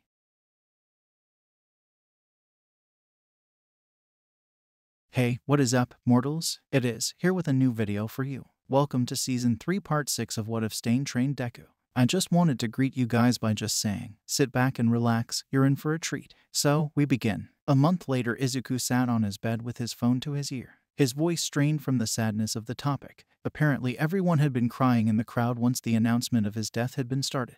Izuku's voice grew shaky. The last month had been hard on the boy. No one wanted to believe he was gone. He gave everything to make sure he took all for one down with him, to make sure he wouldn't come back and hurt anyone else ever again. Izuku cleared his throat. He tried to maintain his composure, though his hands trembled at the emotional struggle. There was so much he wanted to say. Sadly, there was so little that he could. The whole country took the day of his funeral to mourn him. Barely anything was open. Not many people were really upset about it, though. All Might was dead, officially in the ground. His mouth curled into a sad smile. The city put up a statue in the center with his name, and the statement, "Heroes will always come, for anyone can become a hero." Tears streamed down his face. The phrase had only reminded him of the day he met All Might, and of the day he first trained with Stain. Both days, after so long of fearing the possible truth, both had given him hope. They made him believe that even he, a quirkless boy, could become a hero. School was shut down that week too. They had lost the #1 hero, and a teacher, so they needed to figure out a lot. They also added new security measures after all the villain attacks lately. He took a deep breath to hold himself together. His mom, who sat next to him, rubbed his back gently to try to help soothe her still mourning son. She knew the death would hit him hard, but nowhere near as hard as it clearly had. She wished to ask him more about it, though she knew her little boy needed time to breathe. From what the teachers said, he very likely had seen things that night that could have heavily traumatized him. Given this fact, she knew a sense of normalcy was needed. In conjunction with that, and the request of the teachers, she had begrudgingly agreed to let him stay at the dorms. It had been soon after Izuku had only started to get better. The boy had still been hidden away in his room. It had taken everything in the mother's will to not slam a door in their faces that day when they asked.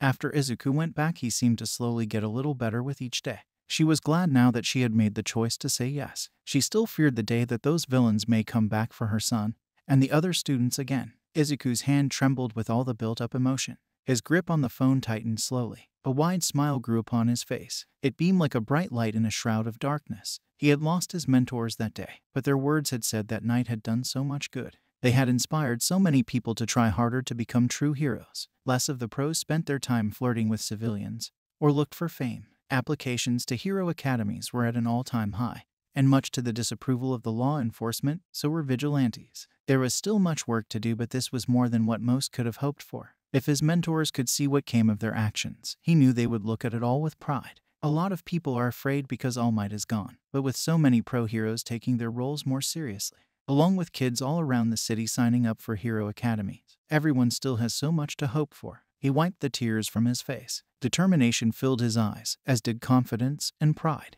Most had changed their ways publicly due to All Might's words and actions, though many who took Stain's words as inspiration became vigilantes who aimed to change the world. His mentors' once small group now stood plentiful, All of them did their best to save as many people as they could every day and night. Even the odd toga girl had joined them. Izuku only knew this due to Bakugo. The boy had came in one day to class and complained about the freak. Toga had apparently found him on his way to school just to tell him how she would become a true hero like him. She even talked about how she would change the world one day for people like her. Izuku hadn't really thought someone as far gone as the blood-centric girl would be so willing to work so hard to become a hero. He figured more had gone on between her and Bakugo that night. It wasn't for him to pester about just to learn more, so he left it be. He was honestly just glad to have seen proof of a possibility that even villains could become heroes. True heroes or not, to become a hero when once being a villain was certainly a start. Tomorrow we'll be taking our provisional license exam since it got delayed due to recent events. There's even a new rule that students need to stay on campus during the school year to better protect us all. I finished moving in a little while ago besides a few odds and ends. Some of the students have to finish moving into the dorms too. Izuku explained, then took a moment to let all this sit in with himself as well. I don't know if this message will reach you, but I wanted to try to catch you up with some stuff finally after everything that happened recently. Bye, Dad. Izuku hung up and lowered the phone. He looked to his mother, who looked back at him with proud, yet nervous eyes. I'll be okay, Mom. Promise. He smiled with a softness to it. You better, young man. No hero could ever replace my little boy. His mother pulled him into a hug and held it for a while before she let go. Now get going. Don't you have an exam to train for? Izuku nodded confidently to his mother. He gently wiped the tears from her cheeks with his thumbs, then placed a kiss on her forehead. He knew how rough this all had been on her. He felt guilty for putting her through so much. She had every right to ask him to stop, yet she didn't. She instead let him train further to become a hero. He was proud to have such a loving mother who supported his dreams, even as dangerous as his were. Izuku left the house and grabbed his bag with the last of his odds and ends he had forgotten. Some parents hadn't allowed their children to stay on campus like his mother had. Not all parents could get behind allowing their children to go to a school with the recent history theirs had, let alone to stay there during the school year. Thankfully for those students, some were still allowed to continue their dreams of becoming heroes, just not at UA. All Might's actions were enough to inspire the parents to meet their children halfway by a transfer of schools. Given UA's status, most schools were more than willing to accept students from the top school around, especially when the whole world now knew some of these students may have real in-person experience with villains. Most of them didn't, but the rumors were still a good selling point for those trying to transfer out. The new dorms were pretty cramped still due to the many who still stuck around.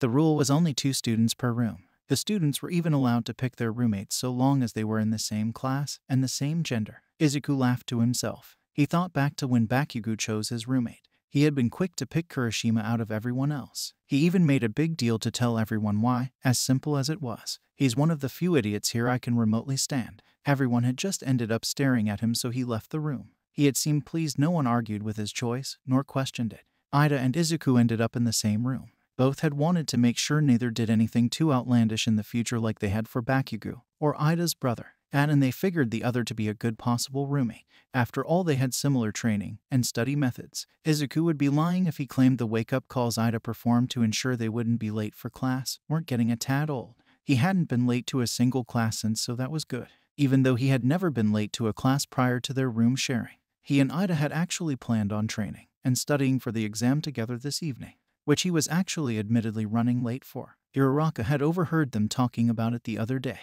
She even asked to join. They happily permitted her to join them. Izuku and the others that had gone after Bakugo that night had been side-eyed a bit for a while after. Officially on the books, none of them had been there. The others suspected otherwise, that they had left to save him that night behind everyone's backs. The teacher's comments to them here and there had given enough to cause suspicion and questions to rise up. The tension finally seemed to lift a bit by now. Not totally, but some. Uraraka had been one of the many who had been very upset about how they left without a word to help Bakugo, though mostly due to not asking any of the others for help. Asui, on the other hand, had been one of the top people to be truly upset. She had told them that such acts were no better than what villains did by disobeying the rules. This didn't go over well for her, nor those who protested against her. The whole thing had caused a major argument amongst everyone with little closure at the end. She still was upset to this day, but at least she recently had started to talk to them again. It was hard to tell if she had been more upset at their actions, or how she had addressed her feelings. Izuku at the end of the day was just glad things were slowly mending with each other.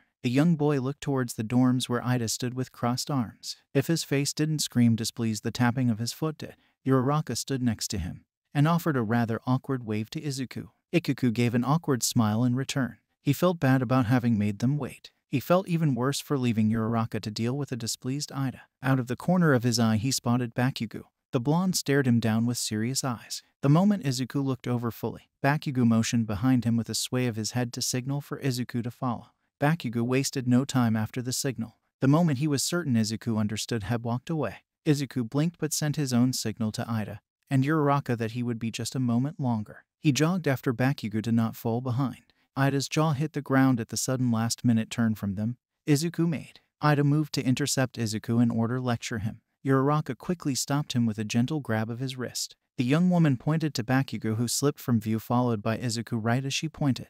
Ida decided to allow them to chat without interruption upon seeing Bakugo. The two hadn't seemed to talk about the night they saved Bakugo. In fact, the two seemed to avoid the topic when it came up around the other. It would be best to let them finally talk it all out, then promptly lecture the young man about punctuality. Izuku slowed to a stop in the small clearing Bakugo had led him to.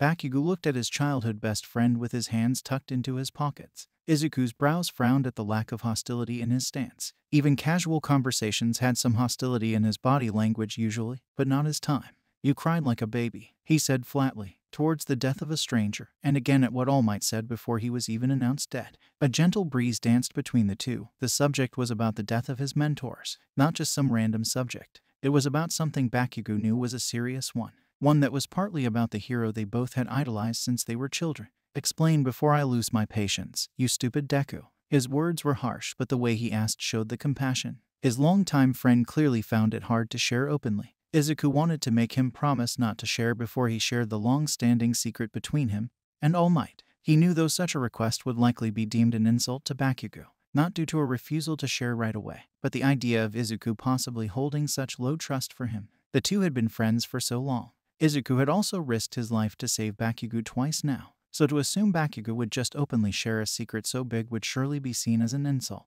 So Izuku explained. He told Bakugo about how he met Stain, how he was trained by him, how such actions led him to have the confidence to apply to UA, and how his actions that saved Bakugo from the sludge villain had led All Might to deem him worthy to become his successor. He explained how One for All worked, and how he had to keep it a secret from everyone at All Might's request. From there, Bakugo was able to piece the rest of the story together. The boy clenched his fists while he took it all in. After a moment his fist relaxed. His eyes lifted to Izuku's. The momentary rage that built up from all the new information seemed to die, at least mostly down, just as quickly as it built up. Izuku had become the successor to the hero he himself had idolized for so long. The whole thing was prompted by the situation that he couldn't get out of himself. The thought frustrated him greatly, though this only changed a few things to the young blonde. Bakugo walked up to Izuku and pushed his fist into his shoulder. Izuku's shoulder slightly shifted back from the push. The two locked eyes silently for a moment. "I will surpass you one day, but only after you reach number 1. His eyes looked serious. "So don't you dare die until you reach number 1, and I surpass you. Got it, nerd?" Izuku smirked, then stepped back from the fist. Izuku brought his own fist up, then touched his knuckles to Bakugo's. "Wouldn't dream of it, catchin'." Bakugo let a mild grin grow on his face towards the boy. He held his fist to Izuku's to let the moment set in. He then turned to leave. Izuku slowly lowered his fist and relaxed it at his side. He watched Bakugo leave, a grin still planted on his face firmly. He had no doubt in his mind that Bakugo would quickly go back to his shouty self after this. Change took time after all. His heart warmed at the fact he and his childhood friend could have a moment like this together. Izuku thought of his mentors' deaths. It tore him apart inside every time he thought about it. Their deaths were sad, but truly had caused many great things. Izuku made his way back to the other two. Ida promptly shooed him towards the training grounds. He was sure to lead the way while he lectured him. Izuku let him go off all he wished. During this he glanced at Uraraka, who smiled softly at him. Her eyes filled with the old warmth and compassion it had before the fights about the rescue occurred. Izuku happily smiled back with a warm smile. He had missed these moments between the three of them. Things were majorly different since those first days at UA. They would continue to grow even further so as well. This he was certain of. He didn't worry though. At the end of the day, heroes would always win. There would always be heroes to fight the villains. After all, anyone could be a hero. This he was also certain of. Thank you all for indulging yourselves in the story thus far. I hope you enjoyed it. Now, there are a few more things that I'd like to go over before the video ends. Firstly, we've got a second channel called Anime Deep Dive. Anime Deep Dive goes deep into the facts and lore of a wide variety of anime. It's sure to expand your weeb knowledge for all kinds of series, guaranteed. On top of that, we have a third channel called We The Celestials Naruto What Ifs. It's what we do on this channel already, but in the vast world and lore of Naruto. Go check it out if you're in the mood for some jutsu action. Secondly, on behalf of We the Celestials, I'd like to thank everyone involved in the production of today's awesome content. Their details will be in the description below. Lastly, if you're interested in what we do here at We the Celestials, then I would like to extend out an invitation to join the team. The only caveat being we only accept members 16 years and up to join our crew. You can sign up for whichever category fulfills your interests by joining the recruitment Discord using the link in the description below. Our Discord is an all-around fantastic place to be. Whether you're a fan or looking to join our band of misfits, we're always looking for members to join us. Well, that's it from us for today's video. So, thank you all for watching, and have a great day.